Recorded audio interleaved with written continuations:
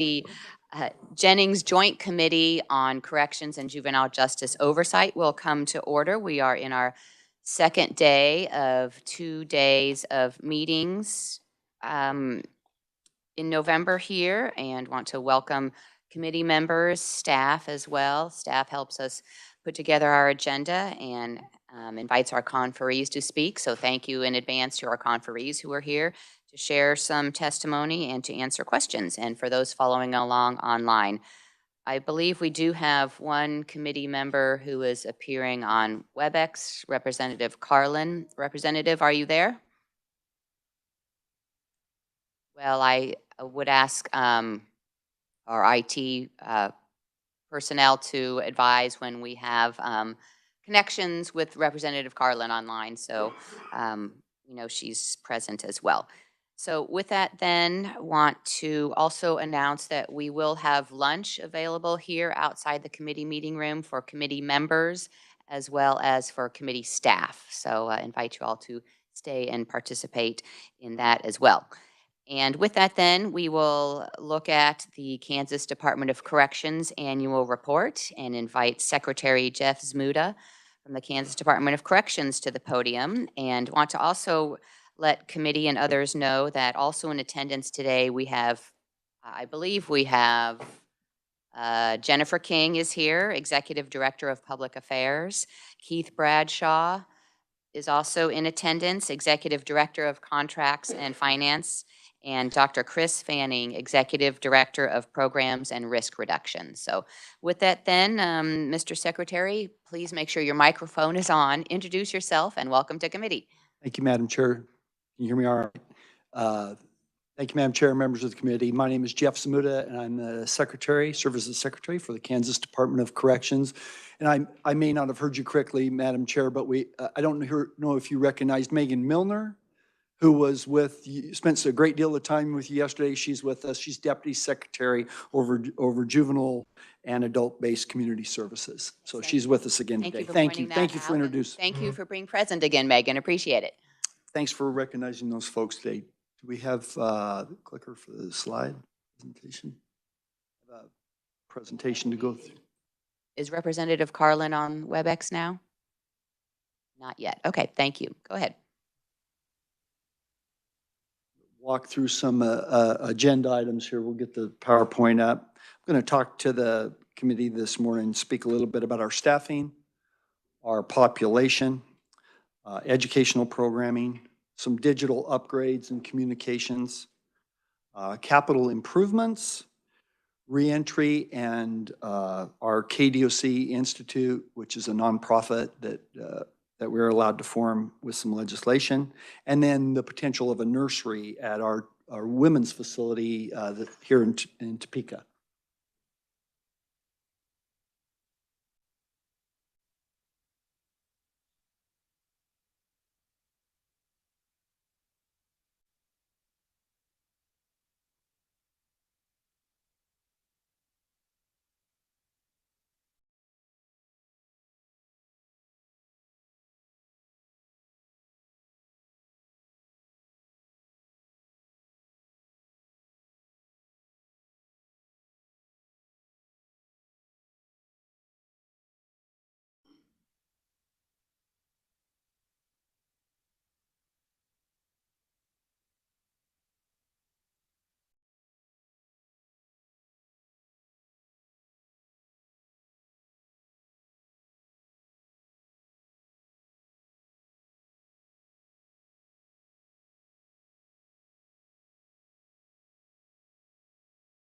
One more minute. If we don't, I'll just press on. We do have the presentation committee members do on paper that is at each committee member's desk. All right. If you have the presentation, I believe the presentation is uploaded online for those who want to. If it's not yet, it will be soon. So, thank you. So I'll talk a little bit about staffing levels. Yesterday, Deputy Secretary Megan Milner referred to our staff being the heart and soul of the agency. She may have mentioned that a couple of times, and I appreciate Megan doing that. I would also characterize them as the backbone of the organization. They're really doing the important and challenging work that helps our agency protect Kansas communities and make them safer. If you're looking on the slide, our staffing is steadily improving. It's getting better. It has stabilized significantly from when what we experienced during the COVID pandemic and then shortly thereafter. We're having a greater ability to recruit and retain qualified staff, and a significant factor that has improved that situation here today in the legislature and the governor for that investment in our employees.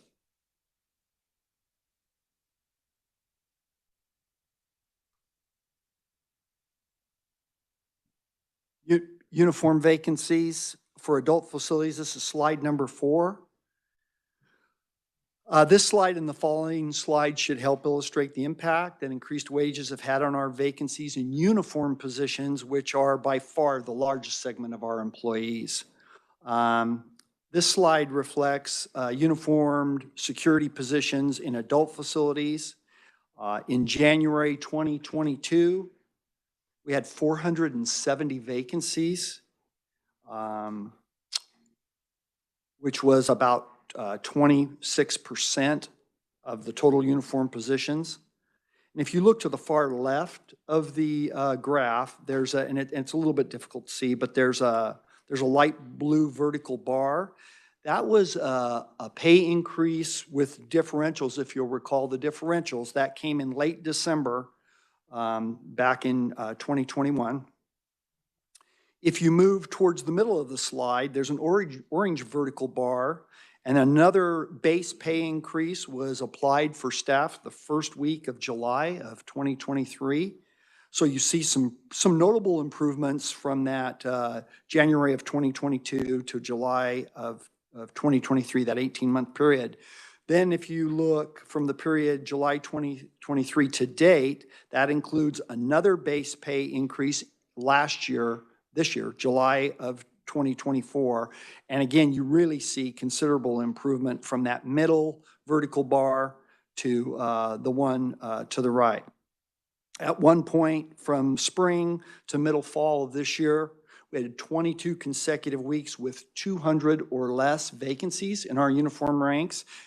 Remember, we were at a high of about 470 back around the pandemic, so that is a substantial increase. Today, we have 205 uniform vacancies in adult and juvenile facilities. That's about 11%. So we're down from a 26% vacancy to 11, and it's really made a difference. The next slide is our juvenile facility here in Topeka, KJCC.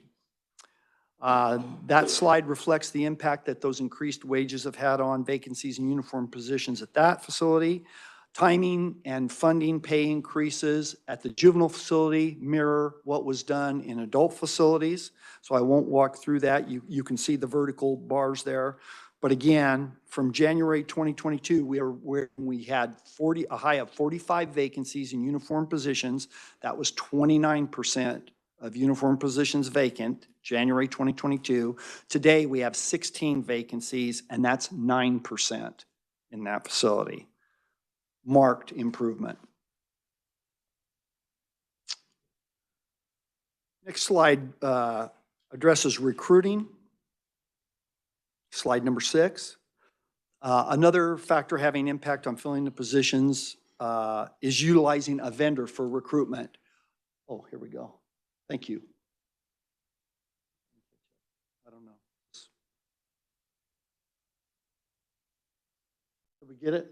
Okay. All right.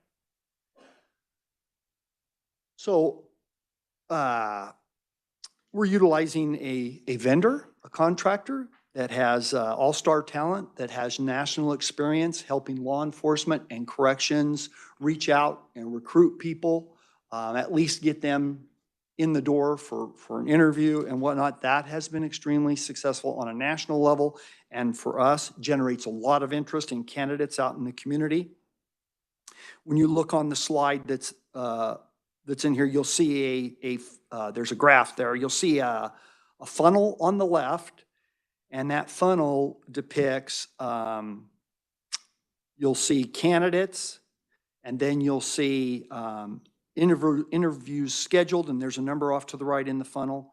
And then you'll see interviews completed, and then you'll see a number hired. So it whittles down over time. We don't get everybody that applies, nor should we hire everybody that applies. But it gets us a lot more access to people. Here. So the per hire cost is about $1,835. But again, it's helping us get our positions filled. And when you don't have those positions filled, it's hard to get the work done. A lot of overtime for staff, a lot of burnout, a lot of mistakes made, that type thing. So we initiated pilots at our El Dorado and our juvenile facility here in Topeka, and have since expanded that to all our facilities. And again, I think the pay increases combined with our efforts with the recruitment vendor have really helped a lot. As Deputy Secretary Milner, I believe, referenced yesterday, we're going to roll that out in parole as well. While we don't have a great number of vacancies in parole, I think it'll help us recruit the right type of candidates.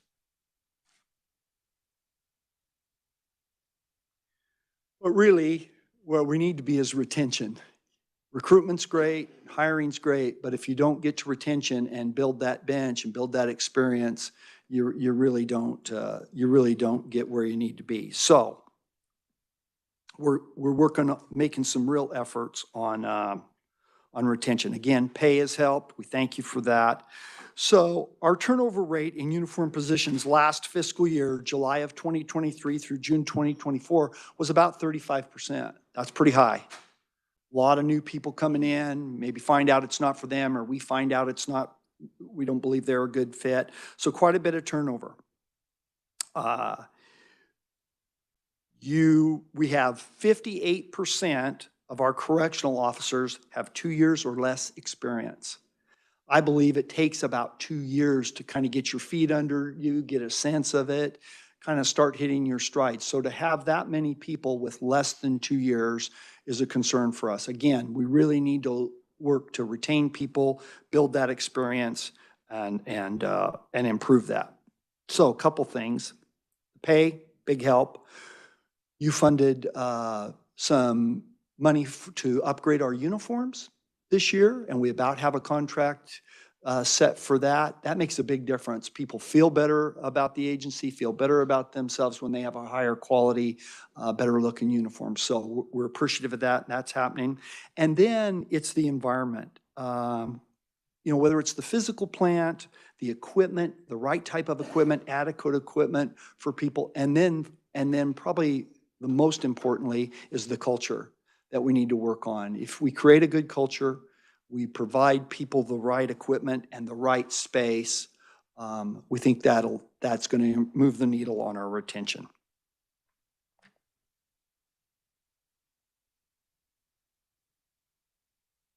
Talk a little bit about our adult population.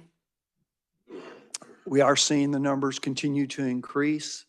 And I'm not going to dive too deep into it because I know you've got Scott Schultz, who's the executive director of the Sentencing Commission, coming in this afternoon. And I'll leave Scott to get too deep into it, but I'll do kind of a quick overview on some of this that I think is important.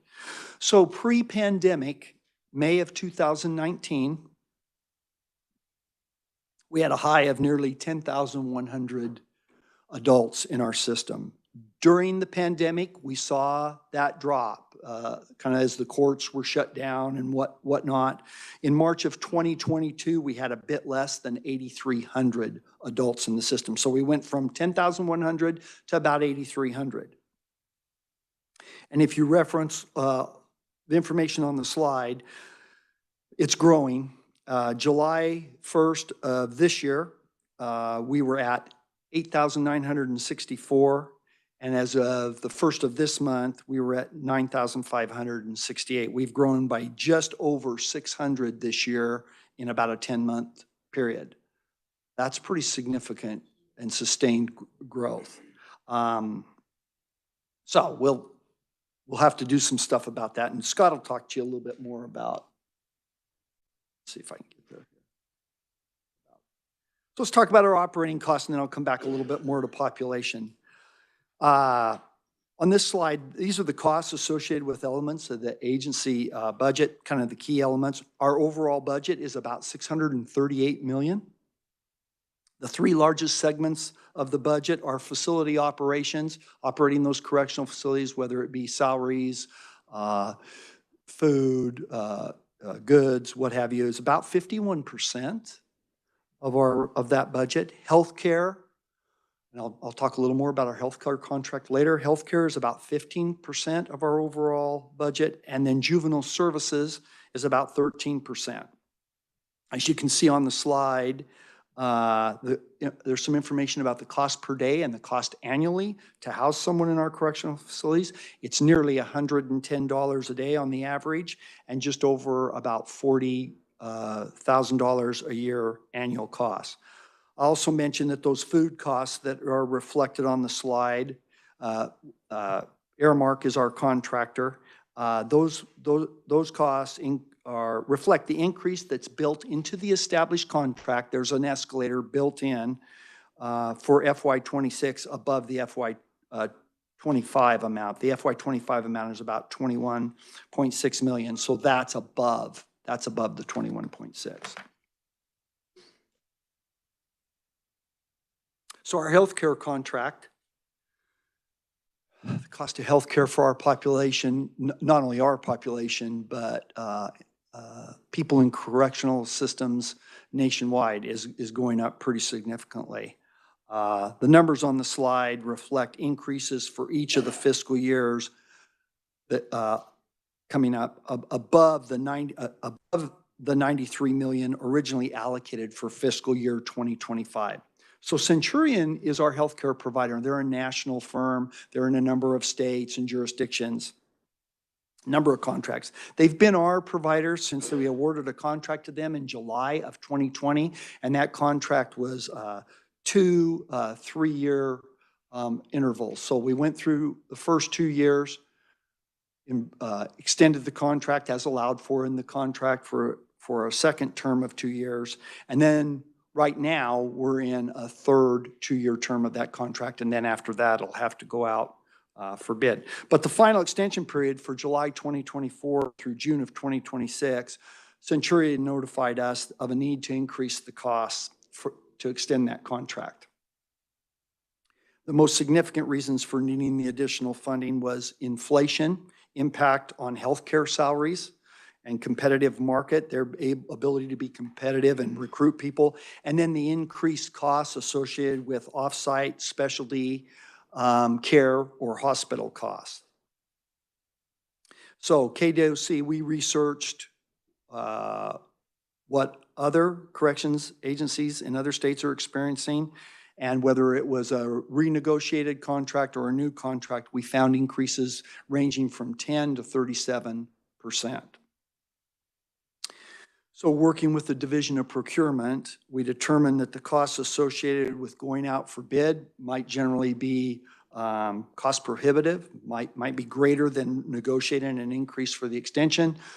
So there were some negotiations back and forth and realignment of things. And so the extension was signed. The FY 2025 cost that we're in right now increases that contract by about I think it's 5.8 million. On the slide it says 5.4, but I believe it's 5.8. And then in FY 2026, it's a 5.7 increase. Nobody wants to see costs going up, but I think relative to what we're seeing in other states, I think that's a value to Kansas.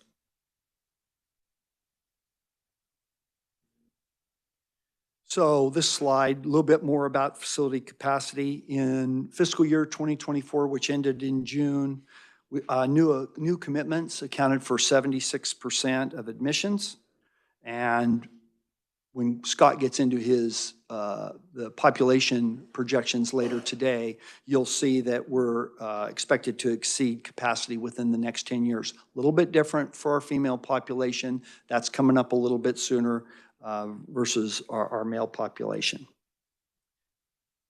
Subject to change, things could change. The Sentencing Commission does a great job on their projections, but we need to plan and develop some additional means to address that population growth coming here in the fairly near future.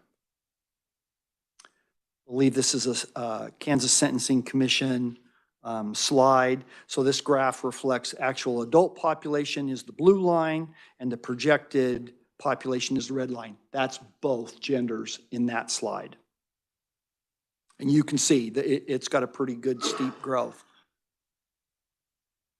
The next slide is projections for our male population. Reflects a potential need for male beds in 2028.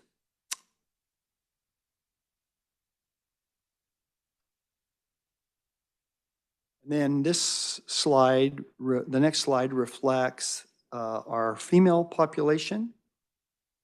Actual and projected, again, the blue is the actual, the red is projected, and will exceed capacity in 2026 or 2027 if we stay on that glide path. So we'll need to find some ways to address that. We may have the ability to add a few beds, and I'll talk about it later. We have a medical and support building that you funded at the Topeka Correctional Facility. We may be able to create a few beds there. We have in our capital plan to build a work release center there, refurbish a building. So, but anyway, we'll need to address it at some point here.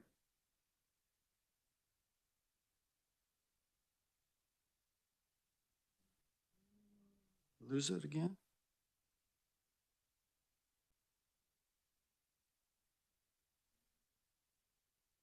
Okay, I'll talk a little bit about our focus, continued focus on education and certification opportunities for the adult population in our correctional facilities.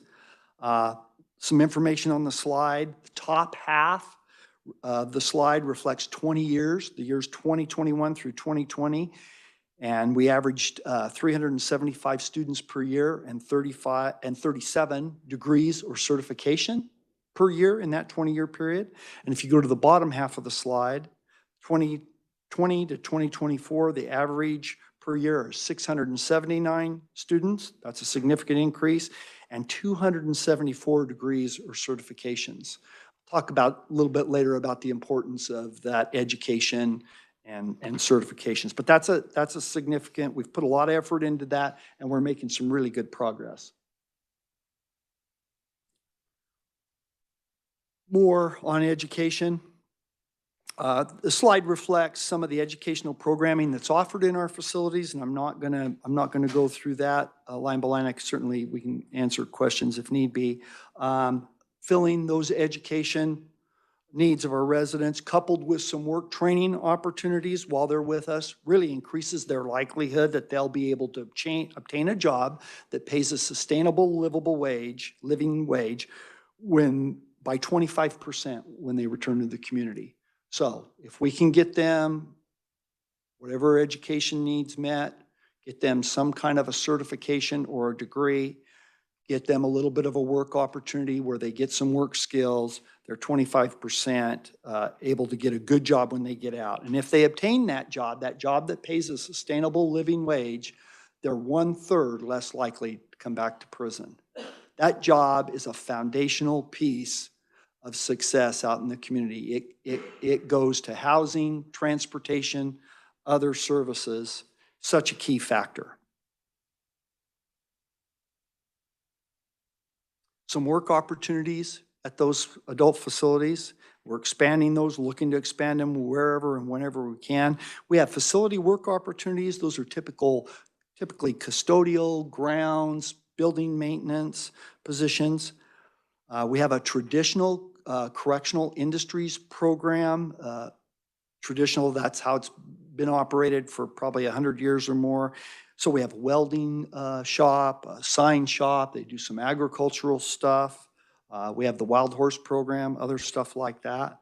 And then we have private industry partners. We have 41 private industry partners here in Kansas that hire our population, sometimes off-site, sometimes on our grounds, or even behind the fences, and they hire them like they would someone out in the community, and again, teach them some skills, work ethic, whatnot.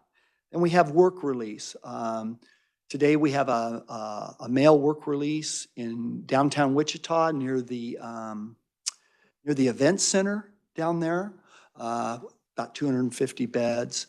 And I'll talk a little later. We just opened a unit over near our Lansing facility where we're going to do some work release out of this side of the state there. We do a little bit of work release out of our women's facility, but work release is a great opportunity to be out in the community working, getting established, get back, kind of decompress from incarceration, get back to more normalized type living, and reacclimate yourself a little bit. If you're an incarcerated person, reacclimate yourself a little bit before you release back into the community. It's just stepping them down, getting them the job skills, how to report each day to work.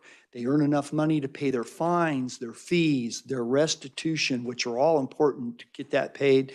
Build a savings account that, again, can pay for that, at least initially, that housing, that transportation, and those other services that are so important.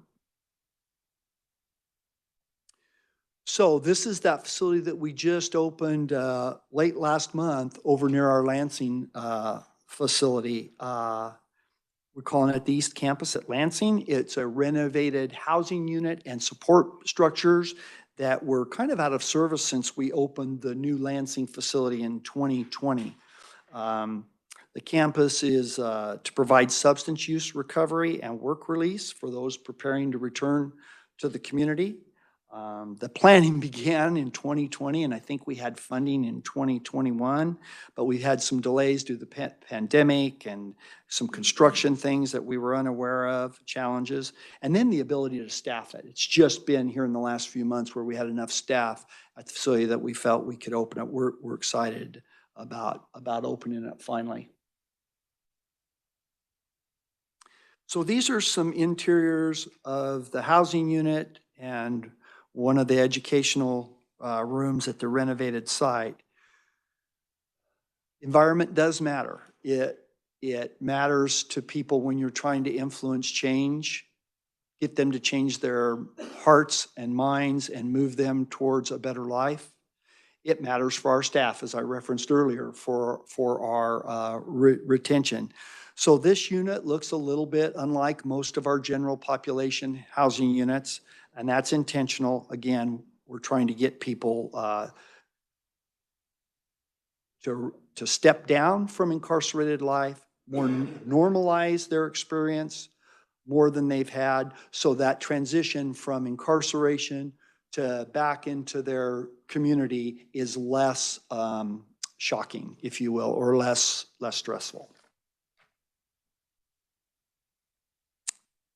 Athena is our offender management system program that we've been working on for just a bit. It is a heavy lift. We're replacing old, unsupportable offender management systems, at least part of which have been around since, I think, the late 70s or early 80s. Microsoft is our partner in that and has been here for the past few years. We anticipate a go live February. That may slip a little bit by a month or two, but I think by the spring, we've got part of it up and operational. Athena 1, Athena 2, the rest of the program should be up by this spring, and we're excited about that. It'll move us forward into a modern management system. You couple that with some other technology investments that we've done for our staff and our residents, like Wi-Fi. We'll get to where we're using tablets instead of so much paper, and it can be real time, create some efficiencies for staff rather than having to go back and write something down and go back and type it in. So we're really excited about Athena coming and the other technology improvements. A little bit of technology, good news for residents and their families. So there's some potential changes in phone rates coming. They're not as significant as we've seen here recently, but I think it's worth noting. Current rates in KDOC facilities were reduced in August of 2023 from 14 cents per minute to 7 cents per minute per call. So that was a big improvement and helped those folks. The FCC is looking at communications systems in correctional facilities and how that's managed. And there's a lot more to it than this, but part of it is we believe they're going to propose a rate of no more than 6 cents per minute. So it may reduce the rate just a little bit here. I think there's some other factors that may come with that that'll govern how those systems are managed, how much revenue can be derived by correctional systems off those and whatnot. And we'll just wait to see. We anticipate hearing more on that, maybe certainly sometime next year. Hopefully it's first half of next year.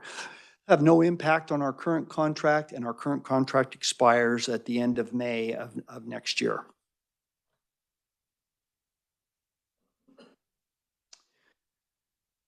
So major capital programs, we have a 5-year capital improvements plan, and I'll walk through that fairly quickly. And I know a little bit later this morning, we're going to talk about the Hutchinson Correctional Facility and our ask to rebuild that.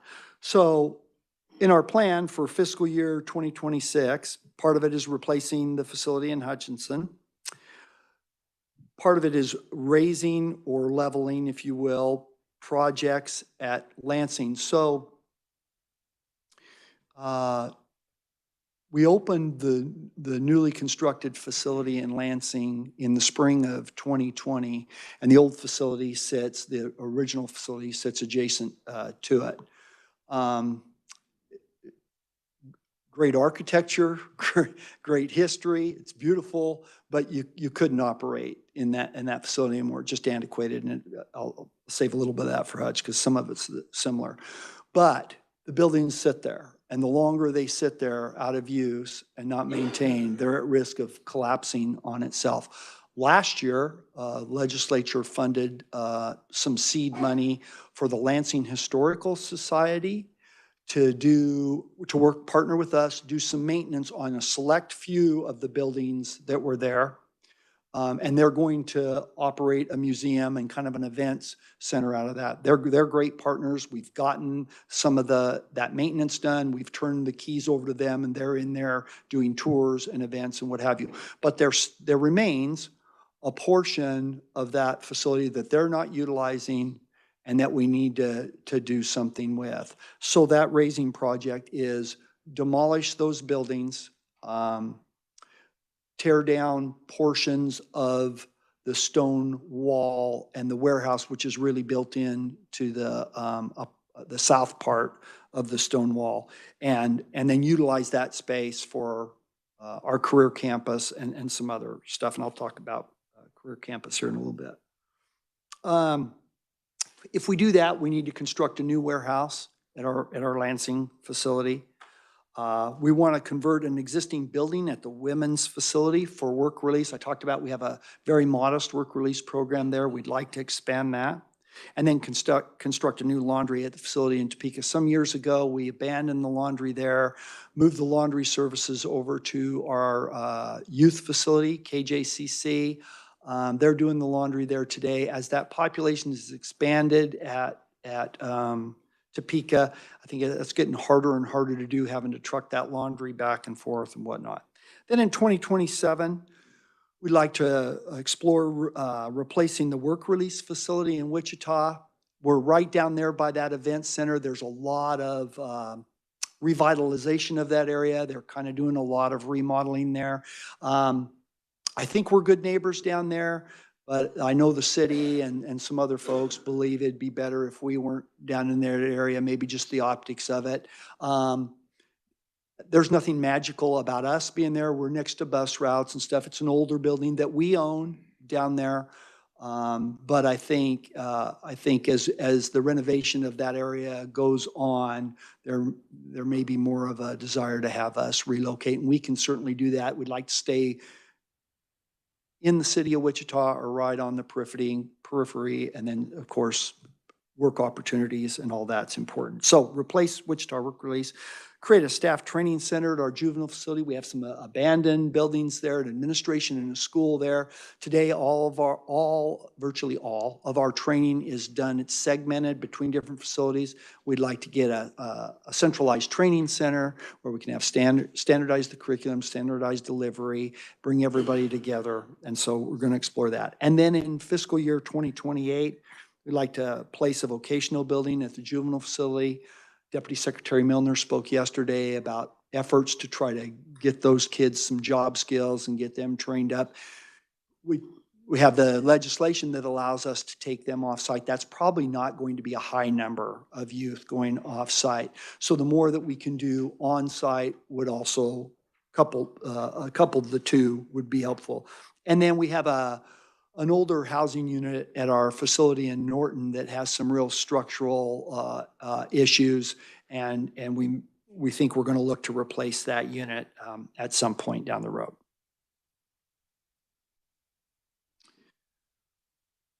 Okay, so a little bit about facility investments. Last year, each year we get about a little under $5 million in the Correctional Industries Building Fund.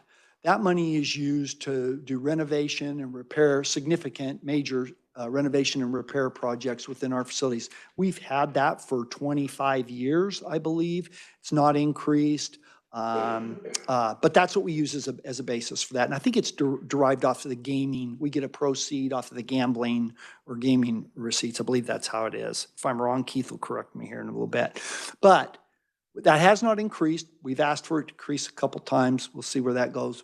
It hasn't happened yet. But last year, you funded an additional $4 million to help us with infrastructure needs. And thank you for that. That was helpful. So you'll see the projects at El Dorado, Hutchinson, Oswego, and Larned that are on that slide are projects that we use that $4 million for. Much, much needed, and we're grateful for that. And then additionally, and it's reflected on the slide, you'll see at the top, and I referenced it earlier, a new medical and support building at the Topeka Correctional Facility. Much needed. Our current medical clinic was built when the population was essentially half of what it is today, and it's just not adequate to meet the needs. So that's been funded. We're in the process. We'll be selecting an architect for that project here in the next 30 days and get a design and get that out for bid. And then the bottom two bullets on that slide are Kansas Correctional Industries, which is an arm of KDOC. They're constructing buildings on grounds at a couple facilities to expand our private industry partnerships and work opportunities for residents. These will be buildings. We've about maxed out. Minimum custody people can go off-site. We've about maxed out those private partnerships. We just don't have enough population to do much more there, maybe a little bit, but not much more.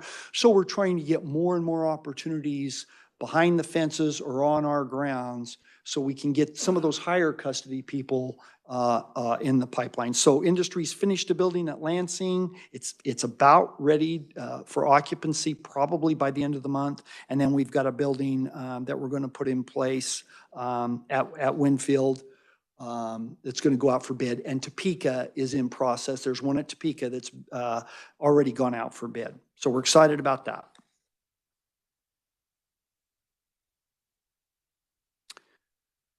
That's a little bit about the importance of reentry and doing that appropriately. 95% of our adult population is coming back to the community at some point. Some may do 25, 30 years. A whole bunch of them will do 3, 5, 7 years.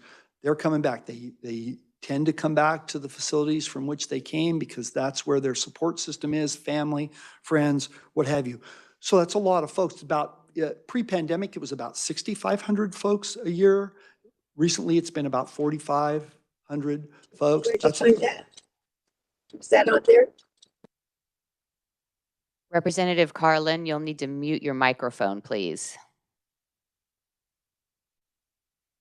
Thanks. So we really need a great emphasis on preparing the incarcerated population as they return from incarceration and become returning citizens. Again, expand those educational and workforce development opportunities. That's good for the resident and it's good for public safety.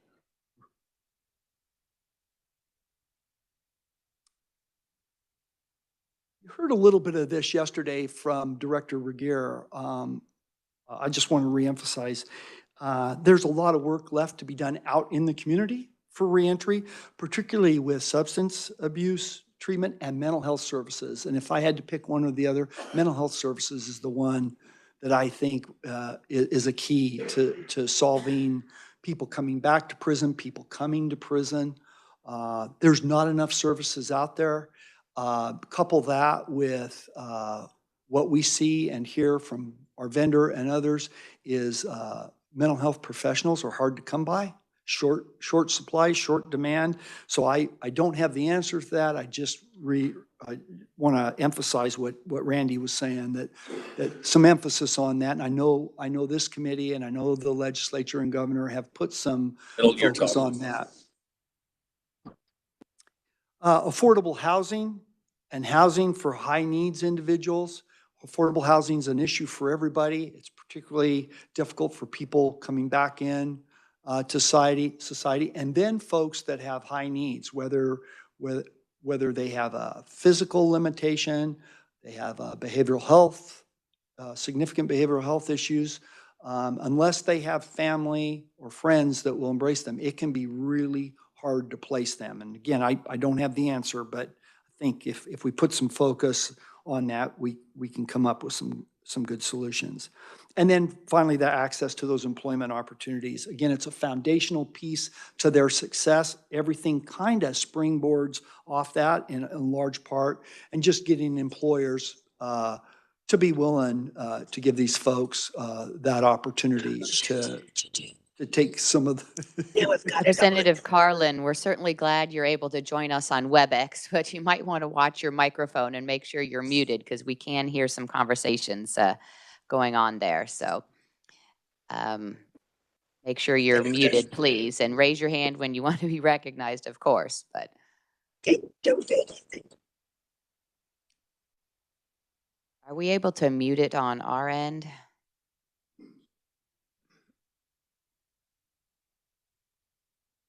Okay, so it's nothing we can take care of on our end, Representative, so. All right, thank you. Sorry for the interruption, folks, and sorry, Mr. Secretary. It's all right, Madam Chair. So I think with the workforce shortages that are out there, we've seen a shift in the tide of people being willing to hire people who are formerly incarcerated. That's gotten better. I think there's more work to do there.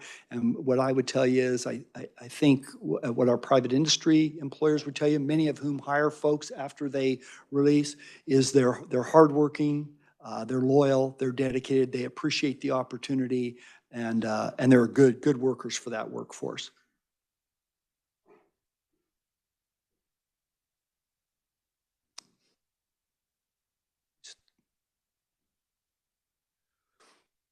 So a little bit about the KDOC Institute, again, that was, it has been formed. Some legislation was passed a couple of years ago to allow us to form a 501c3 for the purpose of soliciting contributions to assist in developing the Career Campus vision. Career Campus at Lansing, I believe it's a $40 million project, and our vision is to expand that capacity to provide the right environment, equipment and training for residents in preparing to help meet those workforce needs of Kansas. It's modeled after what Michigan is doing. They call theirs the vocational villages. They do it at 3 different facilities. We recently went and visited, and it was just a phenomenal experience. They've identified industries that need a workforce and that are willing to hire people who have been incarcerated, and then they model their training and certifications and education towards meeting that need. So you'll see in Michigan, they're doing everything from diesel mechanics to robotics to machine work, And again, they have a pipeline to feed those folks out in the community. It's really a good model. So the legislation passed to allow us to form that nonprofit, to solicit those contributions from whether it be foundations or private donors or what have you. It's a nonprofit. Last year, Governor recommended and the legislature funded $20 million to help us on that $40 million effort. And that came about as when we were out meeting with potential donors, they said, hey, the state needs to have some skin in the game on this. And so we're appreciative that we got that funding. One of the issues that we have is the current language that allows us to form the 501c3 limits us to a 25% match. So it'd be 3/4 match from donors to 25%. Donors have said you need to get that up to a 1-to-1. So we'll come forward this legislative session. It's a relatively minor change that has big implications. We believe there's $20 million out there to help us build this and equip it similar to what they're doing in Michigan.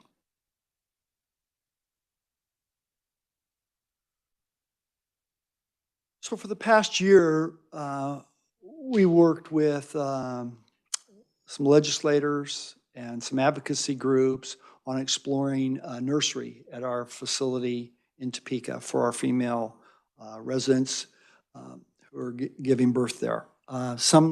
Few states have done that.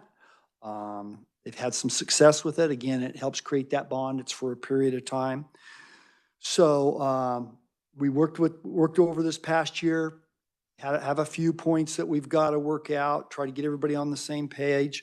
They're working on some proposals regarding the practices, how it would operate, what are the limitations, timeframes, how long could that child be in the facility with their mother, what would be the parameters of that, and then a physical plan associated with the development of a nursery proposal. So once we have that identified, we'll share that with folks and see what the way forward is. You'll see on this slide, not only Megan Milner comes forward with a slide with a cute child, and so I want you to know that, right? Now, I loved Megan's slide yesterday. It was a great illustration of what our parole staff do to help our population. They really do care. So this is an event put on by the Women's Activity Learning Center at Topeka that exists today, and that's what those images are from. But you can see the top half of the slide is some potential design discussions with those stakeholders. Everything to how many bathrooms and showers and tubs, kitchenettes, all that kind of stuff. And then some next steps, again, determine that programming and qualifications. So we hope we'll know more. We'll have another meeting right after the first of the year and define those next steps. So, Madam Chair, that concludes this overview of some of the issues with KDOC. Again, I appreciate the opportunity to present, and I would stand for any questions you or members of the committee might have. Well, thank you, Jeff, for the very thorough presentation, as always, and very informative. I had just a question that came to mind regarding the uniformed officer vacancies, slides. Well, page 5. I think it's page 4 and 5? 5. Yes, 4 and 5. Yes, thank you. Yeah.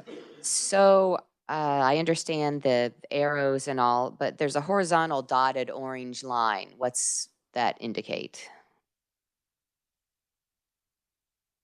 Going from left to right? Yes. Yeah, that is just kind of the glide path for the drop, just kind of tracks, reflects the drop from here to there. It's not, you've got the line that shows the actual fluctuation, and it just shows from the left where we were at a peak all the way down, and just a direct line to just show a gradual or average drop, if you will. Okay, just kind of follows the trend. Oh, the trend. That's a better way to say it. Yes. Great. And I do have a second question. You were talking about the 50% match from the state, Yes. proposed from the department. Sounds like in some upcoming legislation to be looked at? And is the overall funding need this next fiscal year, I guess, is it $40 million total and you're looking for a 20 million match from the state, or kind of if you could go through the numbers one more time? Yeah, Madam Chair, members of the committee, thanks for that question. So the overall project we believe, to construct and equip the career campus at Lansing is $40 million. That's our projection. Last year, we requested and received 20 million in funding from the state. So we have that, and we have that kind of set aside for the project. They're matching funds. We can't move forward on the project without donation matches. So we can spend 25 cents for every 75 cents that comes in. We'd like to change that to a one-to-one. So we're doing two things. We're out meeting with donors, getting a contribution campaign going. We're working on that right now. And then we want to come back and just change, it's a real small wording, changing it from 25 to 50% of the overall cost match. And the small change would result in a cost to the state of $20 million? No, Madam Chair, members, thanks for the question. Clarification, we already have the 20 million. It'd be no additional cost. It would just be that 20 million, rather than it be a 25% match against donations, it would make it a one-to-one, a 50-50. Great, thank you. And that's You the bet. questions I have at this moment. So do we have other questions from the committee? Yes, Senator Gossage. Thank you, Madam Chair. I'm on slide 10, and that's a 54% increase with this medical contract. Have we looked at other options? Let me get the overall increase for our medical contract. I'm gonna make sure, check with Keith, it's 93 million. Yeah, so it'll be that 5.4 million that you see on the slide. That's a what percentage increase? Keith, you want to come up here? I'm gonna let Keith Bradshaw, our Executive Director of Contracts and Finance, talk about that. Sure, I'll invite him to the podium. Please introduce yourself and welcome to committee. Thank you. Keith Bradshaw, Executive Director of Contracts and Finance. The contract percent increase for 2025 is 5.8%, and then 2026 will be a 5.7% increase over their previous contract amounts. That's not what this says. So is this inaccurate? What's shown on the slide is the dollar amounts that's going up by, not the percentage increases. The dollar amount that it's going up by. So last year it went up by 5.4. This year it's going up by 8.3 million. And you're saying so just going forward, it'd be helpful for the committee, Madam Chair, if you stated this is what the actual contract, this is how much we're spending, this is what the new contract would be. Thank you for the explanation. And if I may, Madam Chair, on page 13, thank you, on slide 13, upon what data are you basing these projections? Because this is astronomical of the sentencing that we're expecting to increase this population. Madam Chair, Senator, this is the projections from the Kansas Sentencing Commission. And so they look at convictions, they look at a whole bunch of databases, and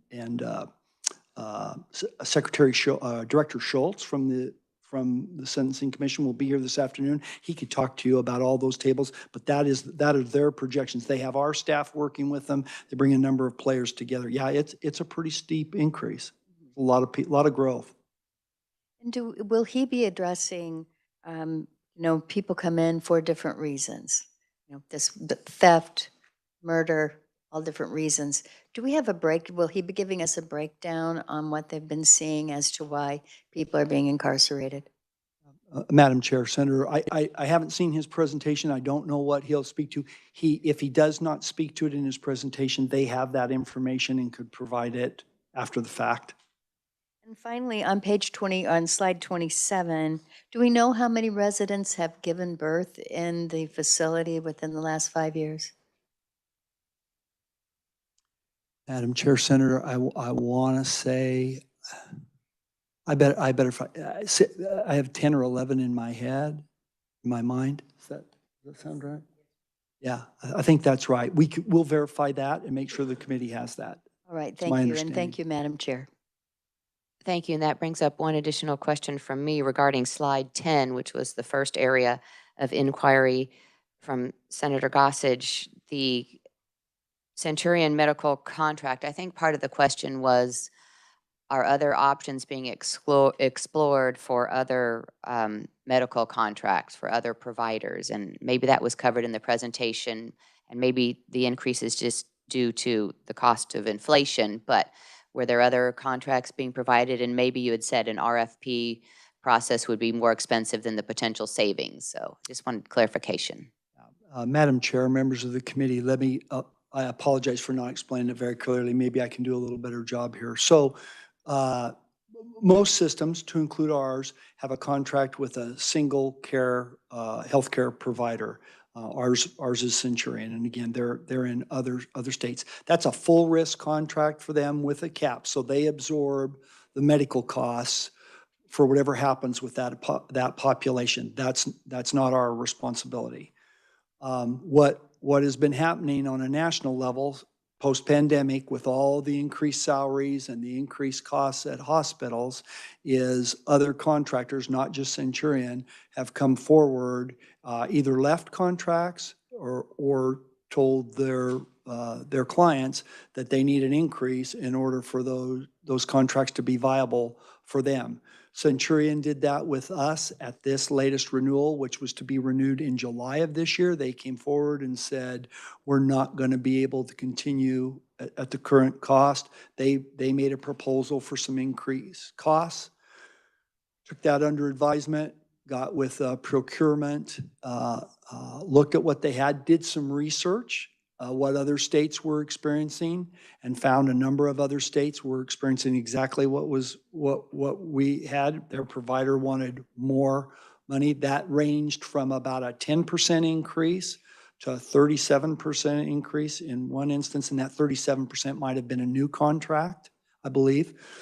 So with the help from the Division of Procurement at Department of Administration, we negotiated with our current provider, Centurion, and we came up with that 5.8% increase this year and a 5.7% increase next year. We felt that was a more viable option than potentially going out with an RFP where we might see that 20, 30% increase that other states were seeing. Thank you for the clarification. Appreciate it. Senator Fausto. Thank you, Madam Chair. I love the Vice Chair had a question first, but no, ladies first. Thank you. Thank you. Thank you, Madam Chair. Secretary, so you talked about the work release center there in Wichita, and as a matter of fact, I passed by there the other day and I thought, wow, this is working pretty well with it right by the Intrust Arena. And now you're saying the city of Wichita might want to have it relocated.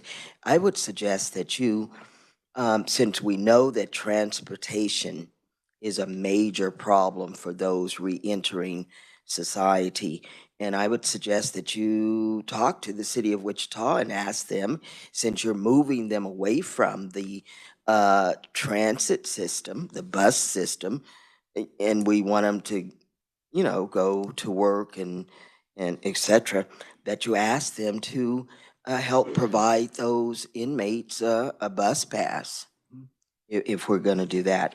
And then, Madam Chair, on Secretary, on page 9, I couldn't really make it out if your chart there, which one is it pointing to where it says re-entry and programs, or is it the little tiny blue one? Are you saying that those are the programs you have, or you need more, or Could you explain that chart a little better of where's the reentry and programs going to on that pie chart? See if I can, it is, I do believe it's that blue slice between the green and the kind of maroon, Senator. Okay. And it is funding that we have today for that element of our operation. So that's what this pie chart reflects our funding and the allocation today, where that money goes. Okay, Madam Chair, just two quick questions. So with your building fund, I've received calls from individuals that say Lansing and Hutchinson, they have a mold problem. So is your building fund able to help with that issue? And then finally, your reentry residents work opportunities. In the past, Madam Chair, I thought we had a contract with the federal level to whereas they would pay an incentive of the wages for individuals that are reentering the work program. Do we still have that program? Madam Chair, Senator, I'm not aware of that program. I don't believe it exists in our system. We pay residents who work like as custodians or on the grounds or on the buildings. We pay them an incentive pay. No, Madam Chair, Secretary. So I know in Wichita, Wichita's kind of, we're really great. So the Department of Corrections would contract with the federal level and local levels to whereas some employers would hire employees who were felons and coming into the workplace, and it would kind of match some of the wage pay. I don't know if we still have that, but that would be helpful if when they fill out that application, if they say they're a felon, a lot of individuals won't hire them. And so, anyway, wondered if we had that program. And then does the building fund help the mold? Madam Chair, Senator, so I appreciate the clarification on the question about, there is a federal program for businesses and industry. If they hire someone who was formerly incarcerated, there's an incentive, a tax break for that, I believe. I'm not sure exactly what that is, but that does, I believe that still exists today. And then, yes, we use those funds for whether it's mold or replacement of windows, roofs, whatnot. We use that to address it. And I was in Lansing the other day and we had a little mold growing in a shower and we got some people to address it. Thank you. Representative Owens. Thank you, Madam Chair, and thank you, Secretary Zamuda, for being here, for all your work, for the work of your staff. I can't say how much I appreciate each and every one of them and the work that you guys do and being able to work with you. I'm grateful to hear about the expansion of work release. Right, this was a big issue a couple years ago with what was going on down in Wichita being the only work release facility. Now we've opened the East Lansing, which is going to assist with that. And then I'm glad to hear that something is in the works for Shawnee as well. I think that's great to spread that across the state. My question has to do with the dollars and the cents. On slide 9, we see that there is a cost per day of $109.97 and a cost per year of $40,000. You have a breakdown of what is fixed versus what is variable, meaning how much is it per day or per year to add another defendant? Because I'm assuming this takes into, takes all your infrastructure and everything into accountability. Yeah, Madam Chair, Representative, that's a great question. We'll get you those numbers. We can get that pretty quickly, I believe. Okay, thank you very much, Secretary. Thank you. Representative Hoffman.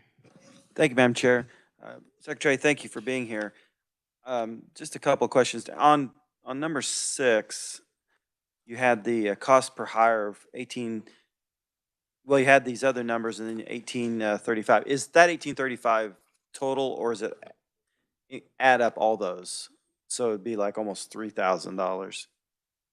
See what I'm saying? You had like $46 for a candidate, 168 for interview, and then 632 for interview completed, and then cost per hire 1835. Is 1835 the total cost? Madam Chair, Representative, I believe it's the total cost. By the time they first contact them till we get through the interview process and actually get them hired, I think that's what it's costing us. All right, great. And then on the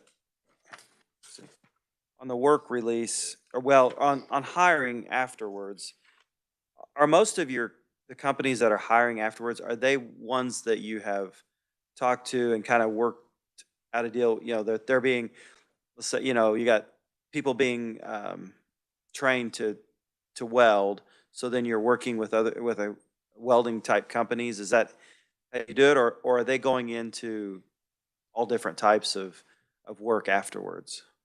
Madam Chair, Representative, it's kind of a mixed bag. So let me start with our private industry partners who are great. So they'll hire an incarcerated person, one of our residents. They may work for them for 2, 5 years, what have you. Depending on where that person's releasing, where their best release is, if they have the opportunity, they'll make a job offer and retain that person because they have a company out there in the community. That works pretty well. Those private industry partners as well, if they're not able to hire that person, maybe they're relocating to a different part of the state. They may know somebody that, like if it's welding or manufacturing, and they'll help connect that resident. And then we have reentry specialists and folks that help them with jobs that have great relationships with business and industry out in the community in various areas, and they'll help connect the dots. You know, a lot of those employers have had an experience with this workforce and feel pretty good about them and are willing to hire them. So that network's really important. We're always looking for opportunities to expand that and just broaden the base. It gets challenging sometimes depending on where the person's releasing. If there's anything like welding or manufacturing, there may not be that in a small community where they're relocating to. So, but there might be something else that's a good fit. So we're always looking to expand that. I can't remember, if they're released, do they have to stay in that area for a certain amount of time? Or, like they're on not be parole. Yeah, it'd be parole, wouldn't it? They have to stay in that area usually? Madam Chair, Representative, great question. So again, it's a little bit mixed. If you completely do all of your time and you've satisfied your sentence, you release, you're going about where you want to go. Higher percentage of people release on some form, either parole or post sentence supervision. So they're supervised by our parole staff. They have to have a parole plan that has to be approved, where you're going to live, what city, who you're living with, what's your plan. Let's have a plan. Then they release there. If they want to relocate and deviate from that initial plan, they have to work with their parole officer on that. This makes sense. They can't maintain a job in this community, or they've lost their housing for whatever reason. Then that has to go back through the parole officer, works with them to approve it. They can't just pick up and go somewhere else. It doesn't have to necessarily be where they were arrested. They can work out, say, I've got a job that's going to be this other location, and they can work that out. Yeah, Representative. So for instance, if they came from a small county, populace-wise, but they acquired some really good manufacturing skills or whatnot, and the job was in Topeka or Kansas City area or over in Wichita, that's where the jobs are at, that might be their best plan. It's a combination of the support, family, friends, housing, versus that good job. Where can they best get that good job? Great. And my last question is on the nursery, kind of going back to that. I think I remember from last year, I was kind of shocked. I think I remember you said 10. Did you say 10 births in just the year? Or, because I remember last year, I was kind of shocked how many there were. So you're saying that are 10 right now in there that have given birth? Madam Chair, Representative, we don't have any infants at the facility today. So the process would be if we had someone come to us from county jail, a woman, and she was pregnant, as she was ready to give birth, she'd go out to a hospital, give birth. She's in there for a day or two or whatever's medically deemed necessary. And then someone that would be the caregiver for that child would come and get the baby, and the person would come back to the individual, the mother would come back to our facility. So the thought is allow some time for that mother and child to bond, because she's going to be releasing. But we don't have any infants at the facility I today. understand that. No, I mean, you said that there were 10 that Yeah. had given birth. What was the time frame on that? Can I make sure on that? Yeah. I don't think we have 10 in a year. I think it's been over the past couple, 3 years, but I don't want to say something that's not accurate. We'll get that to the That committee. makes more sense. No. And that's quite a few. Yeah. You know, Well, so, I think we have about 900 women yeah, at that facility. yeah, so, So, and they come in from county pretty regularly, so. all right. Thank you, Madam Chair. Thank you. Could you clarify part of your last answer? You said, we don't have any infants at the facility today. I mean, you don't mean there are infants at the facility other days, but could you just clarify a little bit how that would work? Thank you, Madam Chair. In my time here and before my time here, I'm sure, we've not had infants living at the facility, staying at the facility. Might come visit their mother on a visiting day, right? But that's the extent of it. So that would be the purpose of the nursery, which we don't have any nursery facility yet, or there is some sort of visitation area, right? That's what is included in the pictures. Yeah, Madam Chair, members of the committee, those photos are the Women's Activity and Learning Center. That's really, it's more of an enhanced area for the children of our women to come and visit and spend time with their mothers. It's not the standard visiting room. It's, if you saw it, it's pretty heartwarming. It's got a lot of great activities for the children just to stay bonded with their mothers. So we have that. That's what those images are from. Thank you. And next, we have questions from Representative Russman. Thank you, Madam Chair. Several years ago, they instituted a pay differential in different institutions as far as the population. There'd be a pay increase per hour. Is that still in effect? Yeah, Madam Chair, Representative, it's not. So in this past year, and I'm not going to have the right date, but just in the last 12 months, there were 4 differentials in that pandemic pay plan for the entire state workforce. 3 of them really applied to us. And one was if you worked at a correctional facility, it got applied. If you were a correctional officer, there was another differential that got applied working in uniform. And then there was a third that was applied if the vacancy rate in our uniform staff dropped or rose above a certain threshold. And I want to say that was 25%. So if we had 25% or more vacancies at a facility, there was a third differential that was applied. The first 2 differentials for working at a correctional facility and working in uniform ranks were incorporated at the end of last session or during last session into base pay for those individuals. That last differential, the 25% or greater vacancy rate, is still there. And today we're only applying it at one facility, and given their vacancy rate, I anticipate it's going to go away there in the near future. So one differential remains as a tool for us.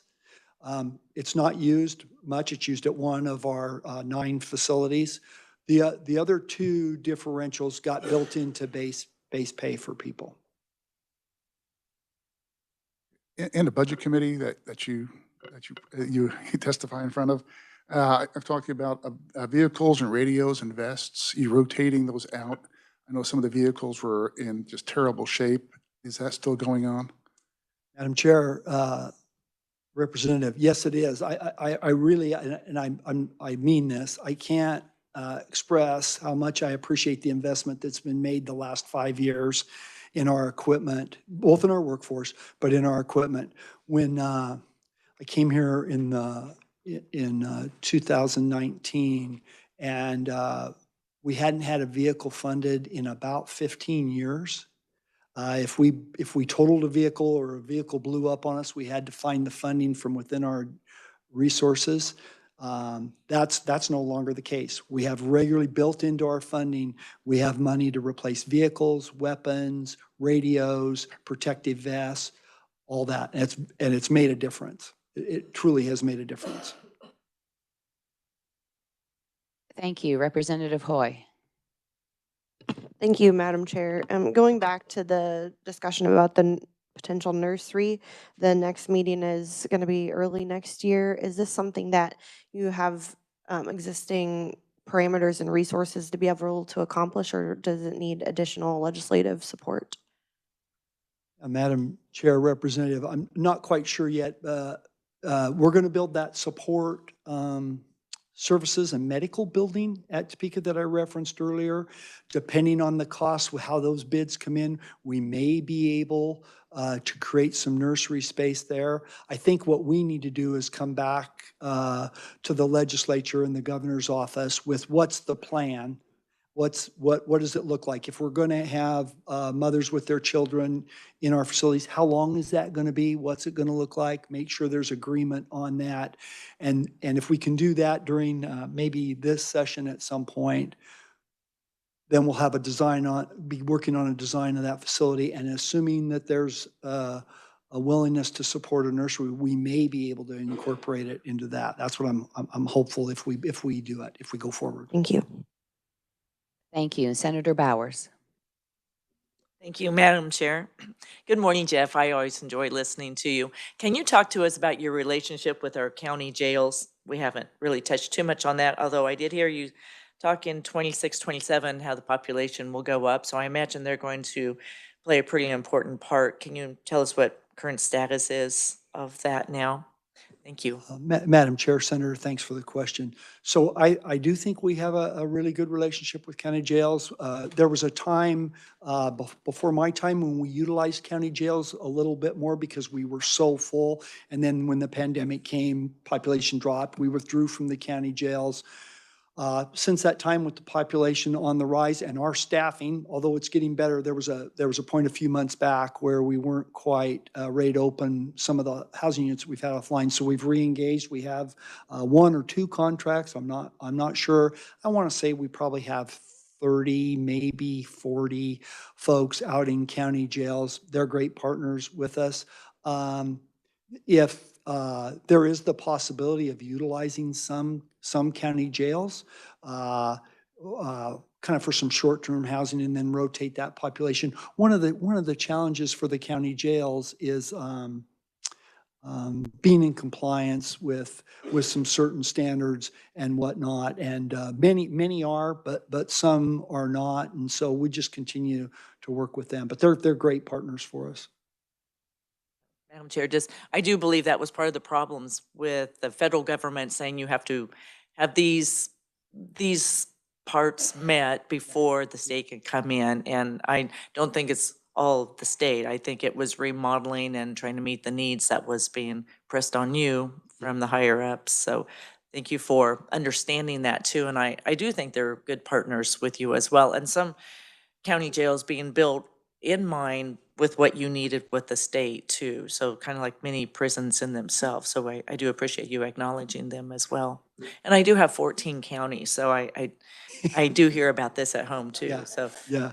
thank you very much. They've been great partners, and it's a good, we prefer to have everybody in our facilities for the services that we can provide. But I'll reference back to just shortly after I came in 2019, we were busting at the seams. We didn't have any beds, and we had quite a few more folks out in county jails, and there really wasn't the room for more there, so we had to go out of state.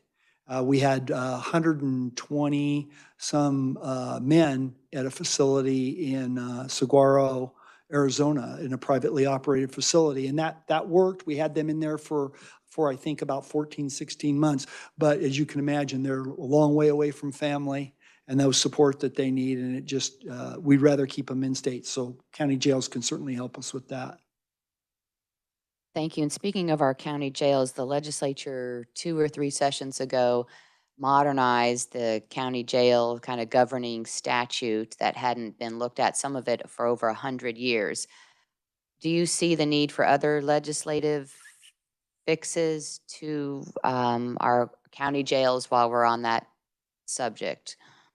Madam Chair, members of the committee, I'm not real well versed in what their standards are. I would tell you that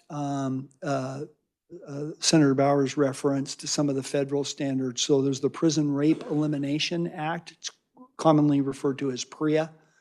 And I think we're all for eliminating rape and sexual harassment in our prisons, no matter who that's aimed at. Some of those are a pretty rigid and rigorous set of standards to be in compliance with. And I think some county jails, particularly smaller counties with not a lot of resources, probably struggle with that. So that I would not suggest that be something that is imposed upon them. I don't know how they manage that today, but I know that's been a challenge for some of them. That's one example. Thank you. And Senator Corson with a question. Thank you, Madam Chair. And thank you for being here, Mr. Secretary, and being so generous with your time. And thanks for all you do. Going back to slide number 10 about the medical contract, I had a question kind of just on a slightly different angle of, is our prison population aging? I'm trying to figure out of this increase, probably a better way to ask it is, of this increase, how much of it is due to just inflation, increased cost, increased salaries for providers, things of that nature?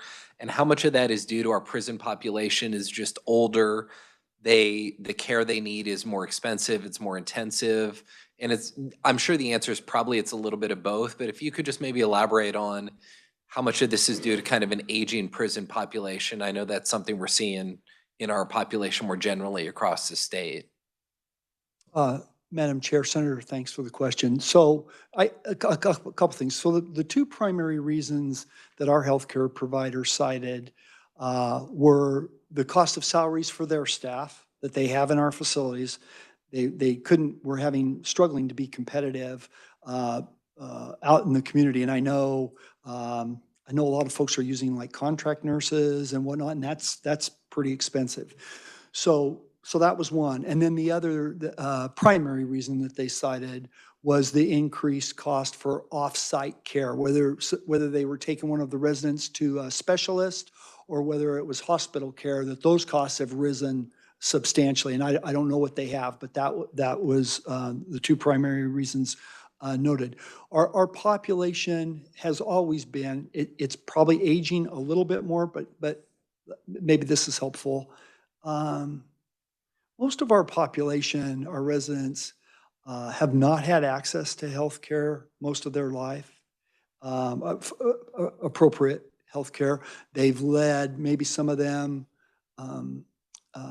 have led a life of substance abuse, not cared for themselves. So as they get a little bit older, in their 40s, 50s, 60s, it's accelerated beyond what it might be for you and me, just the deterioration of their health. So they kind of come into us, if they're a little bit older, if they come into us, they've generally got some significant health care issues, right? A lot of chronic care issues right off the get-go. And then I do think it's our overall population. I think we could get some numbers for you as to what that looks like, overall age of our population. But we opened a long-term geriatric facility in Winfield about 2 years ago. It was formerly utilized by veterans, and they didn't need it anymore. It'd been sitting there kind of mothballed, and so Governor recommended, and you folks provided funding for us to renovate that. And so we send our most acute care, older population there. It's like a long-term care facility. And we do see a lot of care needed for that population. I think the numbers are growing and they're getting a little bit older. You know, everybody's living longer, but a 60-year-old person that's lived a life in and out of the criminal justice system is not same health issues as a 60-year-old who hasn't on an average. Sorry, that's really helpful. I appreciate it, Mr. Secretary. Thank you. Thank you, Senator. Thank you. Are there more questions? Not. Senator Fausto. Thank you, Madam Chair. So to Senator Corson's question, Secretary. So are there any inmates in there that utilize their own insurance they come in there with, or when they're in your custody, you're required to provide that medical service for them? And then are you able to access any federal Medicare or Medicaid support? Yeah, Madam Chair, Senator, great question. So we are able to access some Medicare and Medicaid on a limited basis with this population. I think Medicaid will cover a hospital stay that is in excess of 24 hours. So for the first day, our healthcare provider is responsible for it. And then assuming that they're eligible for Medicare, then they cover that. We're responsible for their healthcare. When people come to prisons, when they're incarcerated, they really give up few of their constitutional rights. And some of those rights that they retain are we have to provide adequate food, shelter, clothing, healthcare, access to courts. Those are things that we have to provide. That's their constitutional right. So our vendor, our contractor, Centurion in this case, they're responsible for all those medical costs, whether that be medications or surgeries, rehab of an injury, that type thing, all points in between. Madam Chair, Secretary, but if they come in there and they already have health insurance, or they already have Medicaid or Medicare, so do they automatically lose that once they are sentenced, or do they get to utilize the Medicare or Medicaid that they've already qualified for? Madam Chair, Senator, I'm not the expert on this. We'll see if we can get clarification. But here's what I think. First of all, if they have private health care, it's our contractor's responsibility to cover the cost of that care. That's their responsibility. And as far as Medicaid and Medicare, I think they cover portions of it, but it's very prescriptive, very limited as to what I think they've laid out what access, what care they'll cover costs for people who are incarcerated.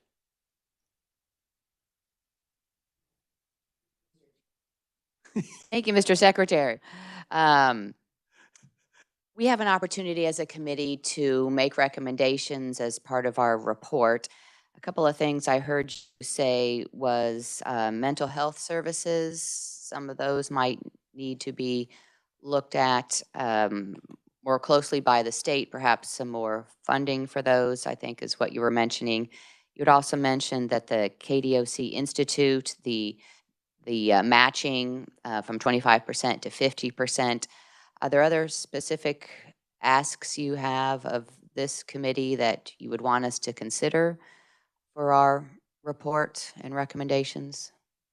Madam Chair, members of the committee, I think those would be the big ones for me today. Thank you for asking. I do appreciate that. I think that behavioral health or mental health care out in the community would be huge if we can figure out a way to do that, keep people from coming to prison, and then once people are out, keep them out, and then that relatively small but meaningful change to that statute for the KDOC Institute and Career Campus would be helpful.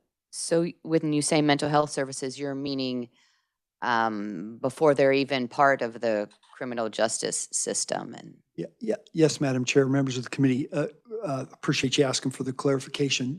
We know that the deeper someone gets into the criminal justice system, the harder it is for them to come back out and be successful. They lose their job. Oftentimes they lose their home. They may lose their family support. If we can address their needs safely, make sure it's safely for the communities, but we can address their needs and keep them out in the community and get those services that they need to be successful, it makes a big difference. thank you. Well, thank you very much for the work of the department, for your work, for staff there as well. We hear there's a lot of heart and soul there, as well as backbone needed for the work that they do. And the legislature has impacted some of that by with the pay increases and the uniforms and things that help make it a place where people want to work and continue to work. So it's a very important service that we very definitely need them. So with that, then, thank you, Mr. Secretary, for Madam Chair. appearing today and for the other questions and answers that you addressed. With that, then, committee, we are ready for our 15-minute break. So we'll come back, hopefully back ready to go at 10:50. And till then, we will be in recess. Thank you.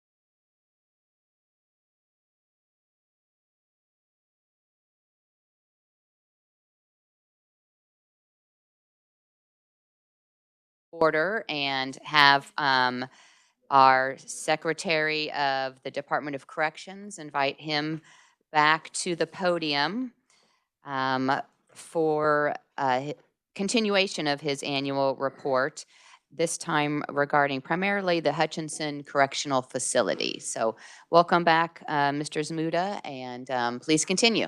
Thank you, Madam Secretary, members of the committee. It's good to be back up here. See if we can get the presentation up. Give us just a second, maybe.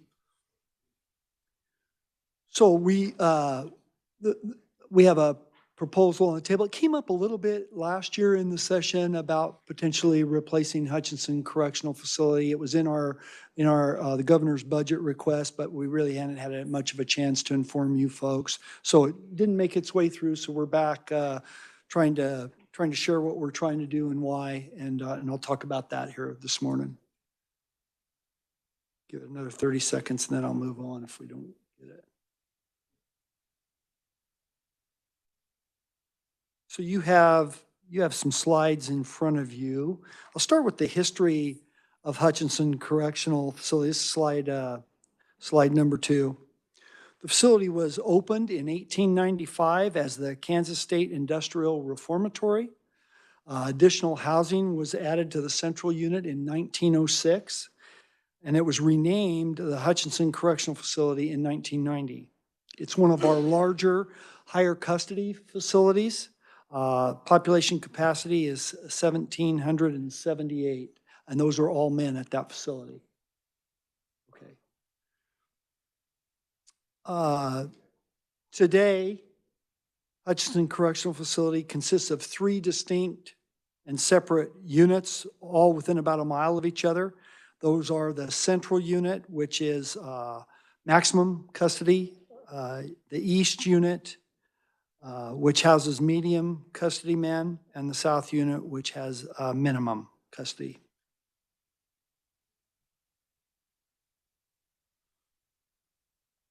The facility has a significant footprint and presence in the Hutchinson community. We've got about 270 plus acres there. Not all, the facility doesn't eat up all that. We've got some bare ground in the adjacent area. 507 full-time state employees and more than 85 contract employees serve at the facility. We've got an annual operating budget of about $47.3 million. Not all of our employees come from Hutchinson. We've got folks that travel from smaller neighboring communities as well. But there are some issues at Hutchinson Correctional Facility. What is known today as the central unit, again, was initially designed and constructed in the late 1800s. Additional housing was constructed in 1906, as I referenced, and I appreciate the architecture and I appreciate the history associated with the facility, but it is an antiquated design. In many circumstances, it does not meet established standards in current correctional practice. You see on the slide, the design of many cells is totally and woefully inadequate. American Correctional Association recommends a minimum standards of 70 square feet, and we have cells, almost 600 cells there today that are between 40 and 48 square feet. In addition, some of the mechanical systems are old. They're almost all pretty old, and some are just not supportable any longer.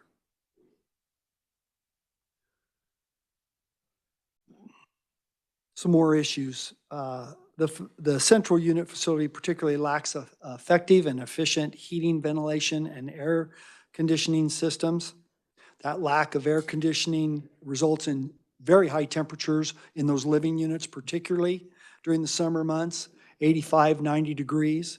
That's difficult for both the population and our staff. If you go and visit our higher custody facilities, many of our staff are not only wearing their uniform, but they're wearing a vest and have their equipment on it. They've got a lot of layers on, and those high temperatures, that's what I've had staff tell me they'll lose 10 to 12 pounds in a shift, just sweating. So it's not only tough on our residents, but it's tough on staff. And I don't know about you, but in August, if it gets up to 75 degrees in my living room, I'm cranky. Well, it gets real cranky in prison when it's 85 degrees in a housing unit. Really, it's a safety and security issue for everyone. Additionally, the facility's not in compliance today with the American with Disabilities Act. The facility's grandfathered. We're not in violation of the act because it was constructed before, but if there was any significant renovation to be done at the facility, we would need to become in compliance with the act. That grandfathering goes away. This is one of, I believe this might be the east unit. It's either the east or south unit, the lower custody facilities. They're not sprinkled as would be the case if we were constructing them today's standards. Again, we have staff in there 24/7, so we have an exception to that, but really they need to be sprinkled. They're wood structures. So these images are from the central unit. Some of it's from down in the underground utility tunnels, and some of it's from pipe chases and whatnot, where the plumbing and electrical is. You can see a lot of deterioration. It's old, it's aging. A lot of the steam lines are in bad shape. The maintenance guys at the facility tell me anytime they work on a piece of the plumbing, it just almost doesn't end. Anytime they move the pipes, it's so thin-walled and whatnot, it just increases their workload. So it's aging facility, infrastructure more and more difficult to maintain appropriately.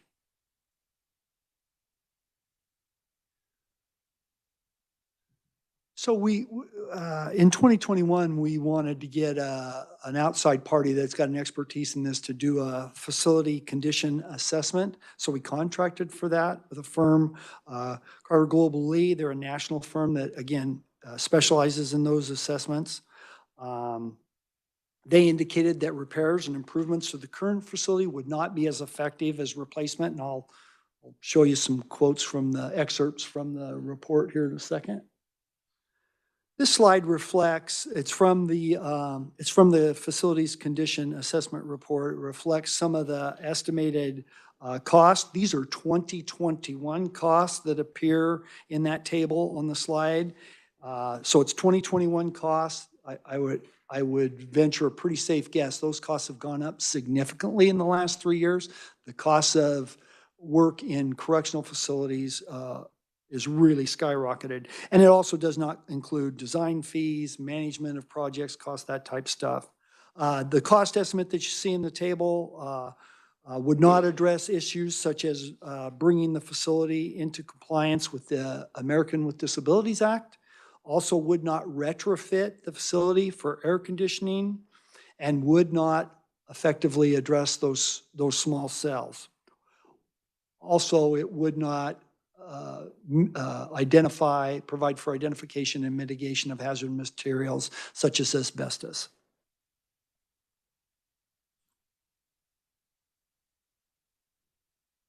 Couple excerpts from the report from 2021.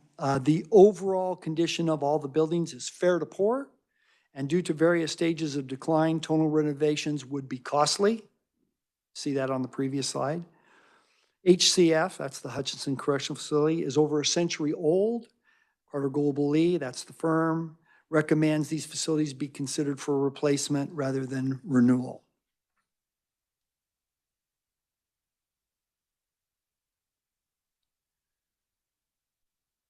So we're going to come forward with a request to construct a new facility on land owned by the Department of Corrections. The plan is today to do it on land adjacent, and I'll show you an image here in a minute of that, adjacent to the central unit. And then understanding that the number of adults in the male population is going to increase. I showed you some graphs that I think Scott will show you again. It's probably going to take, assuming it's approved, it's probably a 3, maybe a 4-year process to get something built. By that time, we'll probably need some more male beds as is projected. So assuming we can afford it, we'd like to add some beds at the facility and then make sure we create enough of the right programming and educational space to work on influencing that change that I talked about in my previous, change in our population I talked about in my previous presentation. So this slide is an overview of the central unit. It does not reflect the east or the south units. They're both within about a mile of this. So if you look at the slide, you're looking at the front entrance, that portion of the building that extends back towards where the photo was taken. If you go to the very top of the slide, and it's kind of hard to see, but there's a little blue arrow and kind of a squiggly line there. That's along a tree line at the very edge of the photo. Today we're proposing constructing the new facility just on the other side of that tree line, which is our facility. It's within, it's probably an eighth of a mile from the current facility, maybe a quarter. So, I've talked a little bit about the infrastructure issues and maintenance of the facility and codes and being up to standard.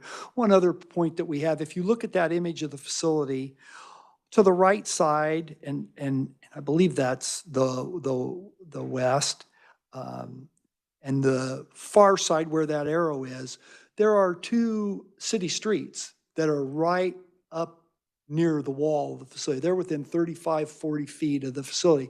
So what we've experienced in my time here, and I'm sure we haven't catch it all the time, but we've experienced people coming up on that roadway, usually under the cover of darkness, stopping, and somebody gets out and hucks a package of drugs, cell phones, whatever contraband over the wall. Most facilities have a barrier between public right-of-ways and their facility. If we reconstruct this facility in the area that we're proposing, we would gain hundreds of yards of buffer from the thoroughfares or the right-of-ways and the perimeter of the facility. Additionally, the city of Hutchinson, they've entered in some conversation with us about maybe potentially relocating off that property. They have some property that's within a couple of miles of there. Apparently the Hutchinson facility is an area that they've started to create like recreational fields and some other stuff for the community, kind of some community ground. So they may come forward with a proposal to do some kind of a land swap and move us. I don't know all the particulars of that. I know where they're talking about. Certainly, if that comes forward, we'll engage Department of Administration who deals with land, and certainly we'll come back to the legislature and talk about if that comes forward and if it develops.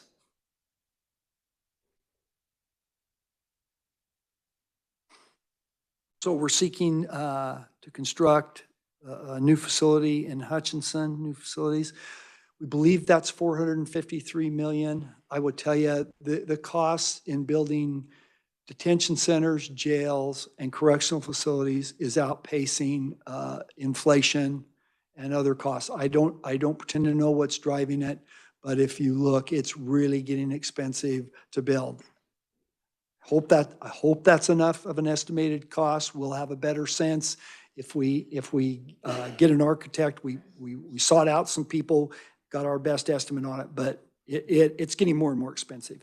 The facility condition assessment report, coupled with the operational maintenance challenges that we experience on a daily basis at the current facility, really call for at least some careful consideration, if not some action. If we wait too much longer, it's just going to get almost certainly going to get more and more expensive. And then each day, it exposes the staff and the people living there to a greater degree of safety and security issues. So we're going to try to move it forward. Madam Chair, that's my presentation on the Hutchinson Correctional Facility, and I certainly appreciate the opportunity and stand for any questions the committee may have. Thank you, Jeff. Appreciate your continued presentation, and we'll open it up for questions. Senator Gossage. Thank you, Madam Chair. When we're looking at this estimate, which we all know that's wow, a lot of money. We understand the deterioration of the building. Does it take into consideration, because obviously you'd then be selling off this facility, that portion of the land. Does it take into consideration some kind of an estimate of what it would be to that when you sell off the land? Because whoever's coming in is going to have to then demolish this building and try to build something else there that would be near a prison. Any idea of how much that land would be worth? Madam Chair, Senator, I don't. We did not, we did not estimate selling the land or the facility, nor did we estimate demolishing the facility. When a couple of years ago, in my earlier presentation, I talked about raising some buildings at the old Lansing facility and bringing them down. A couple of years ago, I came forward with a proposal to raise most of that facility, to bring it down. And there was considerable concern about that in the community around Lansing. I'm suspecting that the community in Hutchinson would somehow want to preserve a part, most, maybe all of this facility because of the historical value. So I have not approached that. It certainly would be a consideration if we move forward on the project. Thank you. Thank you, Madam Chair. Thank you. Representative Smith. Thank you, Madam Chair. Thank you, Mr. Secretary, for your presentation on this. I'm going to preface by saying there's a large difference between building a jail and building a prison, right? Programs and services and everything that you incorporate to do those things. Looking at the costs that we're currently building a jail in our county, and we watched our costs go 20% higher within 3 years. 20%. You're showing 2021 numbers. That's when we started, was 2021. So 20-some% in 3 years, 2024. So I can't imagine what it's going to look like in 5 years, right? So you're looking at building costs right now, 453, I think 453 million. And we're gaining 400 beds, 414 beds. Then we look at the projections of how many beds we're going to need in the future. You know where I'm going with this, right? So the idea that we're going to piecemeal a little bit at a time, and then the costs are skyrocketing. How do we get ahead of this thing, right? One of the considerations that we put in this for our jail, and I don't know what the state is restricted on as far as this goes, but the federal U.S. Marshals bringing in detainees at $85 a bed per day, 30 beds over a course of 7 years, we pay for our facility, brand new facility, completely paid for. Now, is that something that the state could look at and maybe increase the number of beds that we're trying to put in here, given the projection? And I know what the answer is going to be from many is, well, we just quit punishing people the way we punish people. I don't think that's going to happen, especially at the. So I don't want to carry on here. Has that been considered? Madam Chair, Representative, thanks for the comments, especially what's going on in the county. So a couple things. Our number of the 453 is a number, 453 million is a number that we put together last year with some increases. That doesn't mean that won't change with the cost, but I don't want you to think it's a 2021 number. As to federal detainees, I believe some states have done that in the past where they contracted beds with the federal government. I don't know if our statute allows it. I don't know if we've ever done it in our history. Certainly hasn't happened in my time here, but I do believe some other states have done that in the past. I don't know all the requirements of that. And then one of the concerns I have is no matter where we build more beds, we got to have the workforce in that area to sustain it. I think we're very much embraced by the community in Hutchinson. We're a part of it. We've been there for a long time, and so I think we have a good workforce, a great workforce there.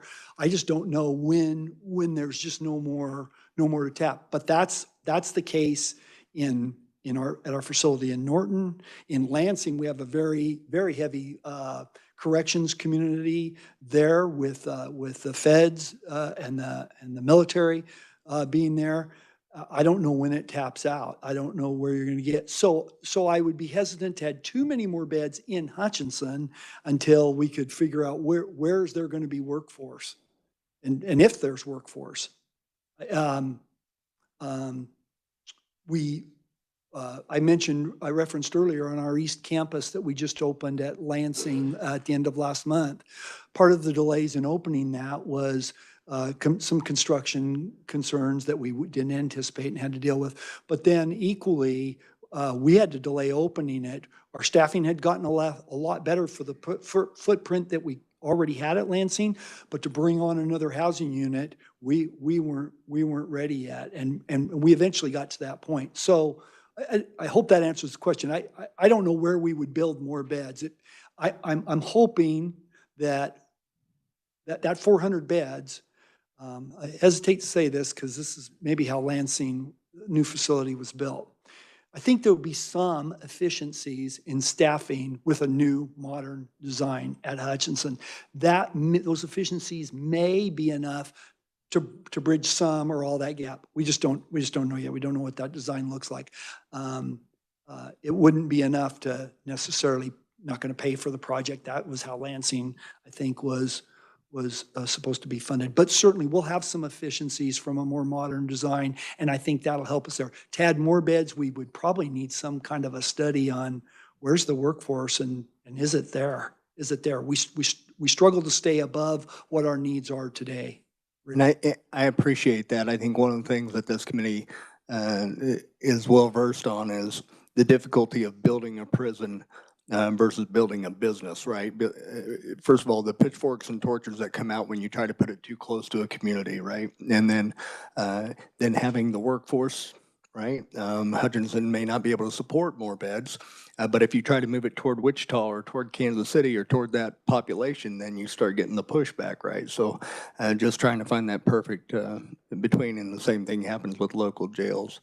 But anyway, I appreciate your fight, and anything I can do to help on that, I would be glad to do it. Appreciate that. Thank you. Thank you. Representative Owens. Thank you, Madam Chair, and truthfully, you have asked and answered all of my questions between the previous questions answered, so we're good. Thank you very much. Great job, everybody. Awesome. Representative Hoffman. Thank you, Madam Chair. Secretary, so we're probably looking at close to 500 million, most likely. Have you looked at the bonding rates and approximately what a $500 million facility would cost us in bonding?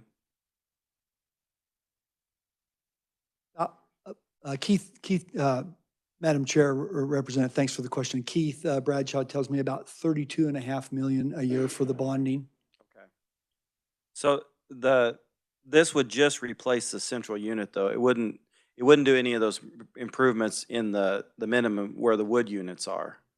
Madam Chair, Correct. Representative, our desire would be to replace all of them. Those others have some issues. It'll come down to, by the time we get to the design and what does the costing come out to, it'll probably be a prioritized, start with this. Do we have enough money to do this? That kind of okay. SMAT alternate type. We'd like to replace them. The 500 million or 453 million includes replacing all of them. That's okay. That's what we estimated at. Okay, I didn't realize yes, that. Yes. And then also back to Representative Smith's question. I know we've been to the one in Lansing, and I'm not sure if it was built in order for this to happen, but is there a way to build it? I mean, this one was built multiple years. You know, they built one wing, and then a few years later they built. Yeah. Is there a way to do that without losing the efficiencies? You know, so you build a 2,000 some odd, and then, you know, a few years later we realize we're going to need another. Is there a way to configure it that way so they can be built later? Madam Chair, Representative, I think there's a way, and you touched on the other two units. So maybe that's a phased-in approach. I think that central unit, if we build something, we kind of need to leave that, or we're going to have to maintain that to some degree and maintain a new facility. And then you've got part of your population living here and part of your population living there. And could it be done? It could, but you're gonna lose some efficiencies there. Well, no, I don't mean reduce the number of beds, you know, do it in piecemeal. I mean, is there a way to build it to where you want to build it now, but have the ability to add more later if expansion of it later if we see we need to expand later? Madam Chair, Representative, I apologize. I misunderstood what you're saying. Absolutely. There's quite a bit of ground out there where we would propose citing this. Quite a bit. Thank you, Madam Chair. Thank you. If we could look at slide 13 or page 13 again with the construction location details and that current facility, is that current facility going to be raised or it's going to remain standing? Madam Chair, members of the committee, so I don't know that yet. I referenced earlier our experience at Lansing. The new facility was being constructed when I got here, and there may have been some thought given to what to do to the original facility, the old facility, but I don't think there was. And so as we left that facility, we said, well, look, we've got to do something with this. It's going to fall in on itself because it's old and got issues. So I don't know what's going to happen with Hutchinson. My plan today is not to raise it. I think we'll encounter much like we did in Lansing. I had a proposal to raise the old Lansing facility, and the community kind of said, no, we don't want to lose that history and whatnot. And I'm certainly respectful of that. And the architecture is beautiful. So maybe there's a way to find where the community can assume responsibility for that. I think we're going to have to enter into those conversations before we make a decision on, do we raise all of it, part of it, or none of it? When you talk about land swap, you're swapping which parcel of land beyond the trees in your picture there for where the current facility stands, or what is the swap exactly that's being considered? Madam Chair, members of the committee, I forget what it's called, but the city has a pretty significant parcel of land. It's within about 3 miles of our current location. And they just mentioned to us that they might like us to consider. I have not seen a formal proposal for them, but we met with them on another issue down there, a stormwater project that was on our property. And they mentioned that they might like us to consider doing that, so this area could be that we're currently on and planning on building on could be utilized for like some community activities. I think they've got it like for a recreational park and whatnot. They have not come forward with a formal proposal, so I don't know what that looks like. And I don't know if it would be an apples to apples swap. I don't know what the utilities would look like on that site. That there's a lot to unravel there. The 3 miles that you're talking about from the current facility that's in the photo on slide 13, that's not where your arrow is beyond the tree line. So It is not, Madam Chair. It is not. That is our ground that we have had for 100 and some the years. state owns.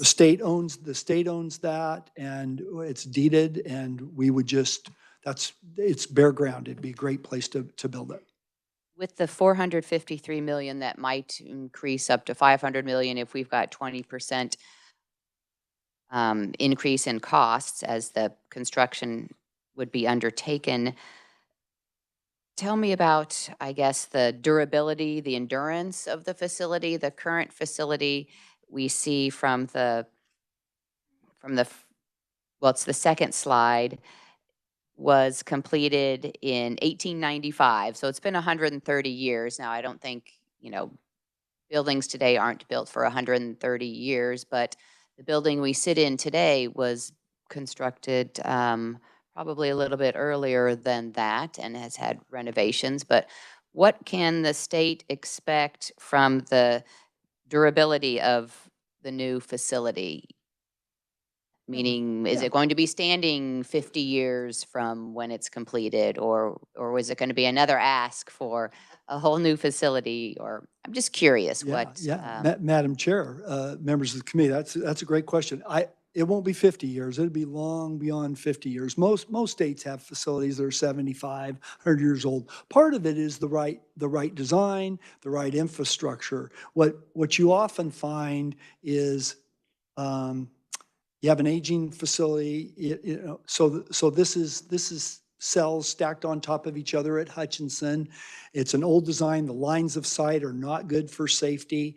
Again, the heating and cooling systems are inadequate. So you would have all that modernized. I don't believe that's going You're going to change minds. And then you get to some better lines of sight. You get to a better environment. You get to better safety and security issues by getting that. I would fully expect you'd get 100 years out of a new facility and maybe more. Now, I won't be around here to have you call me back in and testify, but I would expect it's not, I don't think it's going to be 50 years. I don't think, what I've seen in my experience is states typically don't turn these type of facilities over every 50 years. It's a pretty long time. Thank you. Representative Russman. Thank you, Madam Chair. During the budget process this past session, I think the original cost was $370 million, and now it's up to 453. So this, just in that short period of time, it's gone up $80 million. Madam Chair, Representative, great question. So part of that is what we're anticipating as the inflation, the cost of building has gone. And then this is such a big project, and I hope I'm going to get the term right. A lot of states, when they build something like this, and they go to a construction management type of affair where they get a contractor that oversees the project. We still get to decide the design and we're involved, but somebody that manages the architects for the right design and the contractors for the right amount of work and that can oversee the project. As you can imagine, it's a specialty. It's a $350, $400 million project. So that we put that in this budget. So we would have a firm that would oversee that on our behalf. We'd still have involvement, but they would bring their special skills to overseeing the project. Now, do you remember how much that was? That was 7.6 million, that piece. The rest of it is what we're anticipating is the increased costs to construct something these days. And I would assume the longer we wait, the potential for a federal lawsuit to force us to build. Madam Chair, Representative, yes. So before my time here, in those really small cells that I referenced on that one slide, we would have 2 men in those cells. And there was a court case, I could not tell you what year, but it was before my time here in 2019. And the federal courts mandated that we pull one of those beds out of there and get it down to 1 person. I would anticipate that somewhere down the road, we may be back in federal court saying, you can't have anybody in these cells. And then, and maybe you've read in nationally, there's a lot of talk about housing units that aren't air conditioned for incarcerated people. Back in the day, it was, we're not going to make it too comfortable to be in prison. And there's a real movement by folks to say that's cruel and unusual type punishment. And again, for me, it's not just our residents, it's our staff that have to be in there as well. But yeah, I think somewhere down the road there could be some lawsuits coming. I can fully understand the staff. I did this job for 6.5 years, so Yeah. I know Yeah. what it's like. So Hutchinson would have, was it 1,700 inmates that are there now? We have about 1,700 and some, I think it's 1,770, some, what did I say? Let's see if I can find it. It was around 1,700. Yeah, 1,700. And so we would anticipate potentially increasing that by 400 and some. And what's the population of Lansing? Oh, man. We've got to be close to 2,000 there, maybe just a little over 2,000 at Lansing. I don't have that at my fingertips, I apologize. And do you remember what the construction cost of Lansing was? I'm looking at Keith, see if he can remember. I was thinking cost versus Hutchinson versus Lansing and Yeah. the amount of the population it could handle. Yeah, we'll get those costs, what it costs to build Lansing for you. All right, thank you. 2,400 operating capacity, just 24, is that what you got? Yeah, okay. Thank you. Thank you. Representative Hoffman. Thank you, Madam Chairman. Yeah, if I remember right, it was 300 to 350 million, I think. Trying to remember exactly, but it was, quite a bit. I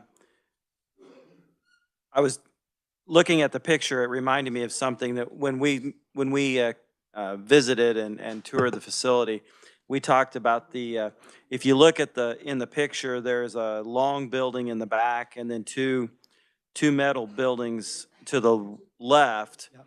That are all the industrial workplaces, I guess. Mhm. So, and we briefly talked about what you would do with that. If you if you moved all the facilities 3 miles away, and you're talking all the, the minimum to maximum, you would have to almost just leave that, wouldn't you? Leave those facilities, whereas I think when we talked, you thought you might be able to still use them. Madam Chair Representative, if the closer we are to those, the more likely we could use them, that's for sure. Our intent will be to use those. Some of, as you know, one of them was constructed 2 or 3 years ago. It's almost brand new. And those, we have private industry partners in there today, so.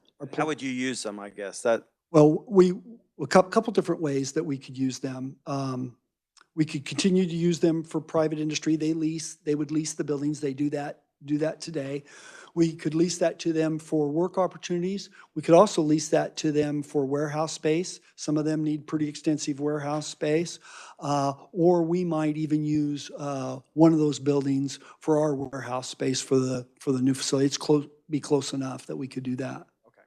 And just for the committees, I think I probably understand what Hutchison is thinking. If you look in the far right-hand top corner, if I'm remembering rightly how it's set up, that's actually gets into their biggest park and zoo is right over there in that area. So I can kind of see why they maybe don't want to push the prison anymore, be south, I guess, than what it is now. So, Yeah. but Madam Chair Representative, I don't think they're resistant to us putting it out there on the ground. I just think for their purposes, Sure. it might be better for us to go to another location if we're amenable to that. I didn't sense, we haven't had extensive talks about it.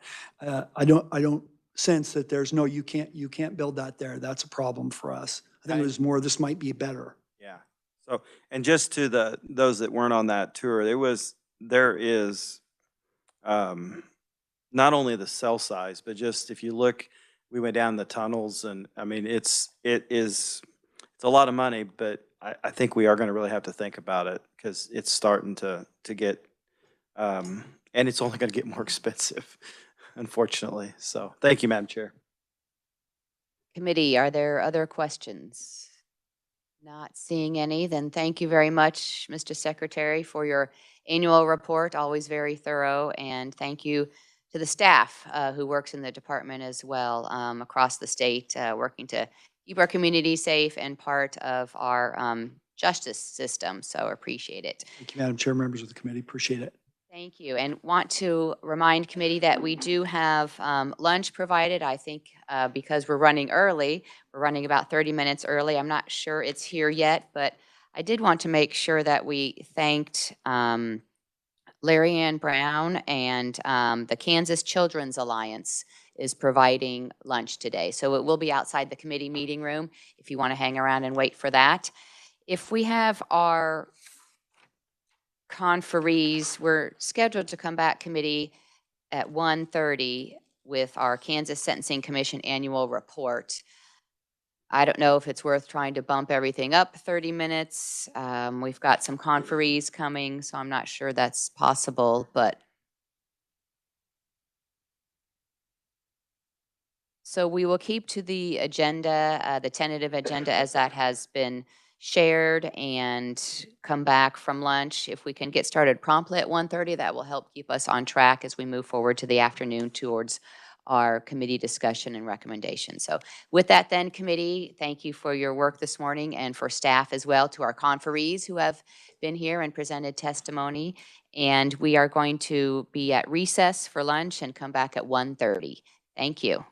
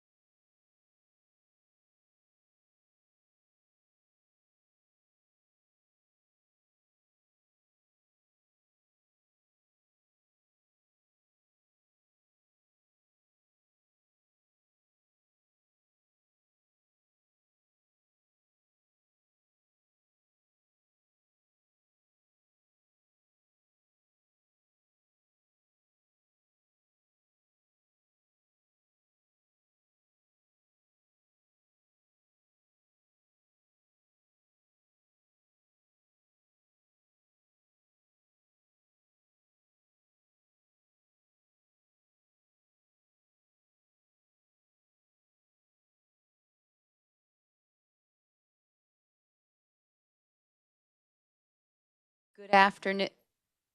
Good afternoon. Good afternoon. Is it on? Okay, good afternoon and welcome to the afternoon session of the Jennings Joint Committee on Corrections and Juvenile Justice Oversight. Want to thank again Ms. Larry Ann Brown and Kansas Children's Alliance for lunch today for committee and staff. Thank you very much. Appreciate it. It allows us to get our work done on time and get right back to it. So with that then, we are going to hear from the Kansas Sentencing Commission and its annual report. Mr. Scott Schultz, Executive Director of the Kansas Sentencing Commission. If you'll come to the podium, there you go. Make sure your microphone is on. Please introduce yourself and welcome to committee. And I think we also have in attendance here in the committee meeting room, Elliot Smith, who was the Senate Bill 123 Program Director. Yes, Mr. Smith as well. Thank you for being here. Please go ahead. Madam Chair, thank you so much. Members of the committee, it's great to be with you today. I have a couple things to show you regarding what's the state of the criminal justice system in the last year. I hope we can, whenever we get the PowerPoint up, but while we are trying to do that, just wanted to kind of, for those of you that may not be as familiar with the Sentencing Commission, just kind of go over that a little bit. We are a 17-member commission made up of quite a few individuals. In fact, Representatives Heiberger as well as Owens are actually on the Sentencing Commission. Secretary Zamuda is also here with us today, and he is a member of the commission too. In addition to we have judges, we have head of the Prisoner Review Board, probation is represented as well as community corrections. We have public members as well as prosecutors and defense attorneys. In that, our charge is to essentially be gatekeepers of the sentencing guidelines. And many of you are aware of that. We'll get to that as far as the grids are concerned just in a little bit. But our job is to maintain the Sentencing Guidelines Act that is for felony sentencing only. Keep in mind that your misdemeanor offenses, any of the punishment that occurs there will go to county jail. Any of the felonies that actually occur are state prison. So just keep that in mind as far as kind of the content of where we're at. That's just a list of the commission members before you. Just a few of duties and responsibilities. As many of you know, and this will be my 14th legislative session, that our job is to actually provide value to you. And in doing so, we actually collect all of the felony sentencing data. We have 14 databases that we actually use. We have several of our own, but we also get data from KDOC. We have approximately 1.8 million records from KBI dating back to 1912. And that informs us in terms of being able to do analysis on the particular items that are at hand or the trends that are going on and be able to track those. We also, on any criminal bill that's going on within the legislative session, we do prison bed space impacts. With all the data that we collect from all of the felony sentences, that is actually then utilized to be able to do the prison bed space impacts that you see for those of you on House Corrections and Senate Judiciary Committees. We also do what I'll be covering today, one of the items, an annual prison bed space projection that we do for DOC. They give us the data after the fiscal year, state fiscal year. We turn that around within 6 weeks to give them prison population projections. We have two programs essentially within the agency. One is that of the research and operations. The second is the Senate Bill 123 Substance Abuse Treatment Program that Elliot is going to be talking about later on in this presentation. We do spend a lot of time educating criminal justice professionals, whether that be attorneys, judges, probation officers, and we actually have staff that do that on a regular basis with webinars as well as other educational resources such as a desk reference manual that is done every year, as well as other resource materials. We take private research requests as well, and we have a lot of good data that a lot of people request. So East Coast, West Coast, Ivy League schools, they come to us for those research requests when they're studying criminal justice. I have a staff attorney that also has kind of a Q&A helpline that if probation officers, county attorneys, defense attorneys, we get judges as well, that if they have questions about sentencing procedures, that staff attorney can also assist. We do this all as a freestanding agency with 16 staff members, and we do a lot with little. So just to kind of give you an idea of history, I noted the Sentencing Guidelines Act was actually put into place. Prior to that, we had an indeterminate sentencing scheme. So a lot of times when you hear on the radio, so-and-so got 5 to 15 years or 15 to life or something of that nature.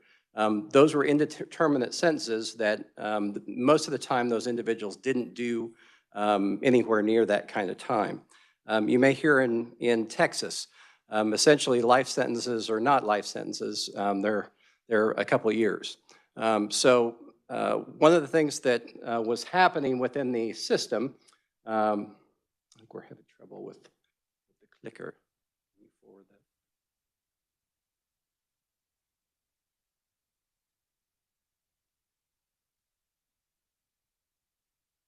One of the things that was happening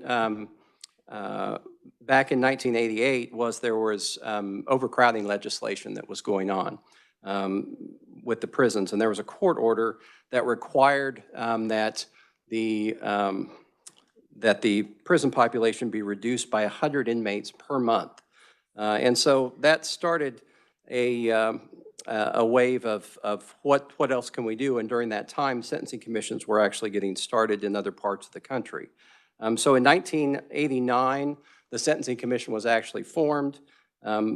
It took a few years for them to actually put together a Sentencing Guidelines Act, and so in 1993, it was finally passed. And so part of that is that there was disparity going on in sentencing, and that was by geography and by race. And so one of the aims of the guidelines is to take those two items out of the equation. I will tell you, after doing this for over 30 years now, there are some truths to that, and there are still some work to do as far as taking disparity out of those with regard to race and geography. But the guidelines were passed in 1993, and what you have, obviously, were two grids that were passed, the non-drug and the drug grid. And so that was, that's what these look like in your materials. You have severity levels on the vertical axis. That's the severity level. The number 1 is the most serious. Number 10 is the least serious for non-drug. And then we have criminal history across the x-axis. And based upon your criminal history, all of those numbers are months, and those are actually increase as you go up and to the left. Similarly, we have a drug grid that is separate, and it also is similar in nature, as severity level 1 being the most serious, level 5 being the least serious. And so we have chosen to base sentencing on the severity level of the crime, and as well as your criminal history. So kind of a pretty simple concept, but at the same time, those were all made so that it would be easier for the public, for the victims of the crimes, as well as the defendants, as well as the legal folks in the legal system, to be able to help people understand at a certain point, if you knew what your criminal history was, you knew what the crime was, how many months that you were looking at as far as sentencing is concerned. So, so those are that's just kind of a little taste of Sentencing Guidelines 101. Part of that is, again, is for the Sentencing Commission to actually monitor that, to determine whether or not, whether those are valid, whether or not they are compulsory. So most courts will follow them. There are opportunities if things are outside of the realm to actually depart, and sentences can actually be outside of those of the red box. So one of the questions, of course, is why presumptive guidelines? And those three items there in that slide kind of capture most of that. It establishes equity among those offenders in typical cases, so that we're hopefully more likely than not taking race out of the equation. It allows for departures in atypical cases. And then specifically as far as it relates to statistical analysis, it allows for more certainty in predicting prison populations. We would not have the accuracy that we do in prison projections if we didn't have the guidelines, just pure and simple. For us to be able to say what the averages are, it would not be possible in an indeterminate context.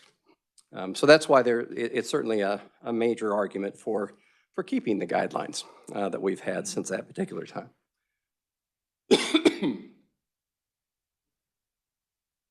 To give you an idea of many times people will ask us, you know, well, what are the top 10 crimes? What are the top 5 crimes in my area, that type of thing. I'm going to kind of go over the next few slides with you, but what I would tell you is if you go to our website, we actually have just rolled out this past year a dashboard that covers what we used to do with our annual report. We used to have a 146-page PDF that you could, that as you can imagine, I'm sure most people just read through the whole thing. But we decided to step into the 21st century and be able to put all of that content within the dashboard. And so now if you go to the agency's website, you can actually filter, slice and dice any way you want to, your jurisdiction, your judicial district, for certain things, revocations, about anything that you want compared to other jurisdictions, so that it's way more user-friendly than it was before. Part of that information that you're going to see is something like this. In FY23, the top 5 offenses are there. As you can see, drugs are the main leader in this. They're all compiled together versus having separate ones like we have with theft, burglary, and the rest. The other category, of course, is every other felony that is put together. So that kind of gives you an idea of how things work. What I will say is one kind of begets the other. If you look at thefts and burglaries, a lot of times folks are committing drug offenses because they need to steal from others, break into other people's houses to get the money to be able to support their habit. And of course, then they're unlucky at actually then being arrested by folks like Representative Smith. But that kind of gives you an idea or a flavor for what encompasses those crimes. We also collect demographic data as well, and so you can see that the total number of sentences for, because we're going to parse those in a little bit here, but the total number of sentences by race is disproportionately in terms of the black population. Certainly, Kansas is not generally comprised of 22% African American population, and so we see a disproportionate amount there. Interestingly enough, the female population has actually grown over time as far as the sentences are concerned. The prison population with regard to females has grown over time as well as it relates to the male population or the total population. Here are some other ones. What I would touch on with this particular one is the age distribution. most of the time, because we have felony DUIs, that pushes up the, normally you'll see a age group range of folks that are in their 20s that usually lead that are committing most of the crimes. The felony DUIs themselves actually is, pushes that up into the 30s as a result of that. So, and the median age right now anyway for people in the state in general is 36.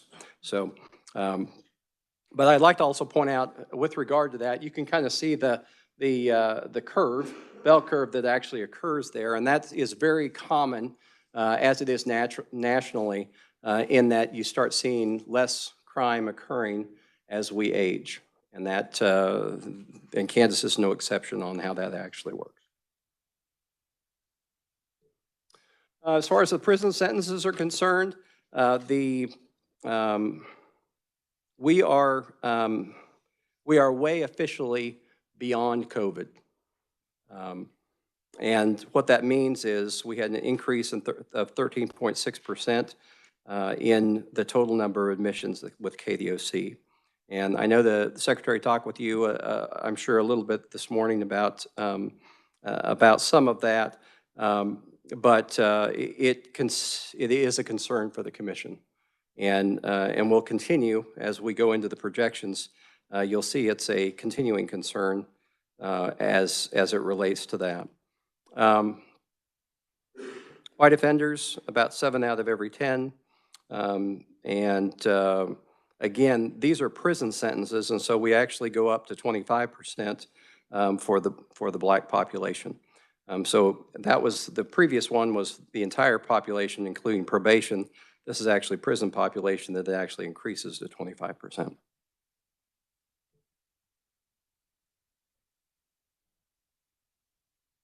As it relates to probation sentences, of those sentences that actually all of the sentences occurred, about 60% last year of those were assigned to probation. And so you can see that there's an increase in 5.9% from the previous year, so that probation staff are actually seeing more supervision as it relates to that.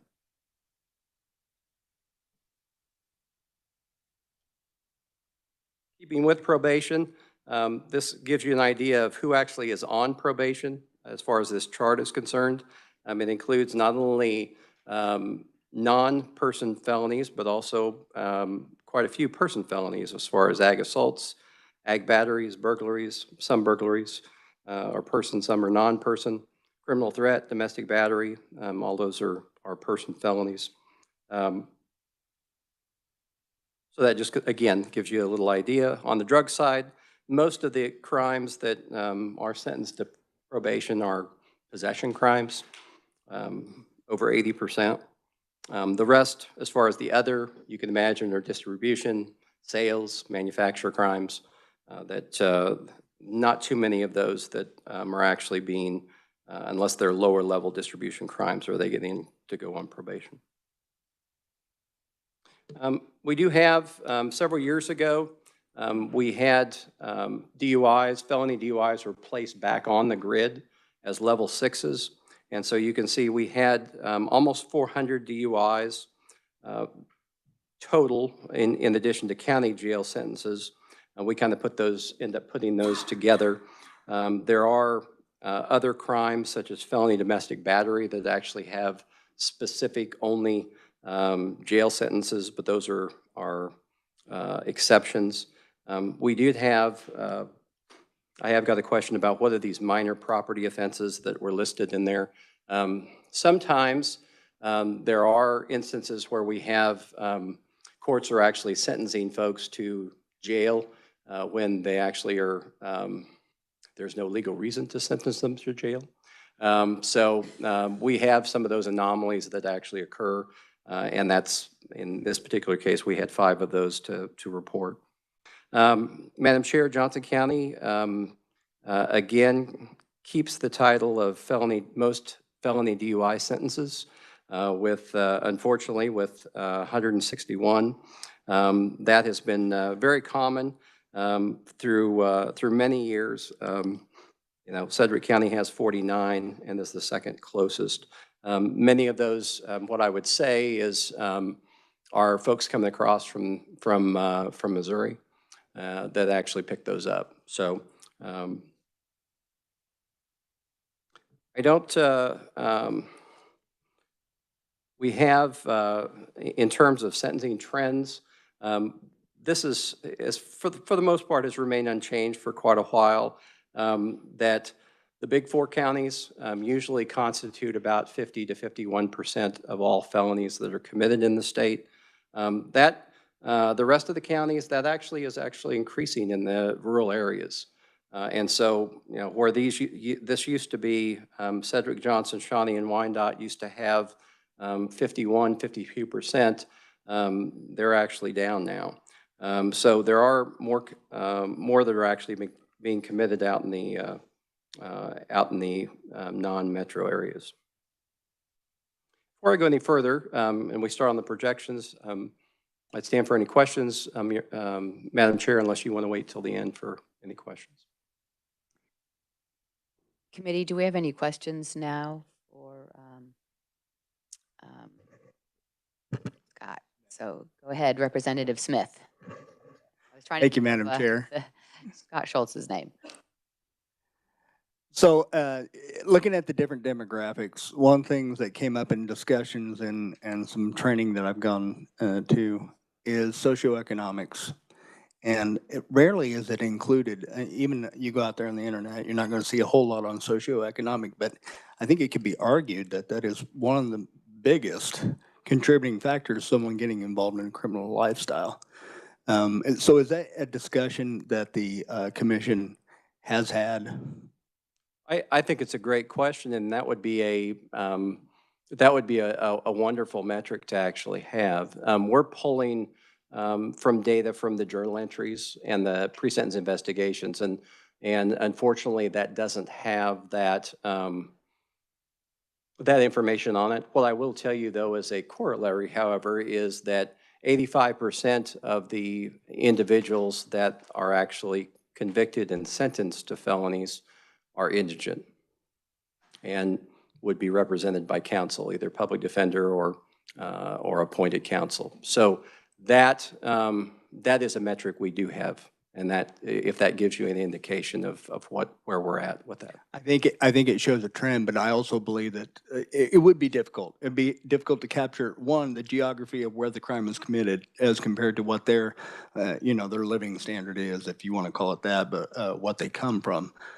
Basically, what that criminality is often siloed into race, age, these type of things.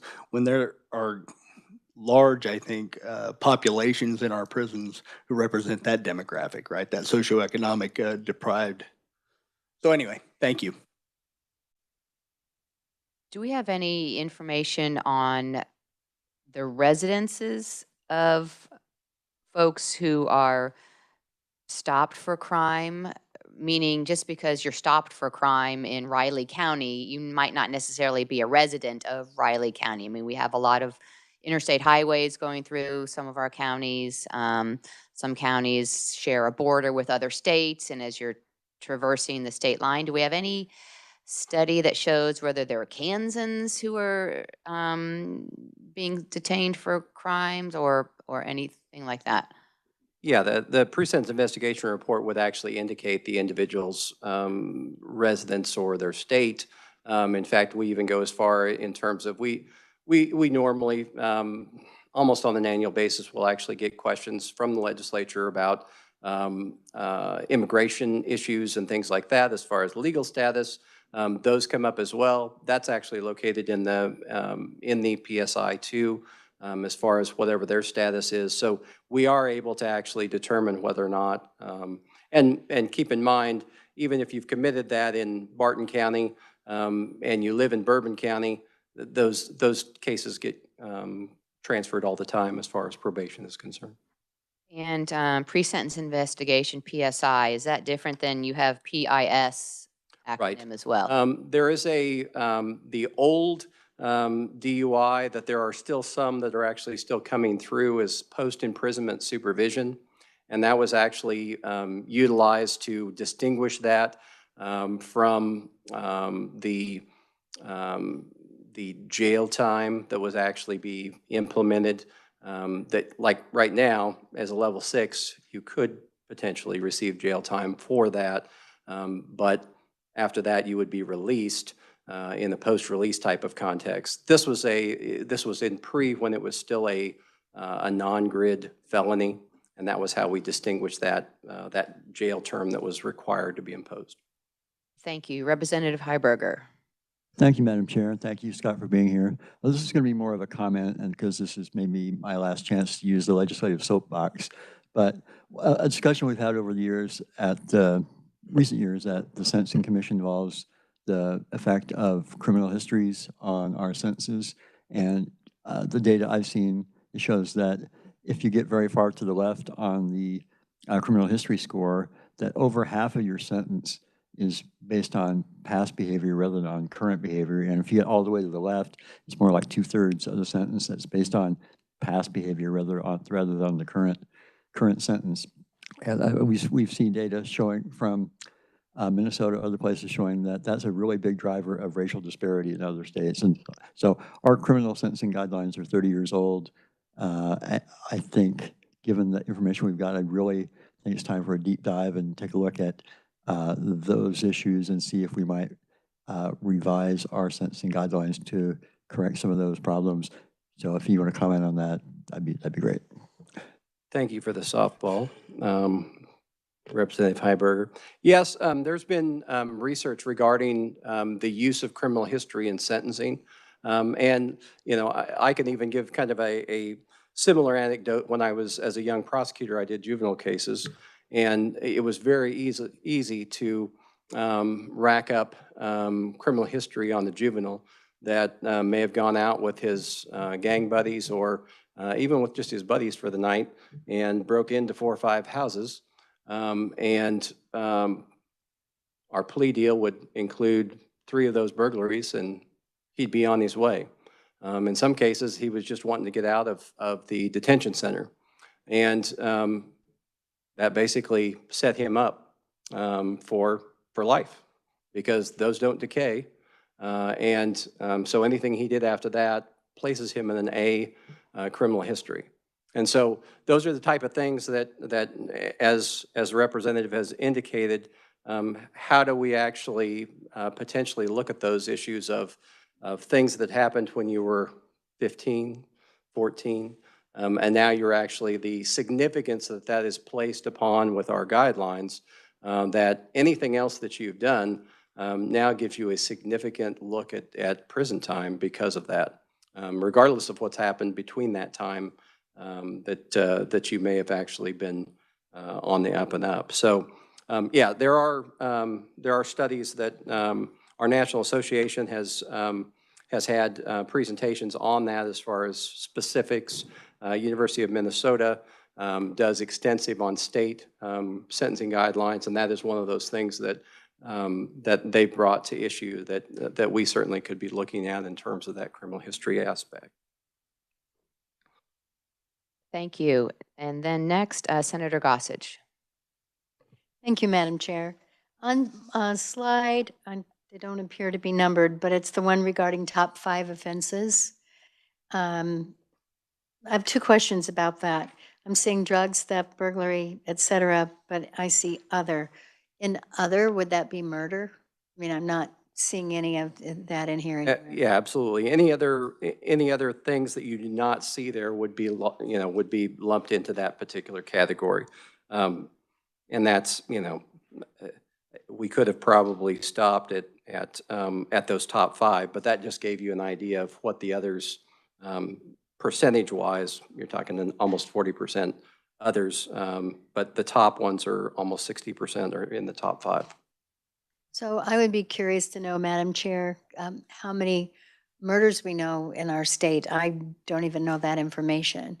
The other question I have is, when we lump together prison, probation, jail sentences, real difference if somebody's spending like 5 days in jail or if they're in prison for 20 years. It would be nice to have a breakdown to divide those two, especially as a non-attorney. The other question that I had was the chart. And I serve on the judiciary. I've seen this chart before, but for those people who are tuning in or watching on WebEx of the public, could you just take just a moment and review that chart for us? Sure. Which would, Are you talking about the sentencing? Yes. I think he already talked about the X and the Y axis, but axes. Like the little numbers like 653, 620, Sure. 592. What does that mean? If that's okay, Madam Chair. Sure, Sure, just I want to can be briefly consistent talk on about that. that. So all of the numbers within the grid represent months, number of months. And so the green portion that you will see on the particular grid is presumptive probation. If you fall into that, barring some exception, you would be in the presumptive probation range, and the court would be required to place you in probation. Based upon the offense, it could be anywhere from 12 to 24 to 36, possibly even up to 60 months with the sex offense. The blue boxes that are there are called presumptive imprisonment boxes or border boxes. Those are situations in which if you fall in those boxes, the court can actually, without having to depart or anything of that nature, either sentence you to prison or give you probation. Well, I will tell you on average, about 70% of those folks that fall into that border box receive probation. All the rest of the boxes that are in white are presumptive prison. In those situations, it's a potential likelihood that there can be departures, either down in terms of departing down to probation, or even the number of time, or the number of months that you're receiving. So if you're in a box where you're getting 60 months, the parties could agree, if there's some mitigating circumstances, to depart down to 50 or 45. Judge does not have to accept that, and it's the final, the judge has the final say in terms of what that actually, if they would grant the departure, then they could go down as far as they wanted to. But that's, the guidelines are set so that so you can have a good starting point of where that sentence should actually be. There are, all of this is in statute certainly, and so these are potential prison sentences. You do have, if you're granted probation, then times in which you would receive probation, 12, 24, 36 months.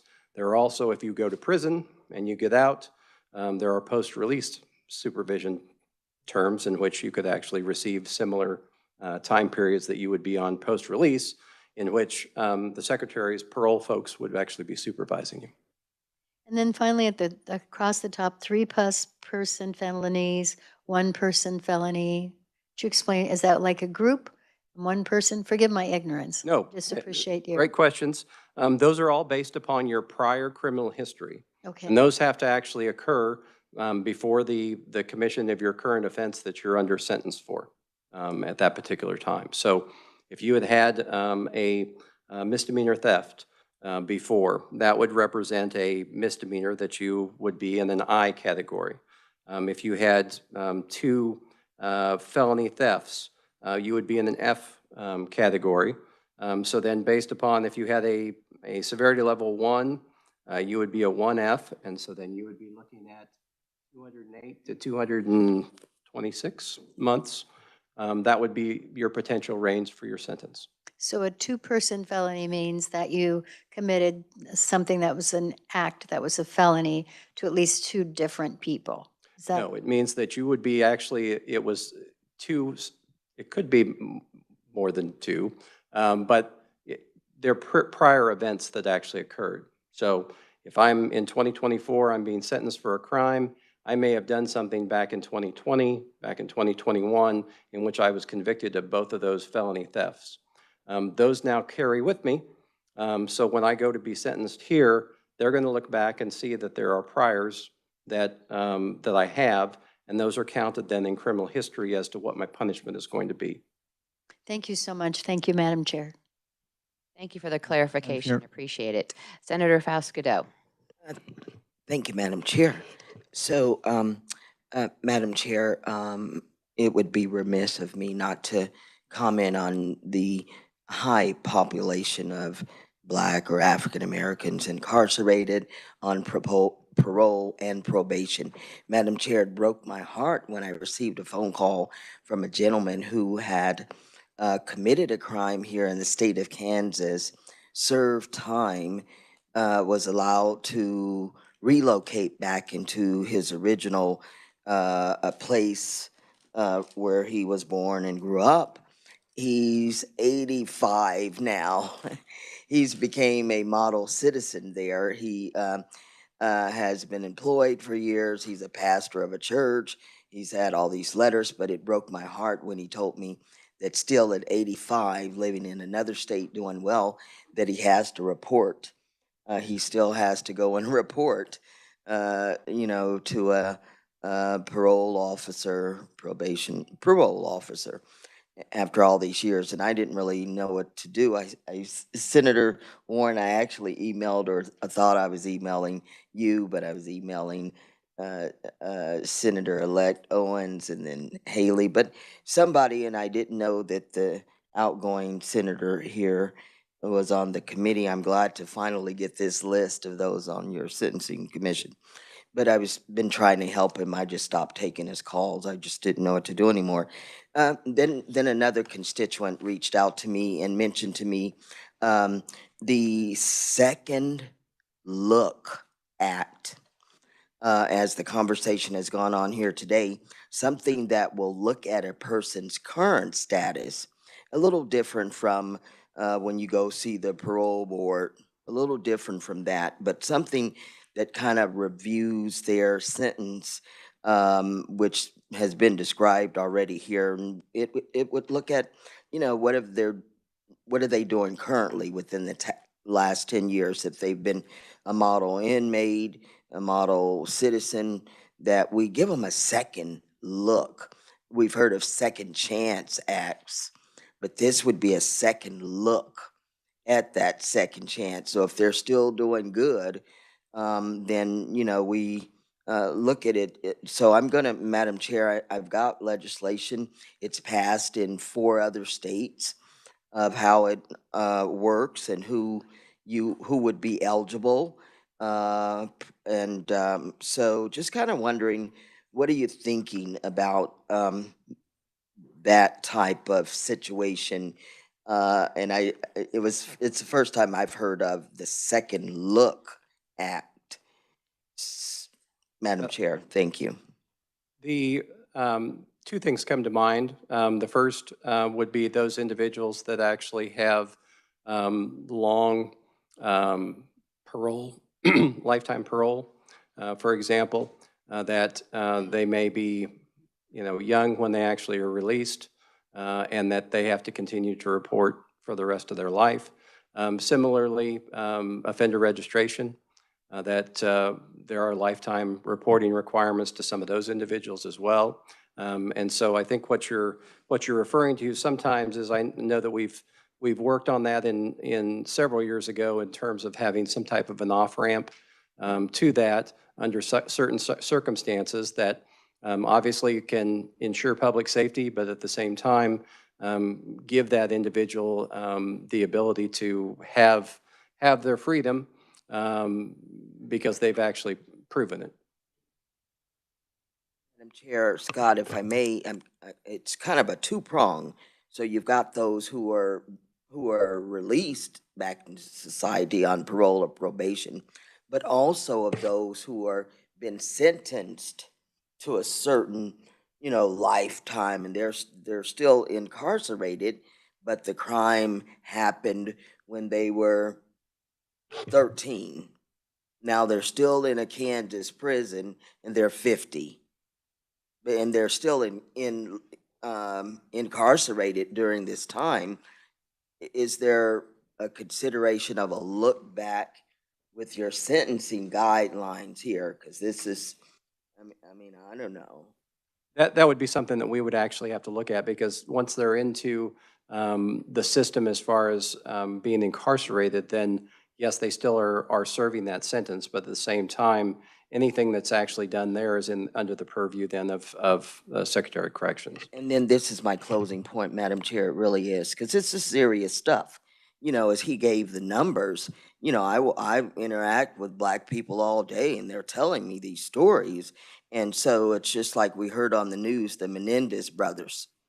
So they're getting a second look at, because they've got attorneys, they've got money, they've got resources, and some of these other people don't. And they're just stealing food to eat. And then they just get wrapped up in the system, and they take pleas, and they're incarcerated for years just because they're poor, just because they don't have proper legal representation. And so I get it. I want to get on. I got to drive 3 hours to go home, but I just needed to make the point. Thank you, Madam Chair. Thank you, Senator. Appreciate that. And we do have a large agenda and presentation from Mr. Schultz. So I want to make sure that we meet our statutory requirement and receive the annual report from the Sentencing Commission as well. So if we could reserve our other questions till later and get through the report, because we have a judge who was only available at 3 p.m. for her presentation by WebEx today. So we want to be respectful of that as well. So if you can save that question till later, that'd be great. Thank you. Okay, I think we'll move on with the prison population projections. Do we have that, if you would? So the next slides are again, the statutory requirement of the commission is to actually take KDOC data, put that actually through we have a computer model that we use. As you will see towards the end of the particular segment, this model has been very good to us over the years, and it once again performed very, very accurately this particular year. So what we're looking at in prison population projections, the main issues are number of admissions and length of sentence. Those are the two main issues. There are other things, secondary concerns that we're looking at, because we take into account the jail time they've spent before they go into prison, any program credit, any other good time credit that they actually may receive while they're in the facility. So what you see here is a 10-year look at the total prison population. You'll note that when COVID came along, there was a lot of bad things that happened with COVID. Prison population was not one of them. It actually was actually a very much a benefit for the prison population, and we actually decreased significantly during those several years. Again, we are now at a situation where, as of the 15th, we were at 9,583 total population. The current capacity is 10,674, and so we actually are. Again, making our way up.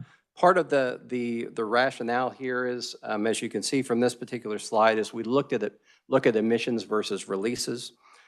During that time in 2016, as well as 2020 through 2022, you'll notice that those releases are actually outpacing admissions. And because of that, then our population goes down.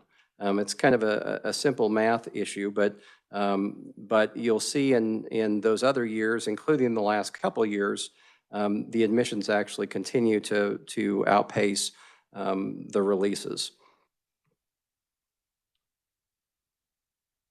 We track direct new court commitments. So I go to court, I have my sentencing, the judge doesn't give me probation and sends me directly to prison.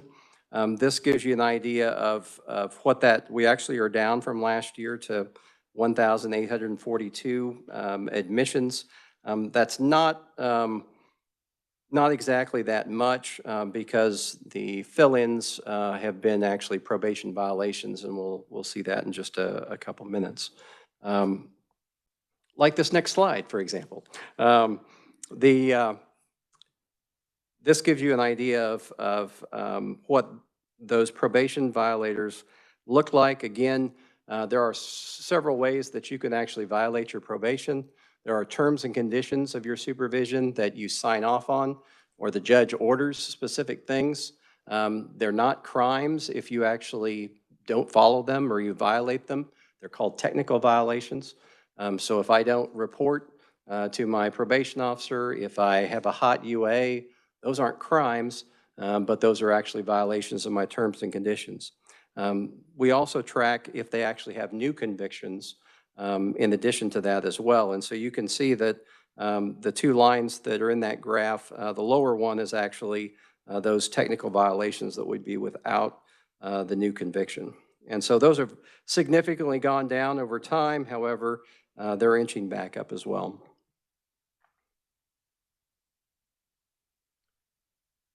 The probation violations are what we call the front door. The back door of the prison are those post-release or parole violations. And the difference between the two are if you have off-grid crimes like child sex cases, homicides, those are cases that are off-grid and therefore you'll receive parole for them. There are on-grid crimes that actually will send you to prison. And for that, you receive post-release supervision. Those are specific amounts by statute of time that you actually spend on post-release supervision. These two are actually increasing since, of course, our low in as part of COVID. And then this one is just gives you an idea of putting all three of those together to give you an idea of the increases and the decrease then in the direct commitment. So we take all that information. We have a consensus group. We pull together professionals from KDOC as well as judges. We have a couple meetings to talk about what we see or what trends we're seeing going forward. Take the data that we currently have and be able to make assumptions as a result of those consensus meetings. As a result of that, then our research director then can actually place those particular points into the computer model, and then you get what is currently the projections that are found in this particular slide. There's a lot of information there, but it goes through, we actually have a 10-year projection model that gives you some insight into each of those offender groups that are on the left-hand side as to what we believe the estimated increases or decreases in those particular offender groups. One of the things I wanted to touch on just a little bit were a couple items. We see the drug offender group there at the top, and then at the far right column, we have a 30.7% change. This is essentially as a result of what the model is telling us in terms of increases within that 10-year model time. I think that this is nothing new, but at the same time, this is something that we really need to continue to focus on. If the Secretary didn't mention it already, even in an inmate context, substance abuse, mental health issues comprise a majority of conditions that occur with the offenders. And so we need to, as a society, be able to look at those particular issues and confront them and be able to provide the resources for those folks to be able to get out of that revolving door. The other thing that I wanted to talk about was the probation condition violators and the parole post-release violators. Those are at 34%, 31.6%. Now more than ever, funding those programs are important. Anytime you have community-based programming, you probably already heard this, it is way less costly than incarcerating individuals. So if there is any way that you can fund community-based programming that are going to assist the offenders, assist the folks that are assisting the offenders, that would be a recommendation, because we obviously are on a trajectory here that that you're looking at 34%, 32% increases in those particular violators. You know, what we don't talk about a lot of times with the probation folks is 2/3 of those folks are successful. They actually do what they're supposed to be doing and don't get violated. We always talk about the other folks that are the violating it, but we actually, the folks are doing, probation folks are doing good work to be able to make those folks successful. Finally, if you look under the 2034 column, down under the total, that says 12,071. This is probably the most concerning for the commission. And I hope after I get done talking, it'll be the most concerning for you. What this essentially means is we have a current capacity of 10,674. What the model is showing based upon the current trend is that we will not only need Hutch remodeled or rebuilt, but we will need almost another Hutch facility built to be able to house all of these folks. So finding ways to consider potential issues such as length of sentence. There has been, I think law enforcement has enjoyed in the last several years a lot of increase in penalties that have come through the legislature. That is affecting the back end as far as inmates are concerned. There are stacking effects that actually occur when you start increasing penalties for these offenders. And at some point we have to ask ourselves, how much is enough time? And I don't know what the answer is, and it's probably different for any number of crimes, whether that be violent crime or lesser crimes. But know that this is a grave concern, and that's one that we continue to monitor. And I wanted to throw up the red flag here on that for the committee. This is just a representation of and I'm going to kind of breeze through this to kind of give you an idea of that was the main issue, but this gives you the anticipated trajectory of what we're looking at for total population. And so that I can give Elliot some extra time, the next slides just go through a breakdown of male and female population. It also then talks about as we look at our projection model, we also then track the numbers from month to month, and you can actually see in those particular months, we try and keep the percent error under 2%. Last year's model, we were at 0.2%. That tells me the model is working very well, and we will continue to rely on it. Even though it's actually originally it's a legacy application that I think we started using in 1996. So it's an oldie but goodie. The rest of these, we always have issues in terms of projecting female population just because there are so few of them. And so you can see on small changes, one offender could potentially be 0.1%. So if you're off a couple, you're going to have a higher percentage as far as the female population, and that's where we see the largest differentiation as far as a percent of error. But keep in mind, those are about 12% of the population, so it's not as much as with the male population. I'm just going to go ahead and finish up. That we do have, like I said, we do track this on a monthly basis so that we can actually make sure that what we're doing is working. We've not had to actually go back and look at the model again, but bringing you up to current fiscal year of where we're at right now, we are still within, as far as the male population is concerned, within that 2% error. Thankfully, on the female population, we over projected at this point. And so we are in a position where, thankfully, we actually didn't under project on that. But we're still within total population anyway, as far as tolerances are concerned. So with that, I'll hand it over, if that's okay with Madam Chair, to Elliott Smith. He's our Senate Bill 123 Director. As many of you know, the program is set up so that we help felony offenders that are in the system if they meet criteria. It allows for state-paid treatment, and that our office administers that. So with that, I will hand it over to Elliott Smith.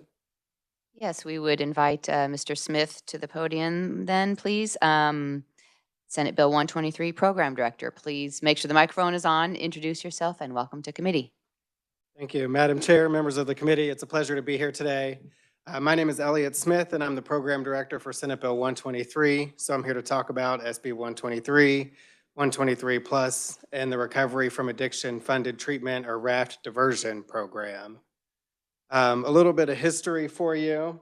Senate Bill 123 was passed in 2003 and implemented that same year.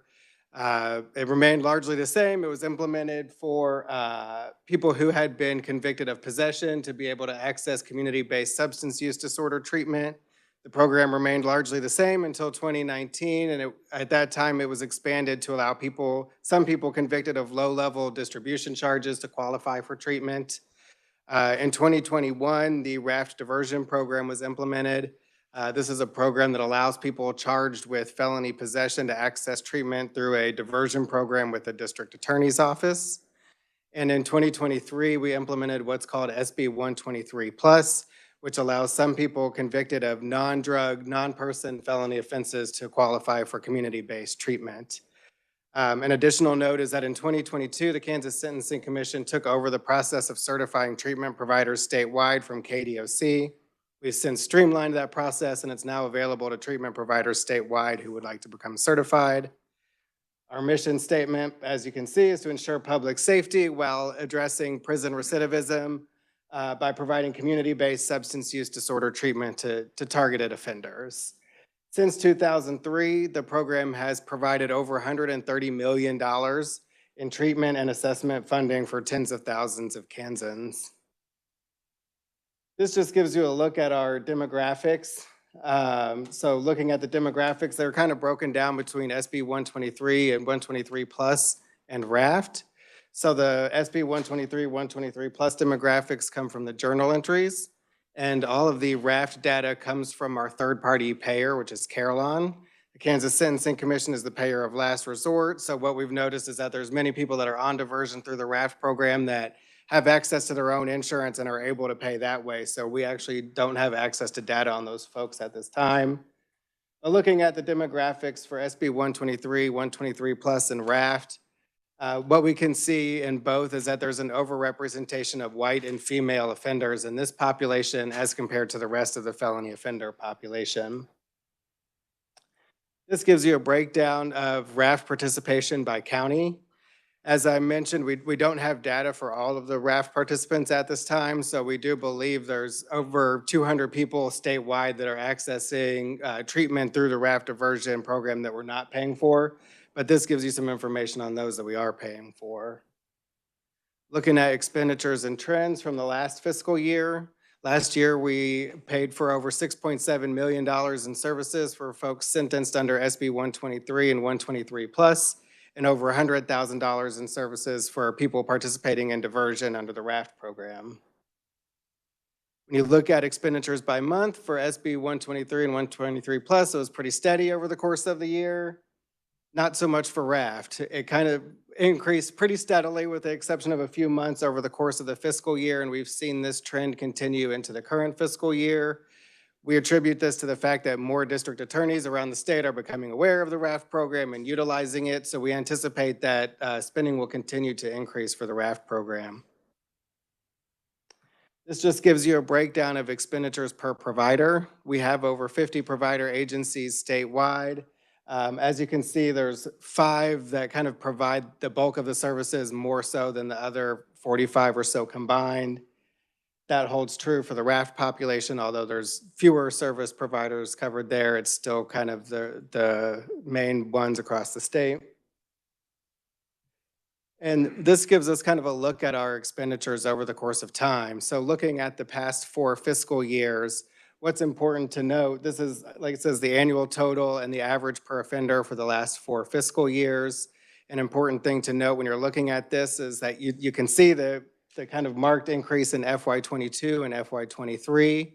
The beginning, January 2022 was the last time that we increased our reimbursement rates for providers.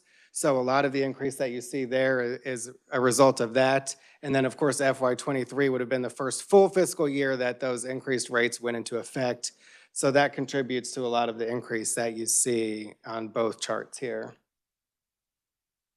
This gives you a breakdown of spending by diagnosis over the last 4 years. Again, this has remained pretty steady, with amphetamine use disorder being the primary disorder that we're seeing diagnosed among our population.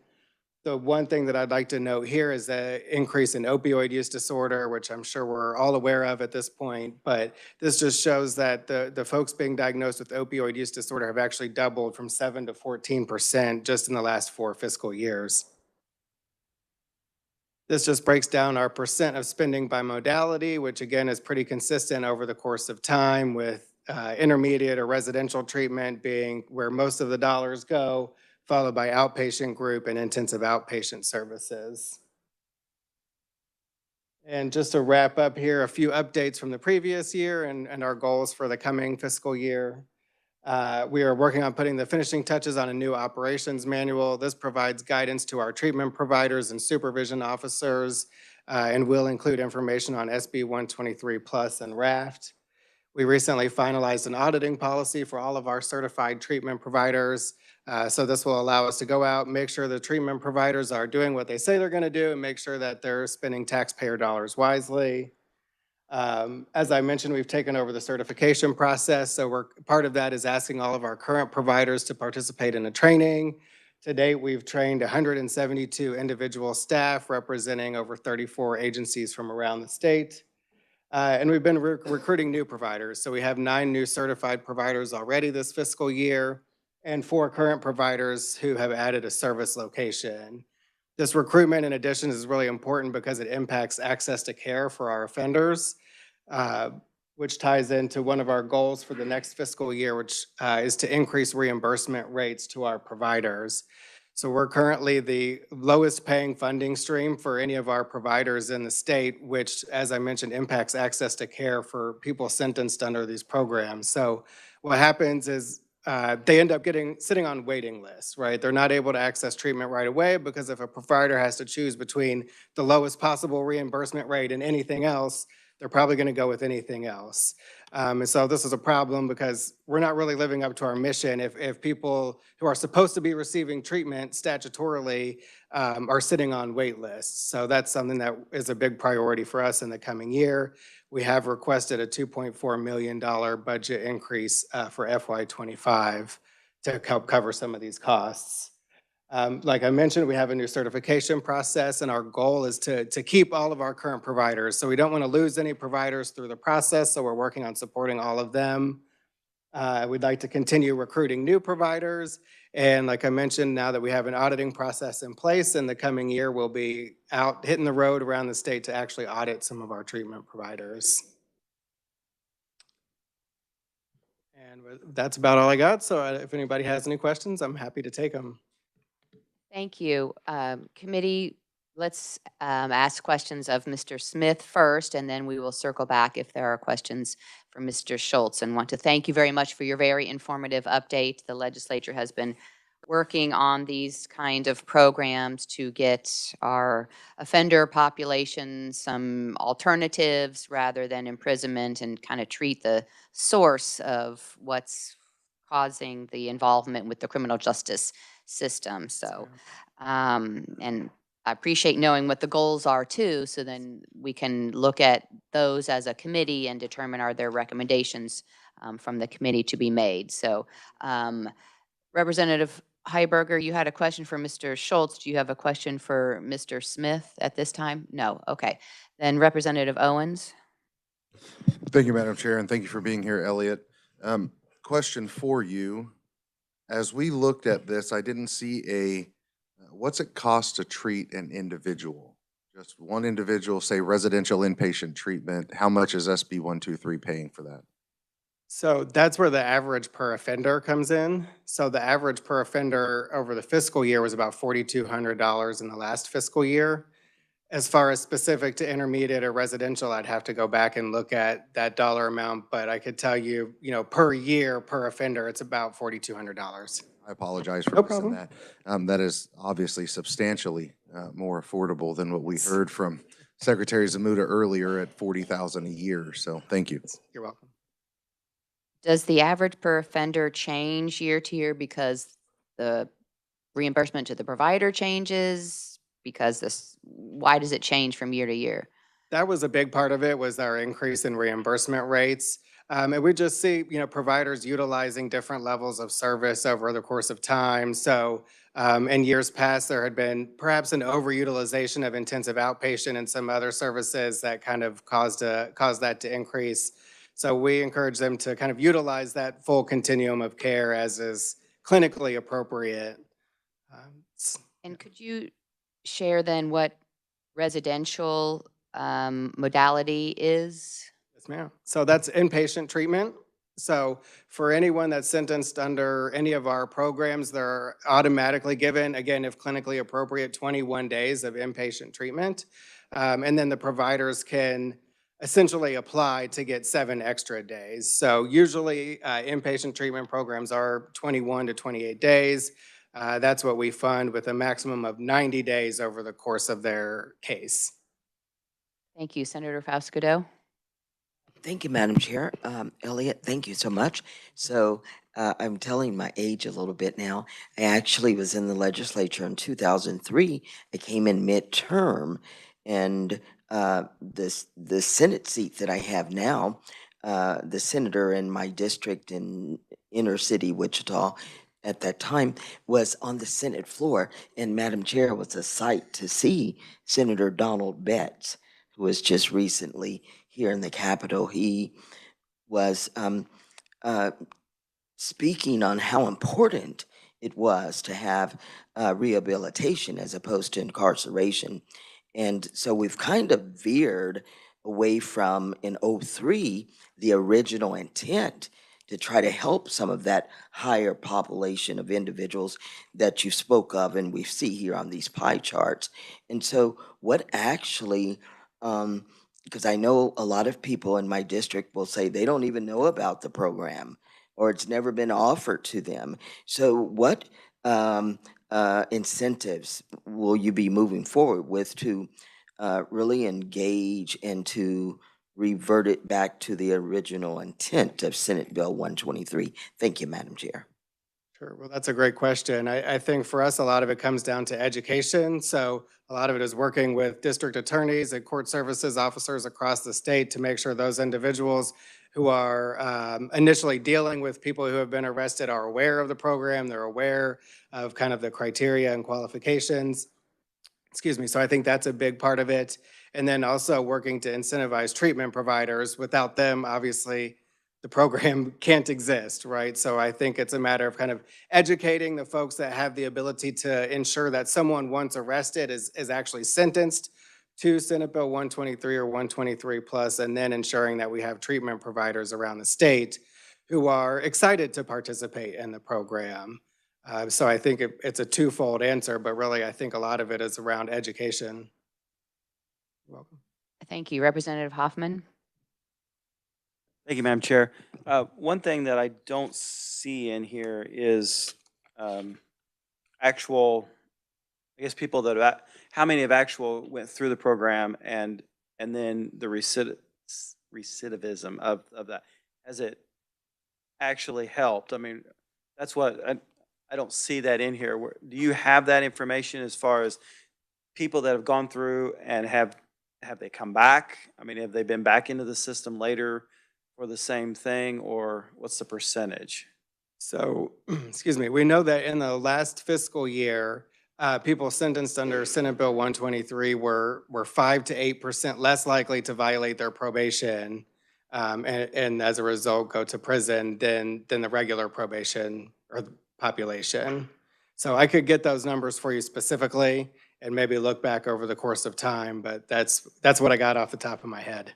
Right, and not necessarily just those that have, I mean, those that have finished the whole program, the whole probation, and do we seeing them in courts again? You know, so, because it's been going since 2003, so there should be some pretty good information. Yes, I'm happy to take a look at that and get back with the committee on the answer to that question, because it's an excellent question. Appreciate it. And then one last thing on, I'm not sure which one it'd be, on the 21 to 24 expenditures. Yes. You said that 23 increased because of provider rates, but then we're seeing a decrease in 24. So what do you think happened? I was actually looking at that this morning because I was asking myself the same question. And I believe, honestly, there was about 45 less offenders that received treatment through the Senate bill program in FY24 versus FY23.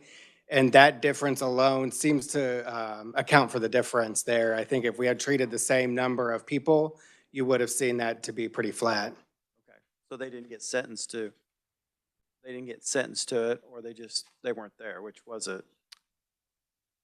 Because they have to be sentenced to 123. Is that what I'm hearing? Yes. So the judges didn't sentence them to it. Is that what? It could be that there less? were just less people arrested that met the don't know, yeah. criteria. Okay. Right. All right. Does that answer your question? Yes, it does. Okay, Yeah. perfect. Thank you. Just making sure. Thank you, Madam Chair. Thank you. Regarding the Mirror Inc. provider, nearly twice as much paid to that provider than the next most paid provider. So what kind of services does the Mirror Inc.,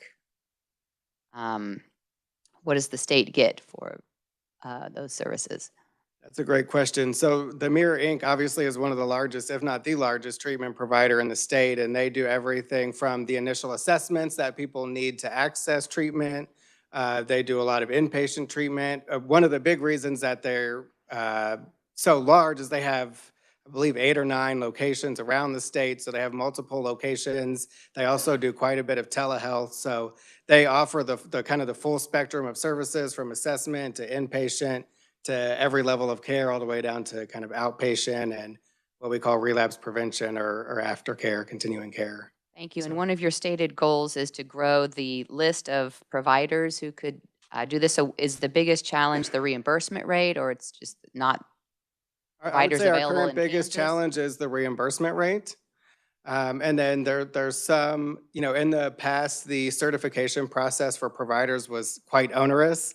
It was a lot of paperwork that had to be done, and there was kind of a lot of hoops to jump through. They had to be able to attend a 4-day in-person training.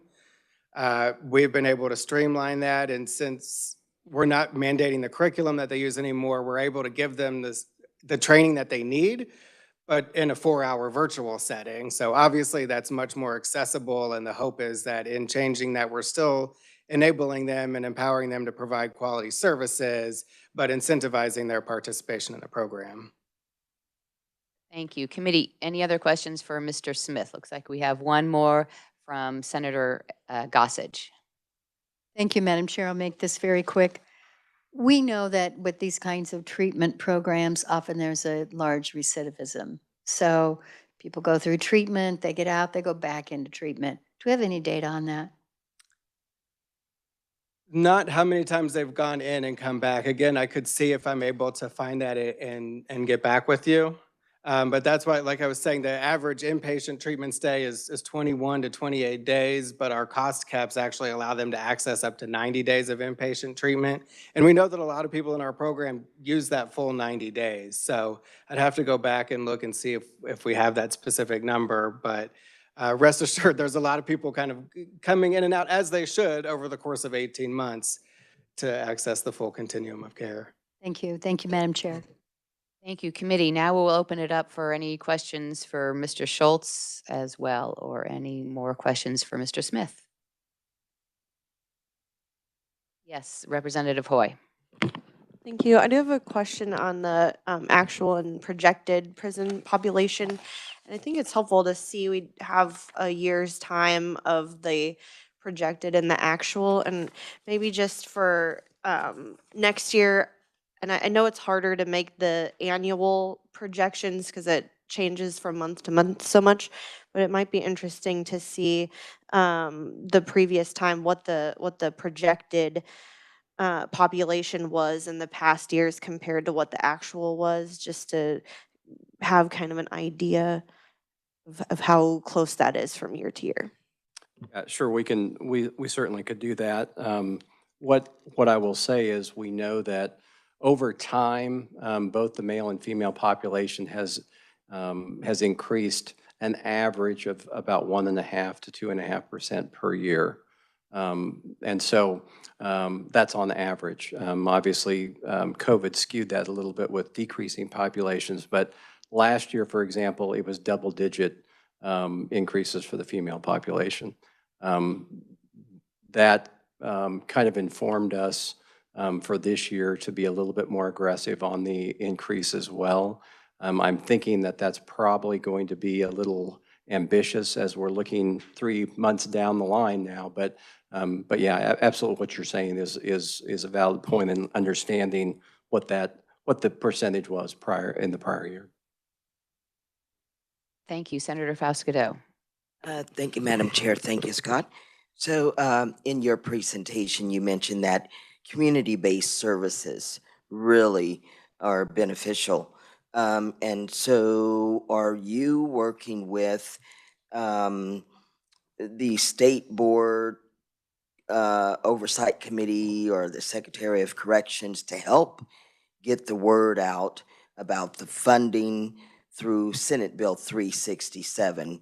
A lot of people still don't know that that funding is there to apply for it to provide that community-based services. So how can you help? Senator, we do not have, since we don't operate in the juvenile realm, that's not something that that we necessarily are promoting. What I will say, though, from the adult side, however, with the state-funded treatment, that frees up limited local resources that are available, so that all of the resources in the community that could be available don't have to be used on Senate Bill 123, folks, because we can cover that. So that allows for other resources to be brought that are local, that would be more beneficial. Like I said, on the juvenile side, we don't have any involvement with that. Thank you. Representative Hoffman. Thank you, Madam Chair. So, I remember when we were going through it right after COVID, and you came and we talked about the dip and you told us it was gonna come back. And I do know, the courts were closed for a lot of that time period, but they weren't closed that whole time period. So looking at that, how much of the dip was just because they were closed, and how much was it because maybe, I don't know, maybe sentences were put on probation more than they would have went to prison just because of the way everything was going? And if that was the case, has that had any effect on seeing those individuals then come back later? Did it? Well, I guess what I'm getting at is maybe we might have been doing something maybe better at that time, but maybe not. Maybe just been because they were closed. I think there are numerous, you raise a great point. There were numerous things going on at that particular time. Court closure, you had probation offices that were closed. So you may have had offenders, obviously, that didn't do any UAs, didn't report, therefore they weren't violated. So that was a possibility that was part of it. You had issues where jurisdictions were actually doing mediation in criminal cases, which hadn't been happening on that scale at that particular time. People were actually doing that. And then two, you had folks that were spending a whole lot of time with serious offenses in jail, waiting for their chance for jury trials, because we obviously were limited in the amount of jury trials that could actually be had during, even in larger jurisdictions. So I think it was probably, and it's of course anecdotal, but it was probably a myriad of probably all of those things that caused the decrease. And that's what I figured, but is there anything, and this may not be, you might not be able to answer this because it's something you guys maybe, need to look at. Is there anything that we can learn though from that in our sentencing guidelines that maybe, I don't know, maybe we're being too harsh on certain ones that because of this and we figured out that we could do some lesser sentences or more probation and it still worked out the offender, was punished, but yet they didn't end up in prison. So I don't know, maybe not. I mean, it's. Well, and that's something that we've talked about in terms of looking at pre-COVID versus post-COVID type of data to determine what were those things maybe that occurred. I would guess probably lesser sentences that were actually given, but to then follow, as you indicated, follow those individuals and see whether or not they actually are coming back in the door or not. Madam Chair. Thank you. I don't think committee has any more questions, so thank you both for your presentation today and appearing here in committee. We appreciate the work that you do. Committee, we have a few minutes before our 3 o'clock juvenile offender registration current practice presenter, Judge York, who's going to appear by WebEx at 3. So we'll just kind of stand at ease for a few minutes. Thank you.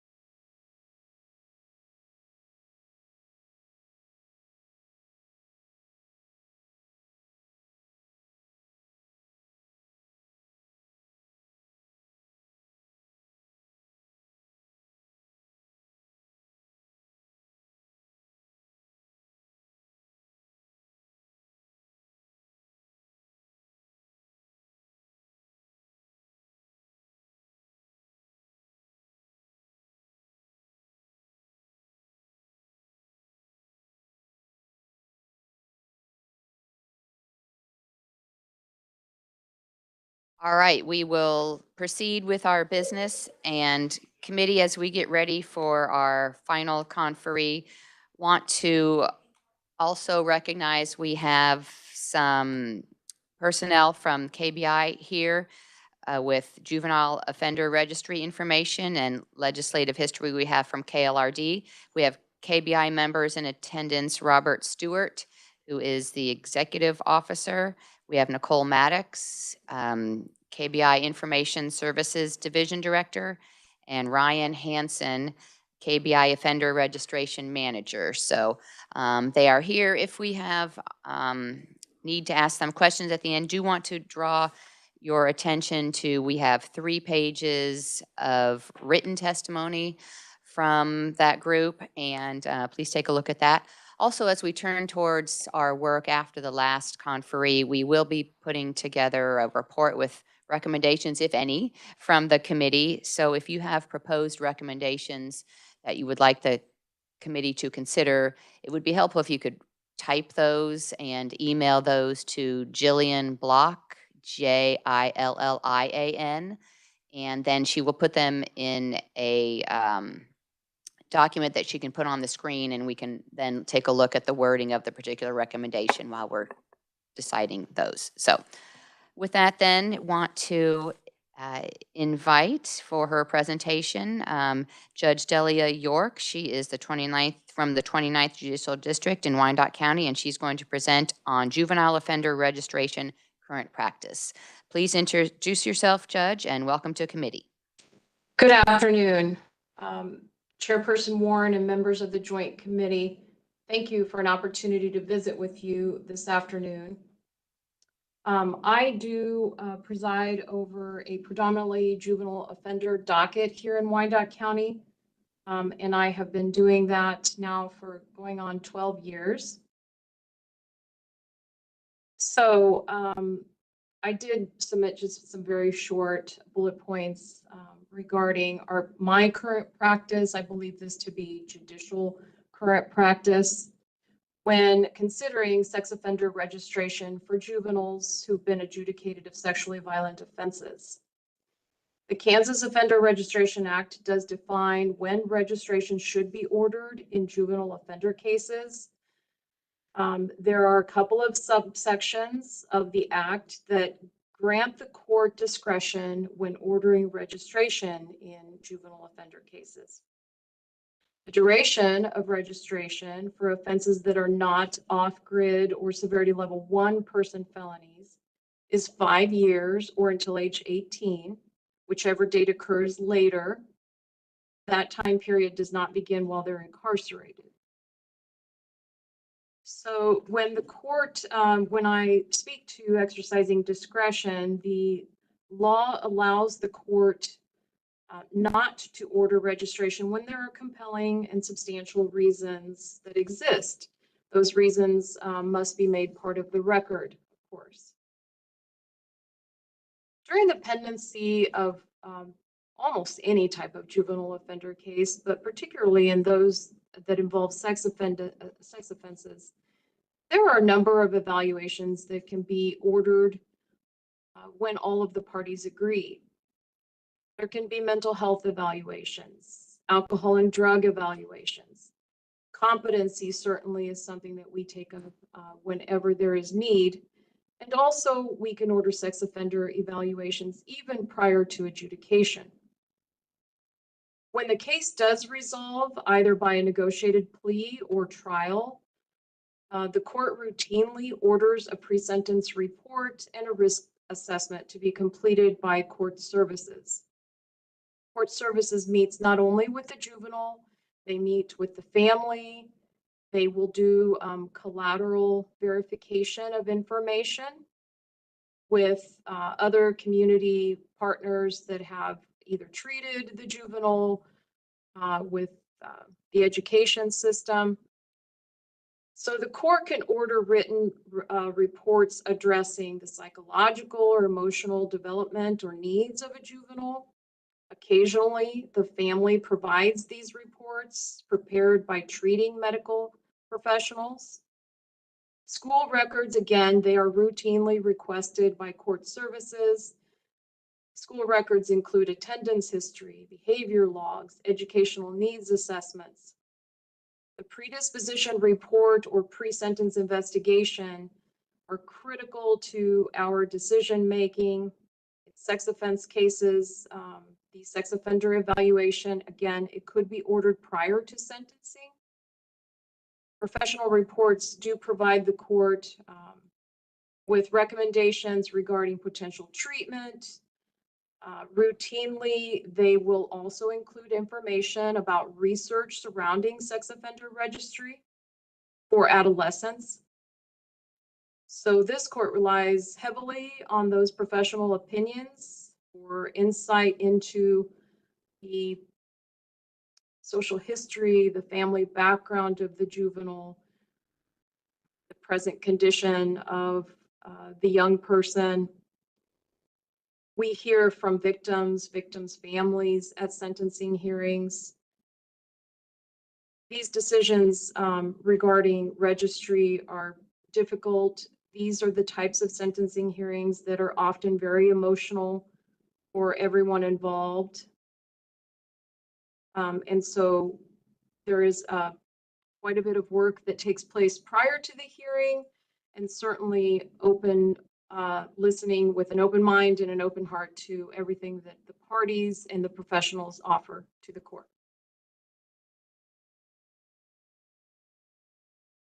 If there are any questions regarding practice, I'd be happy to attempt to field them. Thank you, Judge. Appreciate that. And we do have a question from Senator Faust-Godot. Thank you, Madam Chair. Thank you, Judge. You stated that the time would or would not start immediately in your opening statement. Thank you. Could you clarify? Yes, the registry period does not start while the juvenile is incarcerated. And so, as an example, if I have a young person who has been detained during the pendency of the case here and is committed to the juvenile correctional facility, ultimately, that registry time period will not start until they are released back into the community. Thank you, Representative Heiberger. Thank you, Madam Chair. Thank you for being here today, although I can't see you anymore. This may not, if this isn't the right time to ask this question, just let me know. But in your opinion, or is this sentence, is a time on the offender registry appropriate for status violations, say a 14-year-old having sexual contact of some sort with a 13-year-old? I mean, do you think that's something that should be, well, I'll go ahead and say punished by time on the offender registry? And if so, what sort of time do you think would be appropriate? And if you don't feel comfortable saying what you think is appropriate, that's fine too. Again, I consider all of the circumstances in every case.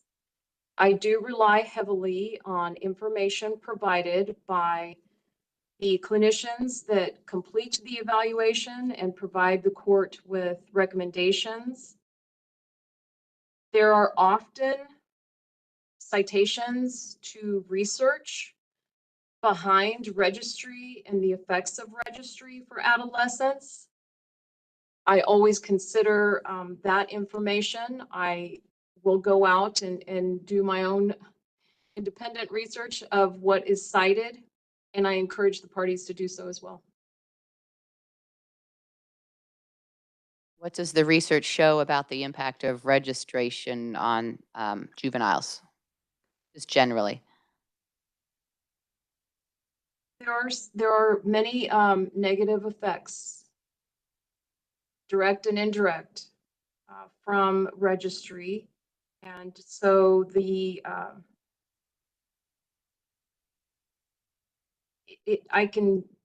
I suppose I can say very freely that it is not often recommended by the clinicians that put together their reports with treatment recommendations. So is it more often that clinicians are recommending treatment without registration, or they recommend both?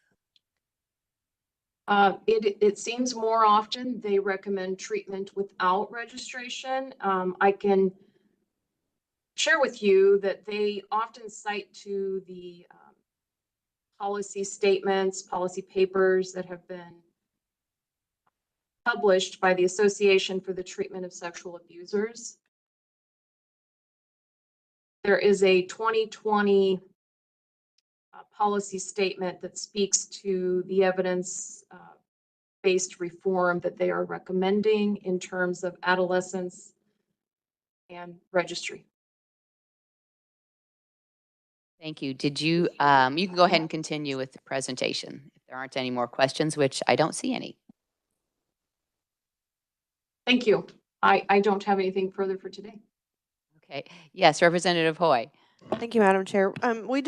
This committee did do a dive into this issue. I think it was 2 years ago, maybe, and some of the takeaways that I recall from that, as far as potential for detriments of having a list of juveniles, and some of these are lifetime registries, I believe, is that in cases where there's a list of juveniles, that they could potentially be preyed upon by others and by adults being on this list. And then secondary was that being on this registry requires some travel, and I can't remember all the details, but I feel like it was pretty frequently that they had to go check in and do some registry paperwork and things. So I don't know if the judge can refresh us on that, or is familiar with what that all entails for a child being on this registry after it's initially decided by the court. Kind of what it looks like, what the requirements are to keep yourself in compliance if you're on the registry. Yes, Judge.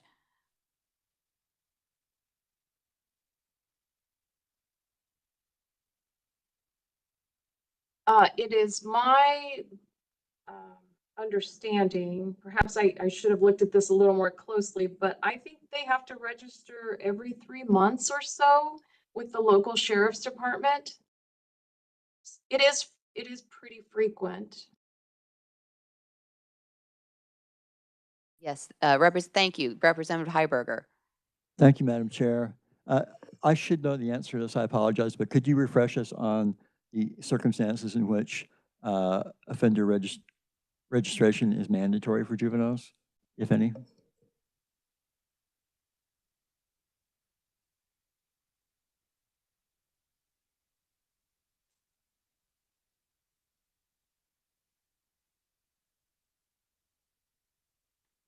I'm sorry, there is a whole list of qualifying sexually violent offenses.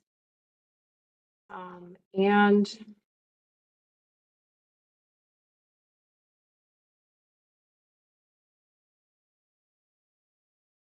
Other things other than sexually violent offenses for which there's mandatory registry time? not for juvenile offenders. In terms of juvenile offenders, only the sexually violent offenses are what would require registry or allow the court to consider registry. Thank you.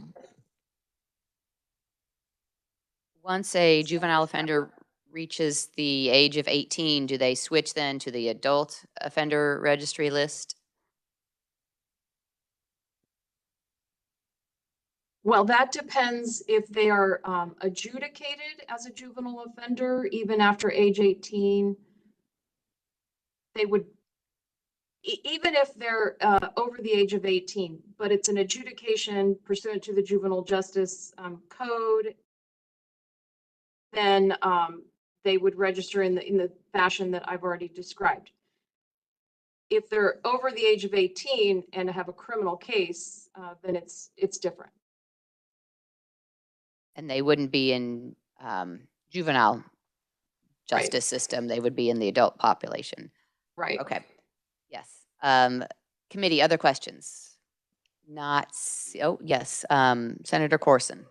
Thank you, Madam Chair, and thank you for being here.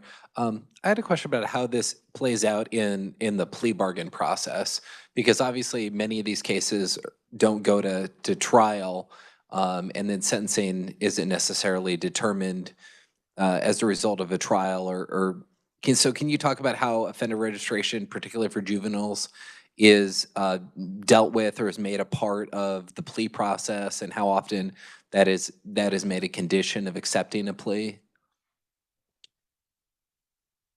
So the court isn't part of the plea agreement that is reached ultimately, but certainly I have some ability to observe how those plea negotiations occur. You know, there's undeniably motivation to negotiate a plea for your client that would allow private registry, or that would not be lifetime in nature. So it plays a part in plea negotiations. I think that's undeniable. So I think one of the concerns that's been raised to me by a constituent is how. Well, I guess the question is, under what circumstances are juveniles being tried as adults? And one of the concerns that was brought to me by a constituent was this issue of, as part of the plea process, prosecutors saying, if you don't accept lifetime registration, then we're going to try you as an adult. And so can you talk about that, how often that happens, if that happens, what circumstances that would happen, and whether or not that would be appropriate? Again, the court isn't a party to plea negotiations. The court isn't a party to, you know, an agreement as to what recommendations will be made at sentencing. Yes, there are cases where adult prosecution is taken off the table in return for a plea as charged, say, to a level 1 person felony, which would require lifetime registry. I suppose we could all talk about the benefit of that plea bargain, and that is that they will go to the juvenile correctional facility versus adult prison. Does it happen? Yes, I believe it does happen. Okay, well, thank you. I appreciate it. Thank you, Madam Chair. Thank you. Could you briefly describe the court's involvement or not involvement in approving the plea bargain agreement? Not negotiating it, but approving or not approving it. During any plea hearing, the juvenile and the parties engage in a question-answer session with the court. I specifically ask juveniles, you know, if they understand that the court is not part of their plea agreement. In other words, at their sentencing hearing, I will listen with an open mind, certainly, to what the attorneys are recommending, what family is recommending. Ultimately, I share with the juvenile that I will follow the law, but I will make decisions based on what I believe to be best given the circumstances of their case. And the court is guided by, or not, the best interest of the child? Well, in the Juvenile Justice Code has two primary goals. Number one is to rehabilitate the juveniles so that they can be productive members of our community. Number two is accountability. And so a little different than the Child in Need of Care Code, the Juvenile Justice Code does look at accountability as one of the. Right, that's the primary difference goals. between the two, right? We're not talking child in need of care, we're talking about adjudication process and more in the criminal context. Yes, thank you, Judge, appreciate that. We do have a question from Representative Heiberger. Thank you, Madam Chair, for a third bite at the apple, and thank you again, Judge. I'm not trying to be difficult, but the revisor's office pointed out to me that on page 17 of the KBI materials that we have in our packet, there's a list of the automatically registerable offenses, and they are mostly the sexual violent crimes that you mentioned. But according to this list, it also includes unlawful sexual relations, which was also my recollection. And I believe that includes status offenses like the one I mentioned with the 14-year-old and the 13-year-old. Is that not correct? Yes, I believe that type of offense is to be considered when making decisions about registry. Okay, but to the best of your knowledge, it's not an automatically registerable offense? That is, yes, well, the law allows for discretion. So the court can find that there are substantial and compelling reasons not to order it in that sort of situation. Okay, thank you. Thank you. And want to remind committee that I didn't mention before that we do have a packet from the KBI regarding Kansas offender registration at each member's seat, 33 pages of information that if we don't have any, or once we're concluded with questions for the judge, we can ask a few questions of KBI if time allows. But do we have more questions for Judge York? Yes, Senator Fausto. Thank you, Madam Chair. Judge, so in a situation where it was the Romeo and Juliet situation, so and then that the older juvenile or child is put on the register. So being that perhaps the male was 16 and the girl was 13, now the guy is 57. So is there any time period that that person who's now 57 and sentenced to the register at 16, is there any consideration eventually for them to get off that registry? The duration of the registration for that type of offense would only be 5 years.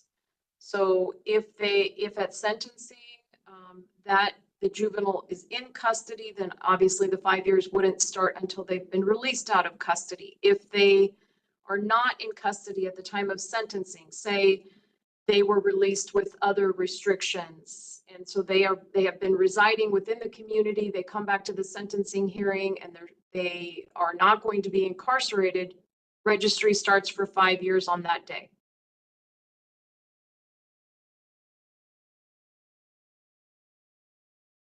So Judge, there's a question. So at the end of the 5 years, you're no longer required to be reporting and maintaining your registration on the list. Is that right? That's correct. Thank you. Committee, are there other questions? Not seeing any, then thank you very much, Judge, for joining us today by WebEx. Appreciate your both your written testimony and your presentation today and answering our questions. So thank you very much. Thank you. Appreciate it. Committee, we do have a few minutes, some extra time, if you will. If we want to hear a few words from KBI regarding the Kansas offender registration, we can invite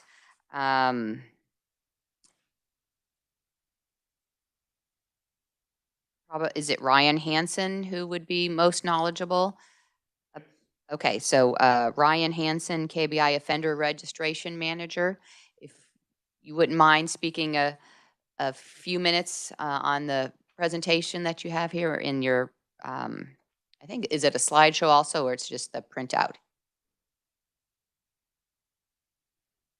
Okay, absolutely. So Mr. Stewart, Executive Officer, please introduce yourself and welcome to committee.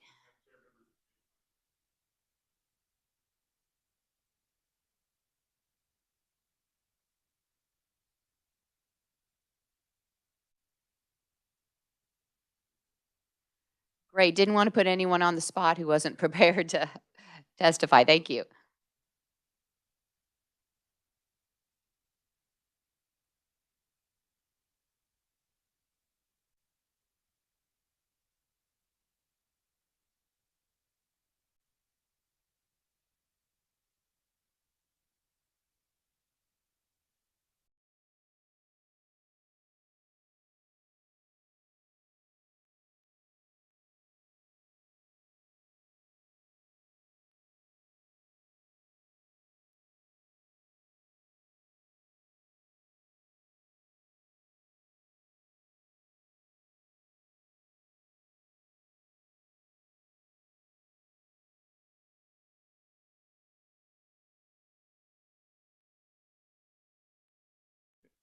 apologies, and 269 who are still incarcerated. So that comes to the total of 824 currently on our list. One of the things I would like to mention that is also in your written packet, the way we track this is by what's called KSORT, the Kansas Offender Registration Tool. The tool right now is about 20 years old. So I like to think about, you've got a phone in your pocket that's a year old or less, hopefully, versus a 20-year-old phone. That 20-year-old phone doesn't have the capabilities that we have now. In trying to gather data to provide to you in both the written testimony and in our answers today, we're looking at a very old data system that is becoming less and less compliant with federal requirements and with the requirements of Kansas law. To that end, we are doing what we can with it. As you all know, the sheriffs also are required to have a play in this. Each sheriff has the capability to capture the registration data that we then collect. The old system is failing in a lot of ways for especially the bigger sheriff's offices that have to deal with it. Some of the smaller ones don't have quite the issues, but nonetheless, they are also struggling with issues. To that end, one of the enhancement requests the KBI has this year is $500,000 to update, fix, bring a new system online to maintain our compliance federally, but also to help our local sheriffs get their jobs done in terms of the registration requirements. Other than that, I would stand on our written testimony. If you have any questions, I can answer them, or we can have one of our subject matter experts come up. Committee, do we have questions based on the written presentation that has been provided to us? If you want to take a minute to look at that, or if you want to give a summary of some of the topics covered in the presentation. The vast majority of that PowerPoint that's attached really talks about the whole registration system. It's hard to talk about the juvenile piece without having the understanding of the bigger offender registration requirement. It takes up a big part of our staff that work for Nicole in a lot of the areas. Juvenile is one of them because, as Judge York mentioned, the discretionary capabilities mean that the reporting it's not very uniform. We get lots of different reports from different judges based upon different fact patterns that then our staff has to figure out, okay, where does this go? How does it fit? What are our responsibilities back to the local sheriff that's keeping track of it and telling those offenders on the day-to-day basis, hey, you need to come back in 3 months, or hey, you're off the registration now. If they move, if they come from another state, lots of complicating factors. So the majority of that PowerPoint really does give you the backstory of the entirety of the Kansas Offender Registration Act. And then there's some slides in there that particularly deal with the juvenile issue that I've already highlighted. Could you talk a minute about whether the registration is required or not required, and when it's required and when it's not required in the adult offender situation? Yeah, and if I can, I would actually like to have our subject matter answer that question. Is this Mr. Ryan Hansen? And Yes, Madam Chair. excellent. Well, great. Well, please introduce yourself and welcome to committee. Thank you, Madam Chair. My name is Ryan Hansen. I'm the Offender Registration Unit Manager for the Kansas Bureau of Investigation. And thank you for the opportunity to speak. So what was the question again? Sure. We heard Judge York say that it's often discretionary whether a juvenile offender is going to be required to register on the registration list or not. And could you describe how that works for the public's knowledge and for their information in the adult criminal justice system? Sure, I can speak a little bit on the law and a little bit about how the registration works if you'd like. So there are a list of automatically registrable offenses that are laid out within the Kansas Offender Registration Act, as well as the length of time or the duration of registration that is laid out in there as well. For instance, like a misdemeanor sexual battery would require a 15-year registration. Aggravated sexual battery would be 25 years, and for something like rape, that would be a lifetime registration requirement. Thank you. Committee, do we have any specific questions for Mr. Hansen as you look through the presentation deck? Yes, Representative Hoy. Thank you, Madam Chair. So when we're looking at the lifetime registration for juveniles, it starts at 14 and older. And if you look at electronic solicitation, that's in statute says a means of communication conducted through telephone, internet, other electronic means, enticing or soliciting a person whom the offender believes to be a child to commit or submit to an unlawful sexual act.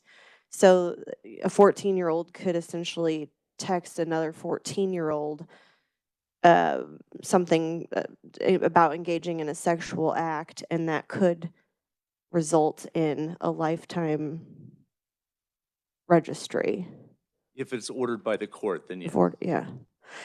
I think that's where this goes into that 20-year-old situation and looking at modern, I mean, there are great concerns there, and solicitation from adults to minors is very frequent on social media. I do have major concerns with this, but being on the lifetime registry is a lifetime, I don't want to say commitment, but not only the stigma, but also just having to go, what if you move away? What if you don't live close and you have to keep traveling to go every 3 months to register in with your local sheriff? I just think there are some things here that maybe are too extreme for the punishment for the age of the offenders at the time. And I'm wondering then, do you know of anything specific like this, or times that it's happened where it is this kind of electronic solicitation, and definitely something we want parents to be aware of monitoring, because if a law enforcement officer or school person gets a hold of this type of correspondence, they're mandatory reporters, and that's going to, impact these kids for the rest of their lives. Okay, so have I seen electronic solicitation with a mandatory lifetime registration duration? Honestly, I have no idea. I have seen so many cases over the years. It is within the law. It is something that could be mandated by the judge, by the court. And I haven't seen it too often, but it is possible. I hope that answered your question.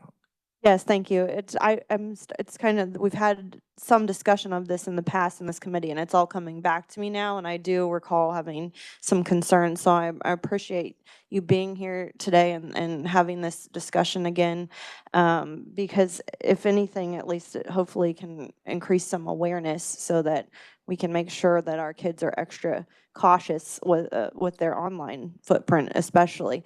But again, I think I'm leaning toward thinking that having a registry for juveniles is a little extreme for most of these situations, but could you also refresh my mind on, so 14 and older, what is the age of consent then that it would no longer be considered a rape if it's consensual?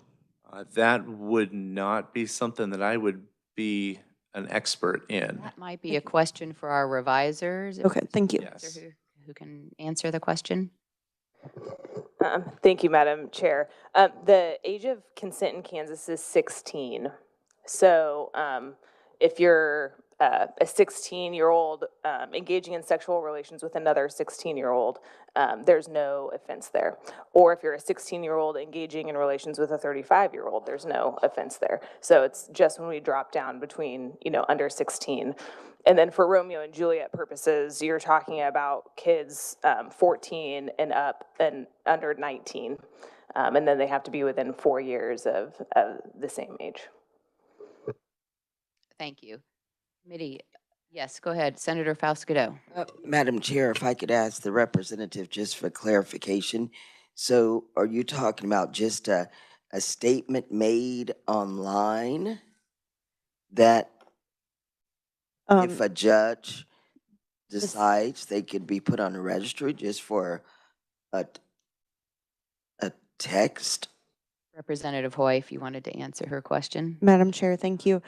Well, just the state statute, that's what that electronic solicitation said. So yes, if you're texting and trying to solicit or engage in illegal sexual conduct, which we just heard for two 14-year-olds, even if it's consensual, that would still fall under that category. I mean, of course, I have major concerns about adults soliciting children online, but maybe it could be perceived as slightly more innocent if it's to like 14 and 15-year-olds is my thought on that. Thank you. Thank you. Committee, other questions? Not seeing any, then thank you very much for your presentation today, your brief presentation, and for being available to answer some questions. I appreciate that. Thank you, Madam Chair. Thank you. Absolutely. Thank you for the information. Committee, that is our agenda for conferees and our subject matter for these 2 days. So we're going to, because we're a little bit ahead of schedule, I'd like to stand at ease for about 10 minutes so we could honor the request from KLRD to put in an email if you have any recommendations that you would like the committee to consider. If you can type those and send those to Jillian Block. And if we don't have any and we don't need the 10 minutes, that's okay too. So just going to give everyone a few minutes. So I think then we're ready. I'm going to, yes, Representative Heiberger. I don't have my laptop here. May I make a verbal request? You may, yes. Thank you. And committee members may make verbal requests as well. You're not limited to written.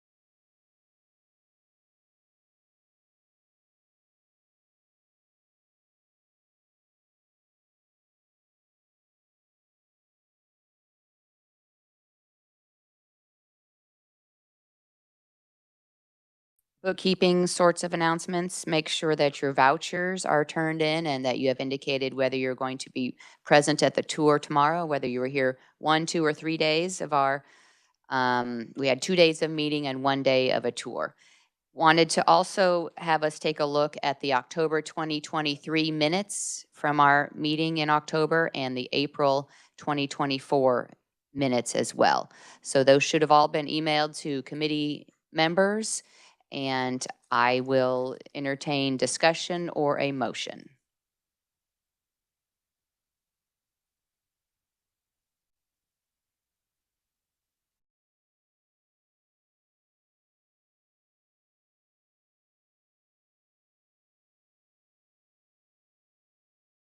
Madam Chair, I move that we adopt both sets of minutes as have been presented. A second from Representative Hoy. Any discussion? Yes, Representative Heiberger. My understanding, we just took a break and one of our representatives left. But. Okay. Okay, we will wait for a moment then. Thank you.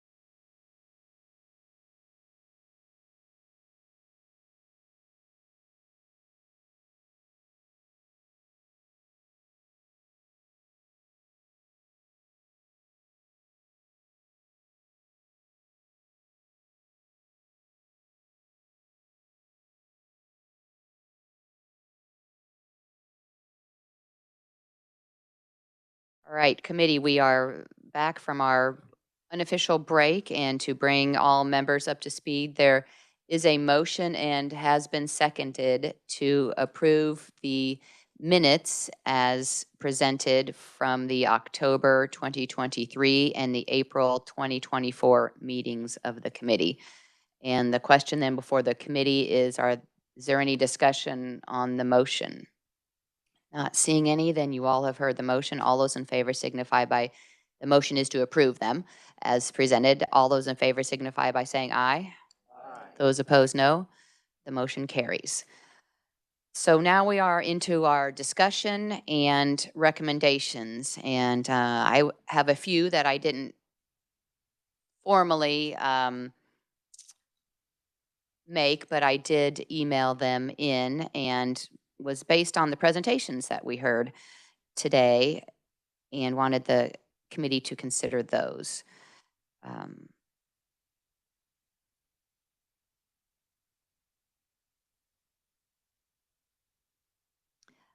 You can go ahead and share that with the committee. And again, they're just not formulated in a formal, very formal, but just the ideas that we heard. The first one is to propose legislation to increase the state match from 25% to 50% for the KDOC Institute. It was a specific recommendation from, I think it was Mr. Zmuda, so they could have funds to spend the funds as they came in. So for the matches from the private nonprofit investors. So if I've said that right, so that everyone's clear on the motion, that the legislature should consider some legislation to increase the state match. Yes, Senator Fausto. Thank you, Madam Chair. I certainly support that. And just for clarification, did he, I didn't think he said he needed legislation to do that. I think his Does report he? specifically asked for legislation. So, okay, so instead of the 100% match, go to, Well, I think it's 25% currently, and it would increase to 50%. okay, thank you, Madam Chair. And do we have a specific statute that would be referencing, Mr. Thompson? Thank you, Madam Chair. Yes, so it's KSA 75-52, 167. It's an act that governs all public-private partnerships for construction projects relating to correctional institutions. So if you were to amend that percentage in that statute, it would not just be this one project, it would be other Department of Corrections projects. So I wanted to make that note.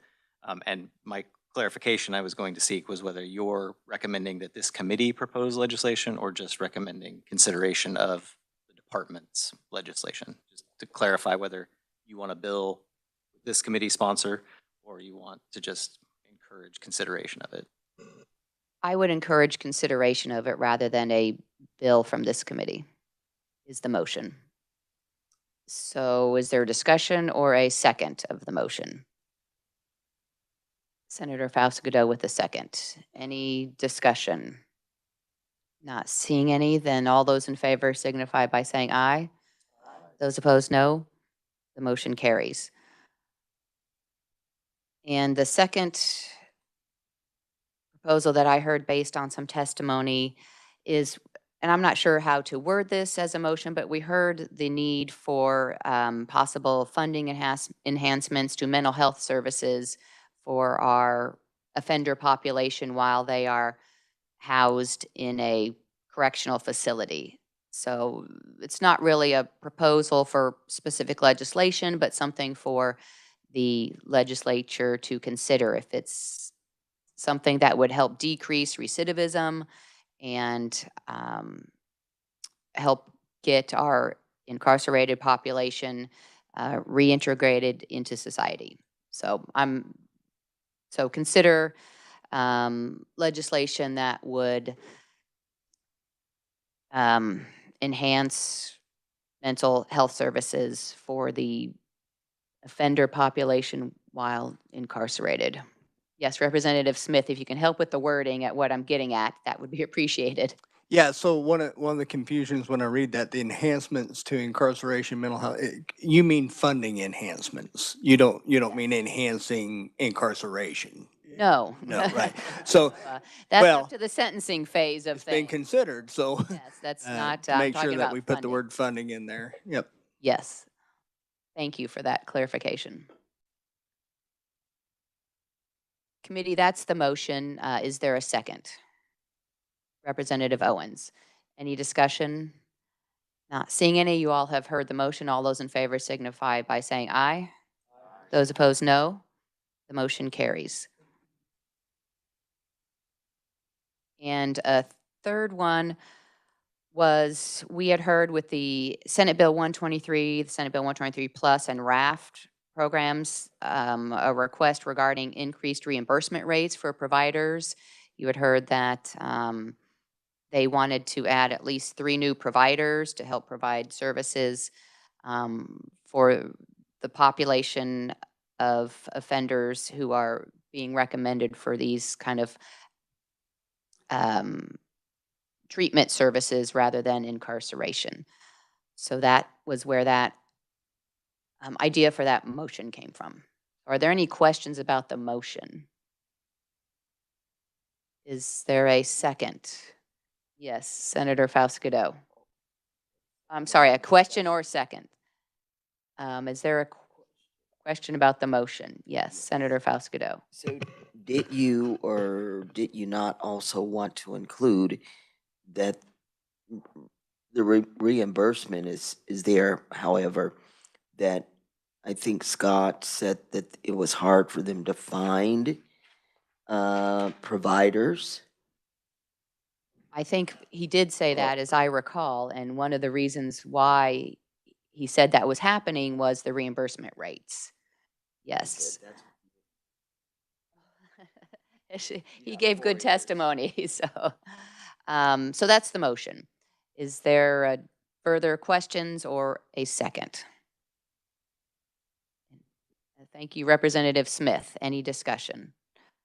Not seeing any. All those in favor signify by saying aye. Those opposed, no. The motion carries. And I had one final thought, and don't know how the committee would want to look at this, but funding regarding the proposed Hutchinson Correctional Facility. We heard there was an ask of maybe $453 million, so didn't know if that was something the committee wanted to get involved with on making a recommendation on or not. So just kind of want to open that up for discussion. Yes, Representative Owens. Thank you, Madam Chair. So I have this as a recommendation as well, and what I wrote, right or wrong, was recommend the Joint Committee on State Building Construction move forward with consideration on replacement of the Hutchinson Correctional Facility. Instead of just saying we support the funding of it. Right, and that's why it was just thoughts on paper, not necessarily we support the funding, but consider it as the state looks at what are we going to do with, we hear there's going to be an overpopulation problem in maybe 2028.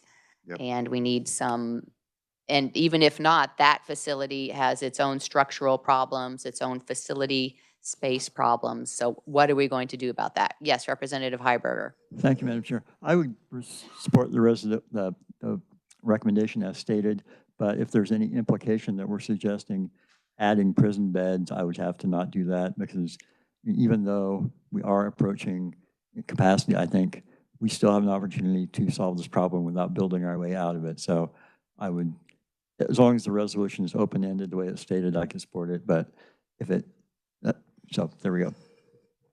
Yes, because the intent was not to recommend funding of it, but what are we going to do about the situation as it was presented to us in testimony? What's the legislature going to do, if anything? So if you could renumber that a little bit, and you can just strike number 4 up there because we have a different proposal at this point. Sure, and if Representative Owens, if you want to make that motion. Yeah, certainly, I'd be more than happy to. Again, wording it not to where we're saying that it should be funded, but that we should move forward with the consideration in the appropriate legislative committee next session. And I move that. Thank you. And we have a second from Senator Gossage. Committee, is there further discussion? Not seeing any, then all those in favor signify by saying aye. Those opposed, no. The motion carries. And then do we have further recommendations to consider for the committee and its report? Representative Owens. Thank you, Madam Chair. I have two recommendations, and we'll go ahead and pull up the first one. We talked about this a little bit yesterday, and I wanted to dive just a little bit deeper into this. And so as she's bringing that up, I would request the committee support an interim study in 2025 that would study in depth the plausibility of creating a Department of Offender Supervision or something similar to combine court services, community corrections, and parole. The following questions to be studied should include, but not limited to, does it save money? Does it create consistency in pay? Does it create consistency in offender supervision? Does it create other efficiencies? And does it grow government or consolidate government? A little bit additional thought process behind this, just for your consideration. You know, as we heard the testimony, we learned that each organization provides very similar functions with differing groups of offenders, but have basically the same training. However, we also learned that each organization has different supervising agencies. For example, court services or state employees under the judicial branch, community corrections or county employees, which are state grant funded, and parole or state employees, which creates confusions in pay parity. And as we've experienced, we also learned that, you know, offenders can be on probation and community corrections kind of at the same time, have to make multiple meetings at different locations and different times, and it would open up the door for some consolidation of that. And if you'll recall, last year, we even had to pass kind of a dual supervision law to try to fix some of this already. So that is my motion based on what is stated up above, and I would like to move it forward. Committee, is there any discussion on the motion before a second? Representative Smith. I think this is worthy of further consideration, absolutely. I wonder, though, if we were able to get maybe the help from legislative research to take a look at other states that may have implemented this, maybe using some type of animal that looks like this, to see what the experiences are there as part of that consideration, right? Because I think it's important that we're going to have a paradigm shift in how supervision happens if we put this forward. It'd be nice to have some idea of what problems we might run into. Thank you. As part of that paradigm shift, I'm wondering if the recommendation is going to be for an interim study. We heard testimony from court services officers about local control and how would consolidation impact local control? If you are the court services officer and you're not reporting directly to the court that imposed the sentence, if you're not doing that reporting directly any further, if that's possible in the consolidation, what impact would that have too? So I would ask that the impact on local control be considered too as part of some of the questions that might be the recommendation for an interim study. Yes, then we had Representative Hoy with a question or comment. Thank you, Madam Chair. I think it's more of a comment. I do have concerns about suggesting this type of consolidation. It is just exploring the plausibility, so it's not saying that we do or do not support it. My main concerns would be, removing people from under the judicial branch and then growing that under the executive branch. I think there are some benefits from having that, one, local control, but two, differing branches of government represented. Same with some of these county employees. Sure, they're getting state funding for this, but they're also employees of the county versus the state currently. So it would definitely grow the state FTEs and create quite a government department, which Kansas has historically been more decentralized, and I look at like SRS as an example, decentralizing some of that. So I'm I'm definitely hesitant on this, but I also think that there are, with the pay parity, some of the other issues that have come up, there, I also agree that it's worthy of taking a deeper dive and exploring. And I think a lot of times it's hard to get our individual ideas heard in this place. And so I just don't want to be the person that would stand in the way of that, because I do think this could have some valuable discussion points. But I just want to say for the public record that I am very skeptical at this point. Thank you. Some of the fixes we've heard in the past from the legislature have been, for instance, legislation that increases pay to resolve the parity in pay problem or the not parity in pay problem. And so perhaps the interim study, I mean, we don't know if it were to be undertaken, if it were to be a recommendation, whether it would just be, hey, we can legislatively fix this as it comes up. We don't need a whole new department. And that would then address some of the concerns that I think some of the committee has about a new executive branch department. But Representative Hoffman. Thank you, Madam Chair. And yeah, to the former representative's comments, I think that the way this is written, though, is very broad, because it doesn't necessarily say the Department of Offending Supervision could be under the Department of, or could be under the judicial branch. So there's a lot of, I think there's a lot of ways it could be done.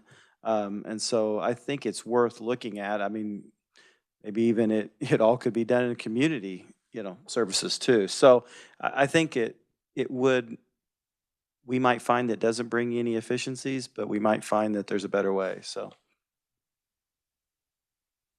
Committee, then you have heard the motion. Is there a second? Yes, Representative Hoffman. Thank you. Any further discussion? All right, then, you've heard the motion. All those in favor signify by saying aye. Aye. All opposed, no. The motion carries. I think you said you had a second one? Thank you, Madam Chair. So my second recommendation, because we already did the one with Hutch Correctional, request that House Corrections, Juvenile Justice, and Senate Judiciary review the statutory requirements of the JJOC funds and see if changes are needed to ensure access to these funds by more youth-related organizations. What we heard was that, we have this pileup of funds. We've historically, it would only go to evidence-based programs. We dropped that standard a little bit to promising practices, but we still hear that organizations that still benefit our youth may not be obtaining access to these funds when we know that there are so many great ways. And so my idea behind this is to ensure, truthfully, that the JJOC funds continue to support juveniles, because we had our first major attempt last year in appropriations at trying to sweep 17 million out of that fund. And we were able to keep 10 million in, put 2.5 million towards a new inpatient substance use treatment facility, so still benefiting juveniles, and put 5 million towards behavioral health beds. But what I don't want to see is this continue to accumulate, because we can allocate, but we can't spend, if there are worthy programs out there that may not rise to this level of standard. And I think, for example, youth mentorship groups or after-school programs that may not fall under that, promising practices, but still we know benefits our juveniles. So that is my request, and I move that forward. Senator Faust-Godot, do we have any discussion first? Yes, go ahead, Yes. Senator. Thank you, Madam Chair. So, Senator-elect Owens, just for clarification, so would this be just studied in the interim, or are you thinking about legislation? And are you, because we know that we need to market the funding that's already there more, we need to market that so people will apply. But are you saying that the legislation or amendment to what's existing, the funding there, is to say that individuals would not have to be performance-based programs to receive it. They could be, and if you could explain further, they could also be. Representative Owens. Sure, happy to try to take another stab at that one. So what we have seen historically is the buildup of these funds, and in part, it's with the best of intentions that they were purely evidence-based programming, because of course, we don't want to be just willing to hand out large amounts of money because you say it's a good cause. And so that is part of what the problem has been, which has allowed the significant increase in that fund balance, right? As I previously said, I'm really glad the fund exists and I'm glad it's getting to the communities. But what we have seen is that they'll allocate $30 billion a year, but only 15 million will actually be appropriated because there's not enough organizations applying that meet the minimum standard requirement. So what I'm requesting here is that our Juvenile Justice Committee in the House and then our Judiciary Committee look a little bit deeper at that statute. Let's bring the JJOC back in. Let's see if, one of the questions I had was, how many applications have been made for funding that have been denied for one reason or another because they don't meet that standard? And are those still worthy causes? Because we know that there is a need within our juvenile population, and I want to ensure that these resources get to the kids and don't get swept up like the 17 million from last year attempted to just go into the state general fund that would have kind of disappeared into the ether. Representative Heiberger. Thank you, Mr. Chair. And I understand where you're coming from, but I mean, we hear from lots of groups who tell us that they're doing good for youth, but I guess I'm a little skeptical about some of these without some data to back it up. And my impression is that perhaps our definition of evidence-based practices is too strict. And so would your proposal include perhaps just slightly redefining that to make it easier to meet for some groups who actually are doing good and have some data to show it, but don't rise to the current definition? Representative Owens. Yeah, absolutely. And that's what the wording, review the statutory requirements of the JJOC fund. So I think that absolutely is plausible, because you're right. I don't want somebody to be able to come to the JJOC and say, hey, I have this great program I want to start and give me money. No, there's got to be some basis behind it, but I think that our statutes have historically been too strict, and whether it is a definition of evidence-based or whatever that is, we need to dig deeper in that just to make sure that we're adequately getting these resources where they need. Thank you. Representative Hoffman and then Senator Gossage. Thank you, Madam Chair. And I support this. I might add, one of my biggest concerns, and I brought it up yesterday, was that because this money has grown now, and we've pushed them so much to try to spend it, there is going to come a time, be it maybe it's 5 years from now or whenever, that the money is going to run out. And so I think while you're looking at this, and I actually was talking to the revisors and staff yesterday, and there was a thought, maybe we need to look at the way that that it's actually funded, because that was put in place in 2016. It's kind of a static number that is, and I guess it's kind of complicated how they figure all that. I mean, we're going to be 10 years after, or here in just a couple of years, we're going to be 10 years from when that was enacted, and we're still saying we're using the savings from, and so maybe case, use some sort of as caseloads, or where it's kind of an automatic type, maybe not automatic, but just a way to look at the funding differently, because eventually we're going to have to.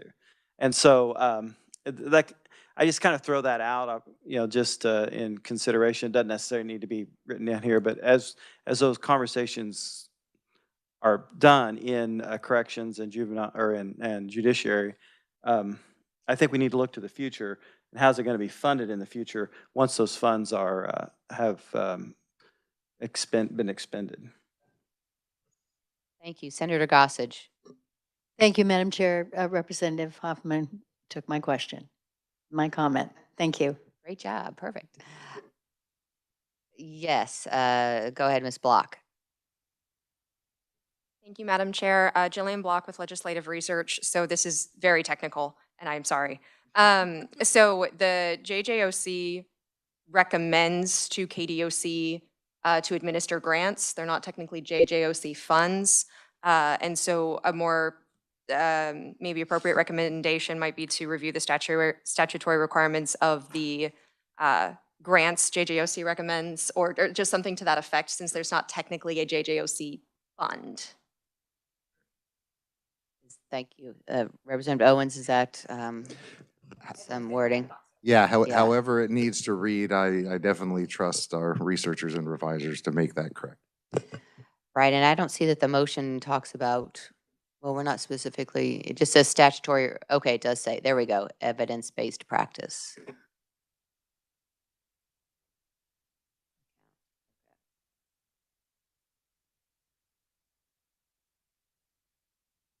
Yes, Representative Hoffman. Well, and to my point, if maybe we could add in there and future funding, maybe somewhere in there, just so it's on the radar.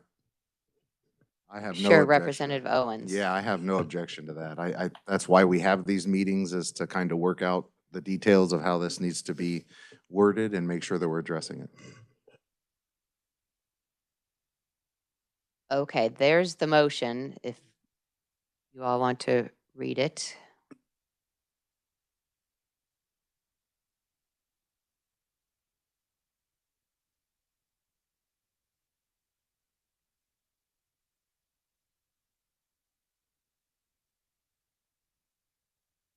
Okay, is there a second?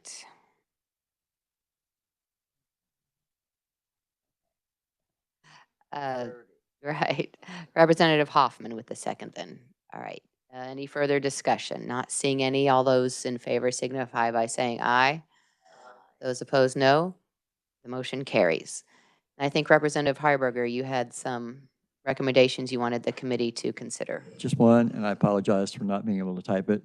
And this is going to be fairly broad, like the previous recommendation, but I would like the committee to request that the Sentencing Commission undertake a thorough review of the sentencing guidelines with particular attention to the effect of the criminal history scores on our current guidelines, and to recommend any changes as they deem appropriate.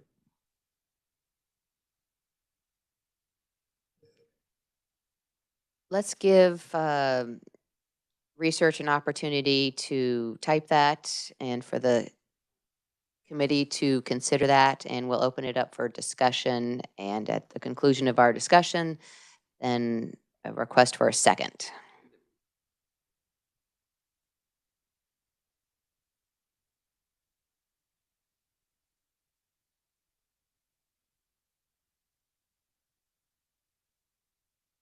We change regards to attention, maybe. Otherwise, it looks fine. And add and make recommendations to the legislature as appropriate.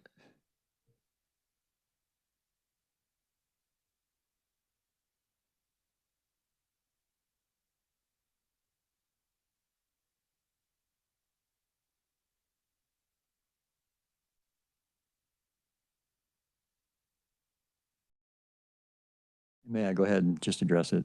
Yes, please. This is an issue we've been looking at the Sentencing Commission for 3 or 4 years now. Had a lot of testimony on it. And this is, I mean, overhauling the sentencing guidelines would be a massive project, and it would require input from all sorts of groups. But I think Sentencing Commission is a great place to start, because they do have representation from a really wide array of people from the criminal justice system, as well as legislators. And so I certainly don't want to mandate them to do, well, we don't have any authority over them, obviously, but I just want to keep this issue on the table so that it doesn't, it's real easy to sweep something like this under the carpet because it's such a big thing. But I think I think we do have some disparities in our sentencing system right now.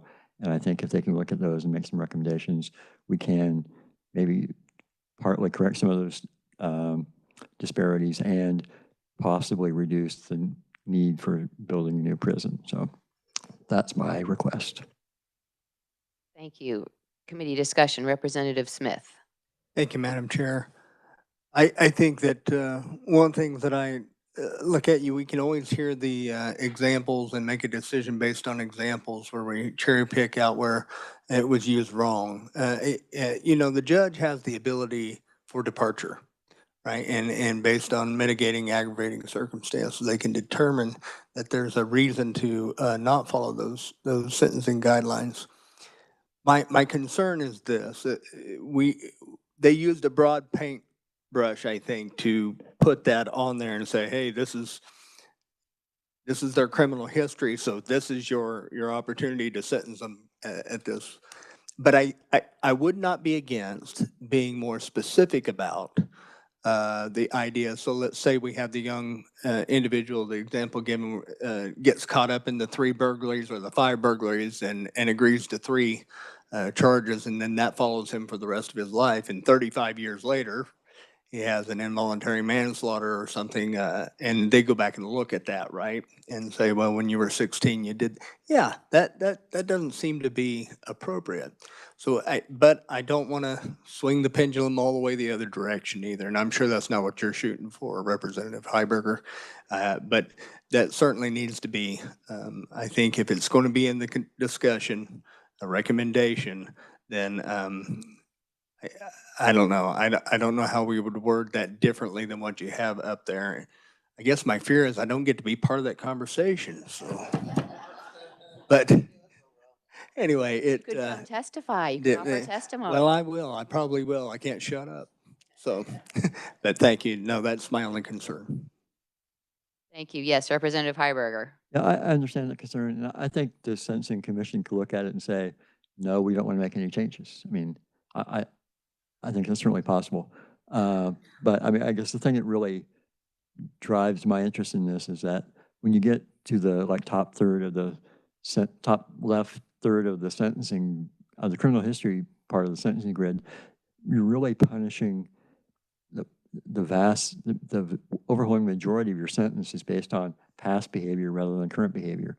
And I'm not sure that comports with our notions of justice, really. I mean, I think as part of this, one of the prosecutors on the commission who has commented on, I think that if this is recommended, then a review of the sentencing lengths for some of the crimes may have to be revisited, and some of the sentences may have to be increased if we do this, so that they're long enough. So if you're not getting that big enhancement on the left for the sentencing grid, that the initial sentence is higher. I think that's certainly a possibility. Would you be more comfortable with it if we took out the part about paying specific attention to the criminal history portion? Or just ask them to take a thorough review? And obviously we can't direct them to do anything, but my goal here is just to keep this on the table, frankly. Representative Smith. Thank you, Madam Chairman. I don't have a particular problem with the wording currently. I think that if it's taken in the context that it's given here, it's quite fine with me. I think they'll address it. And I think you have folks on that commission who are very knowledgeable about how this all works. And, I would just add this, criminality, right? So you're talking about individuals who are being judged because of their past behavior. I think that's a broad statement to make. If we looked at a section of their past life where they've had boom, boom, boom, where they're touching the criminal justice system, I think society is prepared to accept that we're going to hold them more accountable because they have a continued criminal behavior. So if we take that completely out and remove the context of that, I don't think we're addressing those individuals who are most dangerous to our society, and they've proven it through that. Now, that's different than somebody who committed a crime 25 years ago and have not had a problem since. So. Well, based on the projections we've seen in the presentations, it's expected that crime is going to increase, or at least those who are incarcerated. Our prison population is expected to increase. We saw all the charts in the presentations go nowhere but up. So I think that, we need to make sure that we hold those involved in the criminal justice system appropriately accountable. So I think some of what we heard, but Representative Heiberger, or I'm sorry, did someone have a follow-up? Yes, Senator Faustigedo.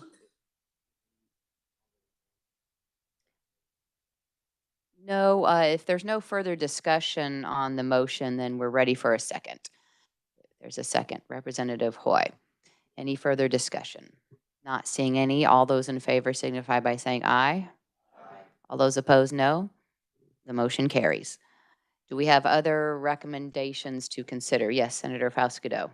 Thank you, Madam Chair. So regarding Senate Bill 123, I don't know, I can't remember if we already made a recommendation on Senate Bill 123 or not, but I would like the next time they speak before us to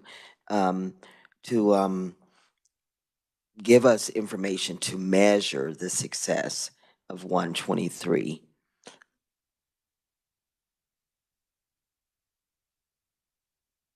I think you did present a question about that. Do we have any evidence whether they're, maybe Representative Hoffman did, but whether they're have a high rate of recidivism or, and it's been around, I think we heard since 2003, so for over 20 years. Yes, Senator Faustigedo. And Madam Chair, I think Elliott said he would provide information, but I wasn't sure if that was just to be to individuals or to the body, but I'd like to know that information. Thank you. Thank you. And we have Ms. Block is writing that up for us.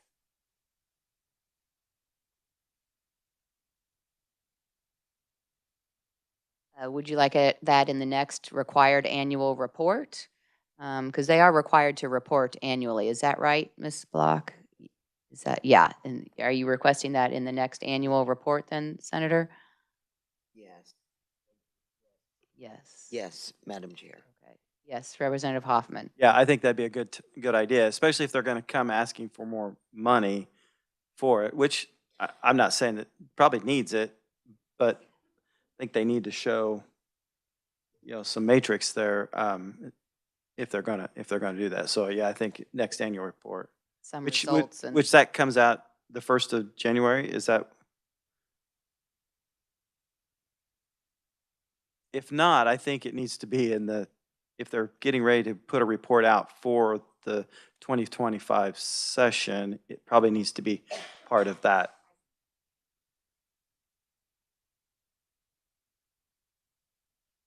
I'm not sure okay. when the report comes out. Do you know? Sure. Thank you, Jillian, with research. Just so that it's into the mic, I can just put next Sentencing Commission annual report, and then we can fact check after the fact to find out which year it actually will be, if we're agreed to that. Okay. Yes. Representative Smith, did you have a comment? Only that this is a request for the program's recidivism rates and impact. SB 123 is a substance abuse program. Is the success based on their recidivism or on their substance abuse? Yes, Senator Faustigedo. Thank you, Madam Chair. Representative Eric Smith, you're leaving us with all these questions. So I'll end with more later. So I would say for me originally when hearing about in rehabilitation as opposed to incarceration, it kind of goes hand in hand.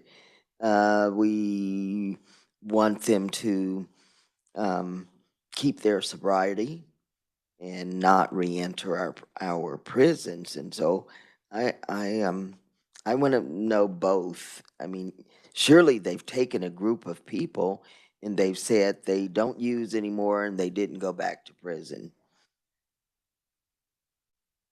But I think with the SB 123 program, it wouldn't be recidivism because they're doing the treatment instead of incarceration. So maybe recidivism isn't the right word. I don't know that they wouldn't keep that, though. They may have that metric, because the SB 123 is set up as a part of their criminal sentence, So right? maybe it does include recidivism, and are they, um, are they, um, are they overcoming their addiction or whatever is causing them to be in the 123 program? Yes, Ms. Block.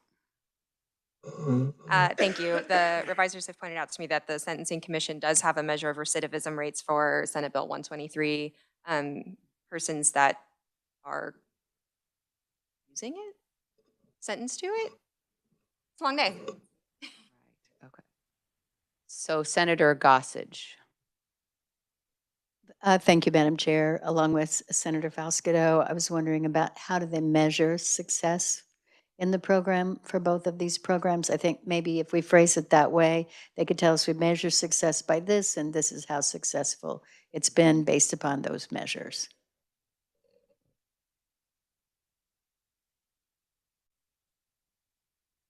So impact on, what kind of wording do you think we're looking at then?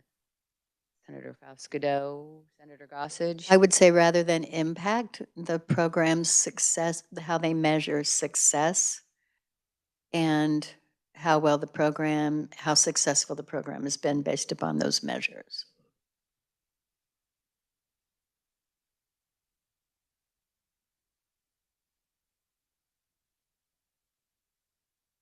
Representative Heiberger? And Representative Owens may correct me on this, but what the data that the Sentencing Commission has access to is convictions. And so I'm not sure that they'll have anything relative if somebody went through the program and started using substances again, if they're not arrested and convicted of another substance-related abuse, they're not going to know that. So I'm not sure they can answer some of the questions that we want us to ask, but we can ask anyway, I guess. Right, if they have the data, then please include that. Yes, Representative Hoffman. Right, I think you're right, but they would know whether they were back in the system again.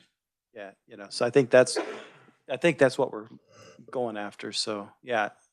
Senator Faustido? And thank you, Madam Chair. And so originally in '03, the debate of it was that we were incarcerating people just because they were using.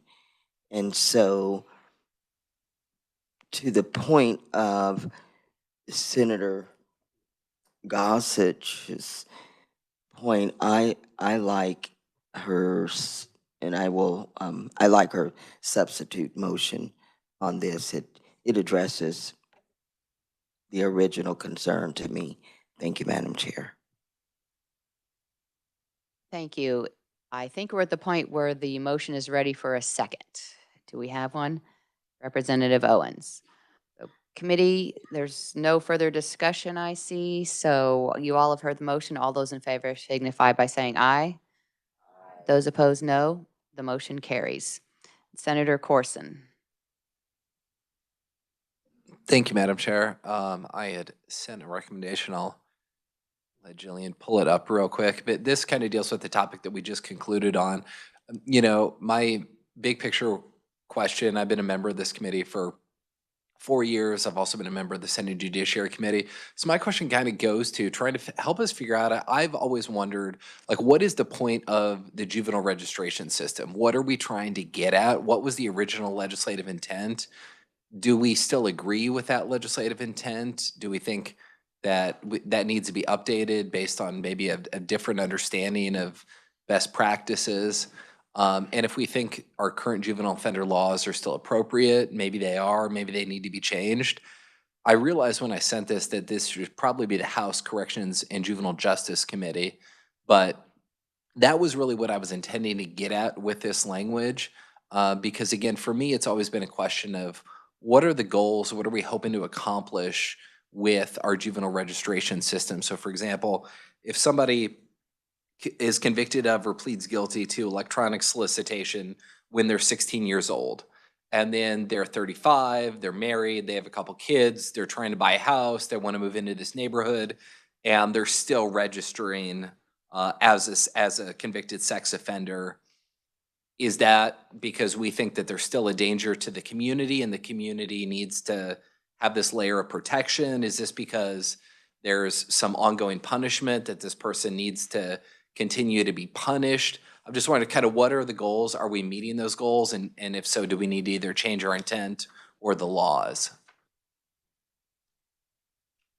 Thank you for the recommendation. As the chair of the Senate Judiciary Committee for the last 4 years, I'm wondering how the second half of the motion would be accomplished, because we're not going to survey the committee and say, well, what do you think? I could understand that the recommendation is that the House Corrections Juvenile Justice Committee and the Senate Judiciary Committee have a presentation on the original legislative intent and recommendations from, I mean, I'm not quite sure Yeah. how we would accomplish that. Go ahead, Senator Corson. No, I think that's a good point. I think it would be helpful for us just to understand what was the original intent of the legislature when we enacted the juvenile offender system, and then hear from maybe experts and folks who are more,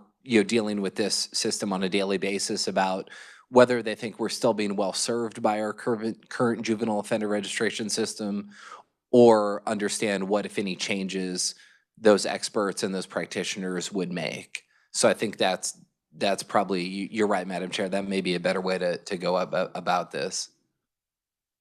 Representative Hoy. Thank you, Madam Chair. I also had a recommendation that I wanted in regards to this. Mine was much more specific about a bill introduction, but I think that this is probably a better route because it's very hard to pinpoint just one component or multiple components in this amount of time of that may or may not need to be changed. So I would wonder if the maker of the recommendation, instead of take a closer look, would be amenable to say, would hold informational hearings. I think if we had some longer time with greater committees in both chambers to actually look and invite some more folks in to testify on it, provide more examples, maybe from the community, maybe from people that this has impacted, would be beneficial. And then and the second half could be, and then hold hearings on any subsequent legislation that arises as a result of the informational hearings. Did we have any presentations in the 2 days that along these lines, that it needs to be revised, or that it's problematic? Or go ahead, Ms. Block. Thank you, Madam Chair. Nothing that specifically spoke to whether it or not it needs revised, just simply how things are. Something that was included in an email today in testimony, KLRD has the original testimony that was provided in the 2002, I think it was House Bill 2399. That is as close as we can get to speaking to legislative intent. And it was printed and included in the packet. And then if requested, we do have ready the relevant information on changes to that statute since then. Thank you. And take a closer look at, to me, sounds like an informational hearing, if that was the intent of the recommendation. Senator Corson? Yes, Madam Chair, I'd be amenable to that. I think I'm sort of envisioning maybe an informational hearing where we hear from judges, prosecutors, defense attorneys, members of the community, just to kind of understand both the original intent and the current usage of our juvenile offender registration system. And then I think from there, individual committee members could decide whether legislation needs to be brought or tweaked or things of that nature. So maybe we could trim that second half. And, individual members can, based off what they hear at that informational hearing, can arrive at whatever conclusions they, determine are appropriate. So I think we can cut the back half of it. So I think it should say the committee recommends, the Senate Judiciary Committee and the House Corrections and Juvenile Justice Committee hold an informational hearing regarding the juvenile offender registration system. And that may be all we need to say, unless others have other input. Thank you, Madam Chair. Thank you. Any further discussion? Representative Smith. Thank you, Madam Chair. Okay, informational hearing on the juvenile offender registration system. Originally, it said juvenile offender review, the juvenile offender. So you're taking that out completely, which would be useful since it would be SB 367 we're talking about.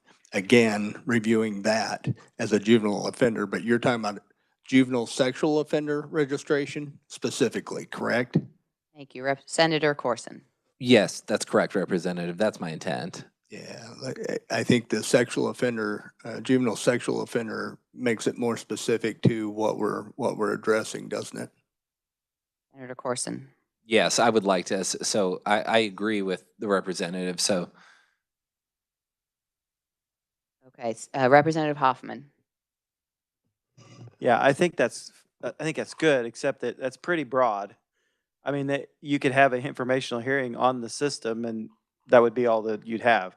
So I think you do need to add at the end and determine if it's still appropriate or something like that. You need to give them some sort of a reason to whether or not because you could have a hearing on it, hold informational hearing on it, and that's all you're going to have. I think the intent is to decide whether or not it is still, the laws are still appropriate. So I think you do need to add some sort of at the end as to determine, maybe it's just to say to determine if such laws are still appropriate or something like that, just to kind of give a purpose to the meetings. So it'd be after system. So is the intent of the committee that it's, I guess, willing to end, well, the committee would recommend an informational hearing and the possibility of whether there should be no juvenile sex offender registry? Representative Hoy. Thank you, Madam Chair. Just for a reference, the reason that I was going to make something also a recommendation suggestion, I was this year attended my local police department in Lenexa, did an online training for parents. It was 3 hours long, and I was sitting there listening to every word that they said. There are a lot of dangers online, and not just to our kids and their safety, but also clearly hear things that they could be the perpetrators of and maybe not even be aware of it. So my thought, just in hearing generally from today, the information in this hearing was that I would think we would at least want to raise a lifetime sex offender registration to the age of 16 based on the age of consent rather than at 14. That is not something that I don't think we can come up with today, a specific bill. I think there needs to be more information, an opportunity for members of the public to reach out to us and perhaps share their stories. I think there are probably some people impacted by this. But just, if anything, I think an informational hearing will at least provide that awareness to families and educating on safety of any sort of solicitation on texts, social media, et cetera. So I would also be interested to know how many states do this, where do we compare? I just think there's probably good opportunities to ask more questions and delve in. I think it could be pretty eye-opening for other members in the legislature as well as our constituents. Thank you. I'm not hearing that the recommendation is that a standing committee of the legislature strike the juvenile sex offender registry. Just kind of take a look at how it's operating and are there any tweaks needed? Is that right, Senator Corson? Yeah, my intent was really just to convene a hearing where we could hear from judges, from prosecutors, from defense attorneys, from people in the community, and just understand how the registry is working in practice. And then I don't have any specific outcome in mind. I think individual members can sort of decide if they think what tweaks should be made and bring forward whatever legislation. But I just think it would be helpful for all of the members to hear that and just see and learn more from the experts and the practitioners and what best practices are, what other states are doing, what research is showing, and more information gathering. And then this may be a multi-year thing. And then, again, individual legislators can sort of, we're all free to bring whatever we want. But yeah, my intent is definitely not to do anything to abolish the registry, but just to enhance our understanding and, learning what's the current best practices. Thank you. Any further discussion? Is there a second? Representative Hoy with the second. Committee, you all have heard the motion. All those in favor signify by saying aye. Aye. Those opposed, no. The motion carries. Do we have any other proposed recommendations? Senator Fausto. Madam Chair, thank you. And so I'll need the help of staff to tell me if this is appropriate to do or how can I do this? Because originally when this committee met and new chair and vice chair and ranking were, I sent the email to the wrong person.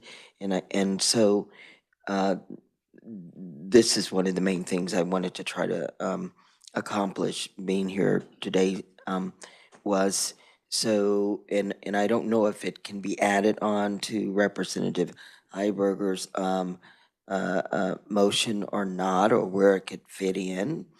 And I'm not necessarily saying for it to be a committee bill, but I may introduce the legislation and just wanted it to, because it's worthy of the discussion today when we talk about the sentencing guidelines and when we talk about what a person did in their past and what and how to judge them currently. And it would be called the Second Look Act. And what it would do is look at a person if they were committed the crime when they were 25 or younger than 25. And then now if that individual, so some of the things it would consider is if the individuals committed the crime before they were of age 25, if they've had an opportunity to be kind of a resentencing hearing of some sorts, or if the individual committed the crime, if they were a juvenile and they've already served 10 years, or so just, I will bring that information forward, and I have forwarded it to Jason Thompson. Did you get that? And so if you could forward it to the committee for them to just look at down the road, but I don't know how I could incorporate that into the report, just the consideration of the Second Look Act. Would that be a request? I mean, who would be considering that? You're asking that the legislature consider it, or I'm not understanding what. Madam Yes, Chair, Senator so Fausto. I would like to incorporate that into the request of the Sentencing Commission to kind of revisit that issue by looking at the Second Look Act. So the request would be for the Sentencing Commission to take a look at the Second Look Act. Is that something that's in statute, the Second Look Act, or is this a bill you're proposing to introduce? So it would have to be, we don't really have a bill yet for the Sentencing Commission to take a look at. We don't have an act in Kansas for the Sentencing Commission to take a look at. So I'm wondering kind of procedurally what we would be asking. Senator Fausto.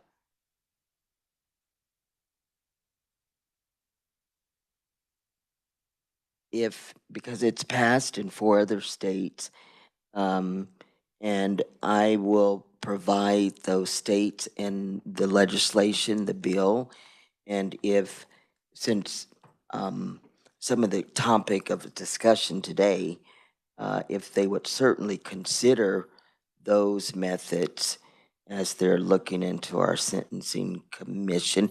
And since I shared this with the sentencing commissioner earlier and with our staff, Jason Thompson, I just would, for the record, the consideration of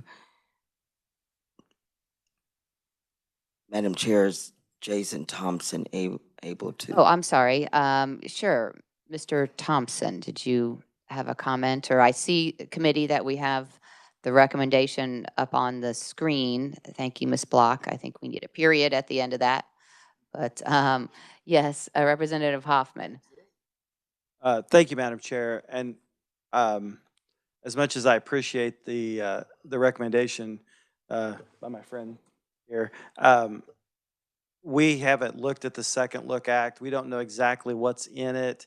I think it would not be a good idea for us to, as a committee, to recommend anything that we haven't really had any sort of look at. So I think I would suggest that maybe it be put into a bill or something like that, or just the senator send that to the Sentencing Commission for them to look at. But I would be very skeptical myself to vote for this, just simply because I have no idea what the Second Look Act is. It may be very, very good, but I'm very skeptical to vote for it.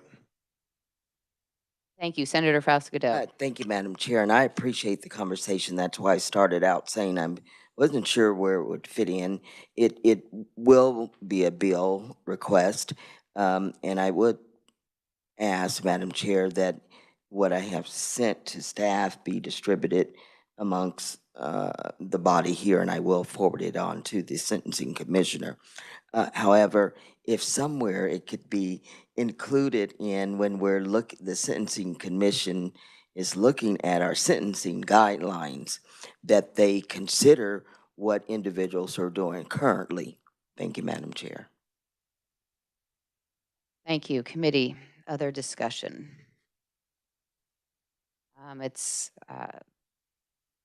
Appreciate the recommendation and kind of the forward thinking of everyone here on the committee, and the committee did not hear any testimony about other states and the Second Look Act there, so would be difficult for the committee to make such a recommendation when we didn't hear any testimony regarding it.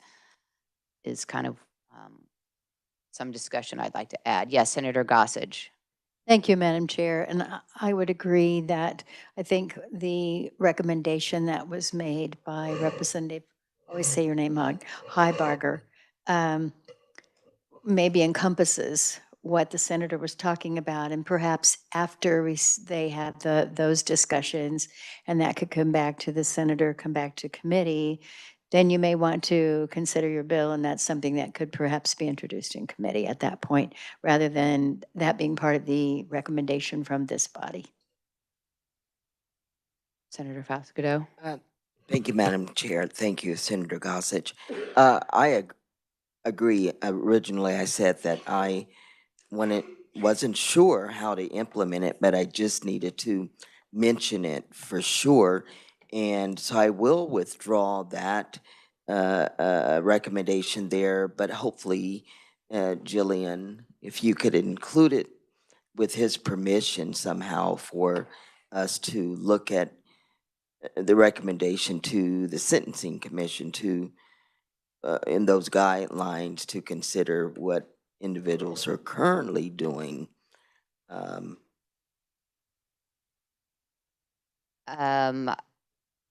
As chair, I'm not willing to reopen any motion that has already been passed. If you want to make a new motion, you can do that. But otherwise, there's been some alternative avenues suggested, and there's nothing prohibiting the Sentencing Commission, who has probably been listening to our discussion today, and we'll get the recommendation regarding taking a look at the whole sentencing grid and can then proceed after they've heard our discussion today. Madam Chair, I Senator appreciate Faustigato. you indulging me on this important issue to the constituent that sent it my way. I will withdraw that motion. I am supportive of the previous motion that the senator that's representative that's leaving us. And I will introduce that legislation. Thank you, Madam Chair. Thank you. Committee, are there other proposed recommendations? Yes, Representative Hoy. Thank you, Madam Chair. I'm down to only one now, so good Right. job, everyone else, getting these moving forward. Mine would be that the committee support efforts to open a nursery at the Topeka Correctional Facility. To open a nursery. A whole lot. Well, I'll open that up for discussion. So is there any discussion regarding that? So Senator Gossage. I'm not ready to make that recommendation. I think as what we heard in testimony was there are a lot of things to consider. They don't know if they can do it in the new facility or do it with the same money. They're definitely going to look at the possibility. And so I think, I just think maybe that's too strong of a recommendation. Like sometimes it's taken like, we really want you to do this, as opposed to get back to us and let us know. But I think maybe if the representative would be willing to amend the motion to report to the committee if they feel like a nursery can be done within the facility that they already, or with the plans that they are currently making within the architecture of the changes that they are making to the Topeka facility. Representative Hoy.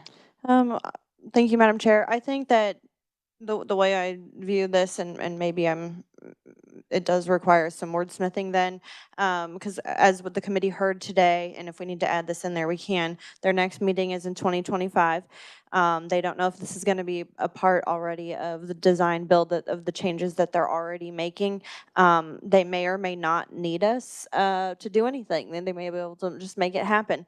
But should we be sitting in our committees when we go back to next session, whether it's through budget or one of our other committees, and this arises, I think what this means is that we'll support it, either with speaking in favor or voting to provide the resources to do this should they need more than what they already have.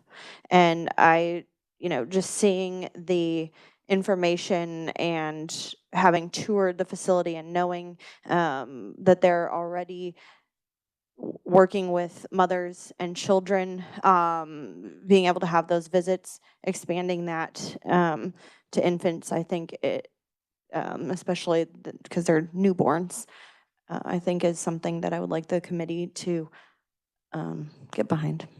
I think as I recall the testimony, I think the testimony included no legislation required or requested regarding no legislation was referenced. I think their presentation specifically said, I think you're pointing to it, no legislation required.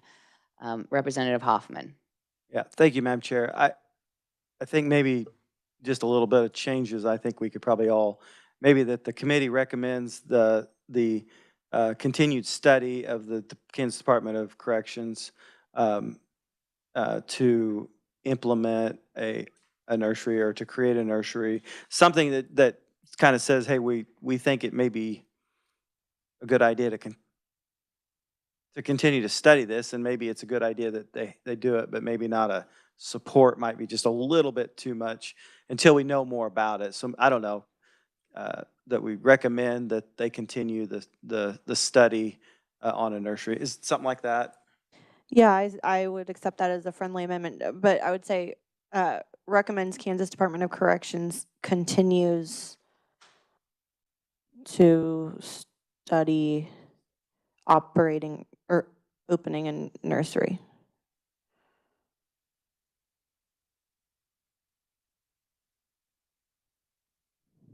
Thank you. I think corrections needs an S.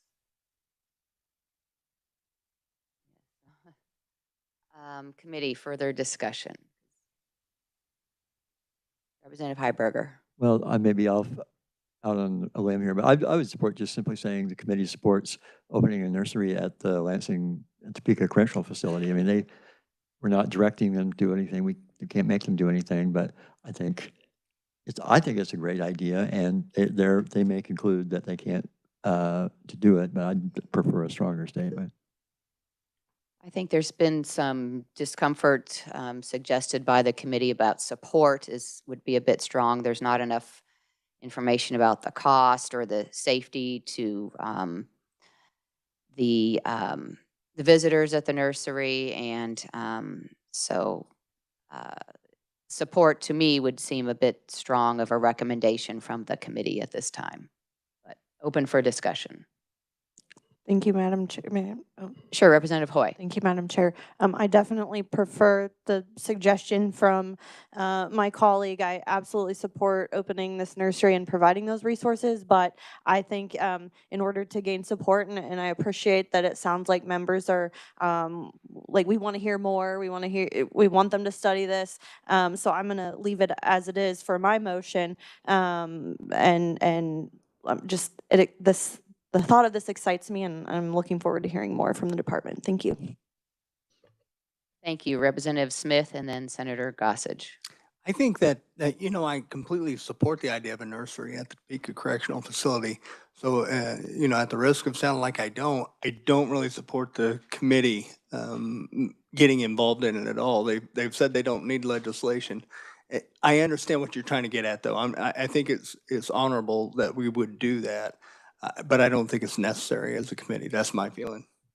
That's why I was asking and referencing the testimony. The testimony itself said no legislation required. So, Senator Gossage. I was just going to say, Madam Chair, with the way it's been reworded, continue to study, I would be fine with that bill. Or that. Thank you, Representative that Heiberger. recommendation. I would just say that if the department doesn't want to do it, then legislation would be required.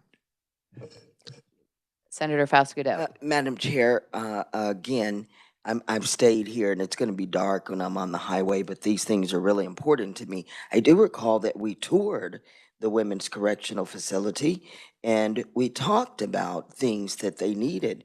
And I don't even really recall getting a response back if they ever, got the pregnant women out of that boiler room where they were in. I don't know if we ever did that, but I do know that there was some discussion that an outside group was going to help support us, and that's why we went on the tour to see that the women needed that. It was already unfair when I heard that the men's facilities had got to have televisions there way before the women did, and women have babies, and we are talking about keeping families together and supporting them. I don't know however we wordsmith it, but we do need to support that for healthy families and babies and mothers. So I support the motion. Right. Representative Hoffman. Thank you, Madam Chair. And the more I look at that, I would probably be okay. I mean, it's not necessarily my motion, but just I think the committee does support the idea. So, and I think study is the word that really helps me to not be too worried about it. So, I mean, I think I would be okay if we wanted to put the committee supports Kansas Department of Corrections to continue to study the opening of a nursery. Actually, when we say we recommend, they're going to do it whether we recommend it or not, probably, or they're going to look at it whether we recommend it or not. So I would support in there would probably be okay, as long as we keep the studying part in there. I'd be very unsure, I wouldn't want to just say, hey, we recommend you opening it, but continue the studying, I think, is where I'm at. So I'm okay with the committee supports Kansas Department of Corrections to continue to study the opening of. To move our discussion along, I think we could wordsmith this to death. I think The committee was happy to hear that a nursery was being looked at and no one was against that. And so we do have the motion as supported by the maker of it. And I think we're ready for a second. Yes, Senator Gossage with the second. Oh, with some discussion. Sorry, former English teacher here. I was just asking her to change the word continues to continue. Sorry. Continues. Yes, please put an S on continue. Yes. I was Elliot. struggling with that because corrections is plural, but it is only one department. department, So do they that's continue right. or does it continues? Yes. Continues. She already did it. She took the S off as I requested. We were mouthing back and forth, Madam Chair, so forgive me. So she took the S off and now it works. Okay, yes, we do have a motion and a second. Senator Faust-Godot. Yes, okay, I think, did I get Senator Gossage with the second, or you just had discussion? You want the second then. Senator Faust-Godot with the second. Senator Faust-Godot with the second. You all have heard the motion. All those in favor signify by saying aye. Those opposed, no. The motion carries. Do you want your no recorded? Okay, so, right. Okay, are there any other proposed recommendations? If not, then I wanted to, before we get to our full, I wanted to thank staff for putting this together. It was a lot of hard work over the last couple months, and want to thank the conferees for putting their presentations together, for clearing time on the calendar, and for presenting today and yesterday, and look forward very much to our tour tomorrow. Want to then leave the floor open for some comments from two of our representatives who this is their last official, I think, appearance in front of a legislative committee and as part of a committee and as part of our legislative body. So their work will not be forgotten, will be long remembered. And I was honored to serve with both of you for a term in the House and on some conference committees, in fact, in the Senate as well. So want to give you an opportunity, Representative Heiberger, or I don't know who has served longer, but how about we do it that way? So if Representative Heiberger has served longer, then go ahead, Representative I request Heiberger. to go second. Please. Well, then go ahead, Representative Smith. Thank you, Madam Chair. Thank you, Representative. Thank y'all. You know what? This is probably, I've been on corrections juvenile justice in the House for 8 years. This is probably the one thing that digs into my love. This committee, this oversight committee and that committee. These issues have become, I think, for some reason, I didn't grow up wanting to be on a committee. I didn't grow up wanting to be in law enforcement even. But these things seem to fit into what I do. And now, people ask me all the time, are you going to miss it? Yeah, I am. I'm absolutely going to miss the idea of having a voice in policy. You hear how much I like to talk about it. But it does matter to me. It always has, and it will continue to matter to me. I hope that this isn't goodbye. I won't ever see you again. I hope I'll be up here and I'll have some opportunities to get in front of you and have you grill me up in front of that thing. And I look forward to that. So you guys have a big job in front of you continually. And I respect that. I will open myself. I know that I'm not likely to get a phone call from you, but I would love it if I did. If you had some question about law enforcement perspective. The guy who's replaced me is also an active law enforcement officer. So I think that'll be useful to you. But thank you for the opportunity to make those comments. Thank you all. Absolutely. And thank you for the sacrifices you have made to be at the Capitol and instead of doing other endeavors, and while actually also still serving in law enforcement as the undersheriff. So you've had two hats on, so it's been a pleasure to work with you, and the wisdom you bring and the knowledge you bring to these issues has been really critical, I know, as I navigate through them. And you can expect some phone calls from me as we look at policy. We always work very closely with our law enforcement community, so including you, and hope to see you up here very often. So thank you, Representative. Representative Heiberger. Well, thank you, Madam Chair, and thank you, Representative Smith, for indulging me. I think I've been on this committee for 10 years. It has been an enormous honor and a privilege to work with all of you and get to know all of you.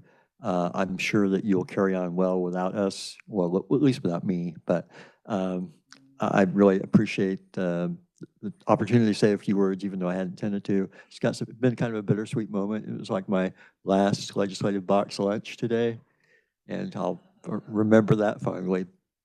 But given that, I'm so glad we had this time together, just to have a laugh or sing a song. Seems we just get started, and before you know it, comes the time we have to say, I move that we adjourn.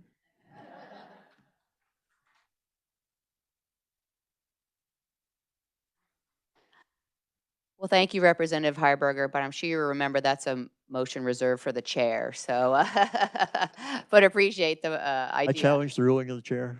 Yeah. So Representative Heiberger, enjoyed serving on committees with you. We were on Judiciary together in the House, and you bring a lot of wisdom and perspective as well based on, the career you've had too. So you both have served Kansas for many years, and thank you for that. And the body won't be the same without you, but please, this isn't goodbye forever. So I expect we'll be seeing maybe some testimony from you all, and maybe you'll appear in Senate Judiciary if you have some testimony to offer on bills that are before us. But thank you very much, everyone. And I think this is the last time that this committee, as constituted as it is today, will be meeting. So it's been an honor to serve as your chair, and I hope you have found the meetings informative, and we've learned a lot and had some great discussion as we look forward to the January 2025 session without some of our members. Senator O'Shea, want to thank her for her service as well. She's been a member of the committee at least as long as I've been on it and longer, and she has had a passion for the nursery idea and has been putting together a task force on that. So I know that's near and dear to her heart, being a new mom to two young ones. So thank you, Senator O'Shea, for her service as well, and wish her well, just like the two of you, in your future endeavors. So thank you to the committee for your attention and your work these last 2 days and for getting prepared today. So with that then, and I want to thank the vice chair as well for his work and the ranking minority as well. It's been an honor to serve as your chair again. And with that then, thank you staff and all those who've been following along online and in the committee room. And with that, we are adjourned.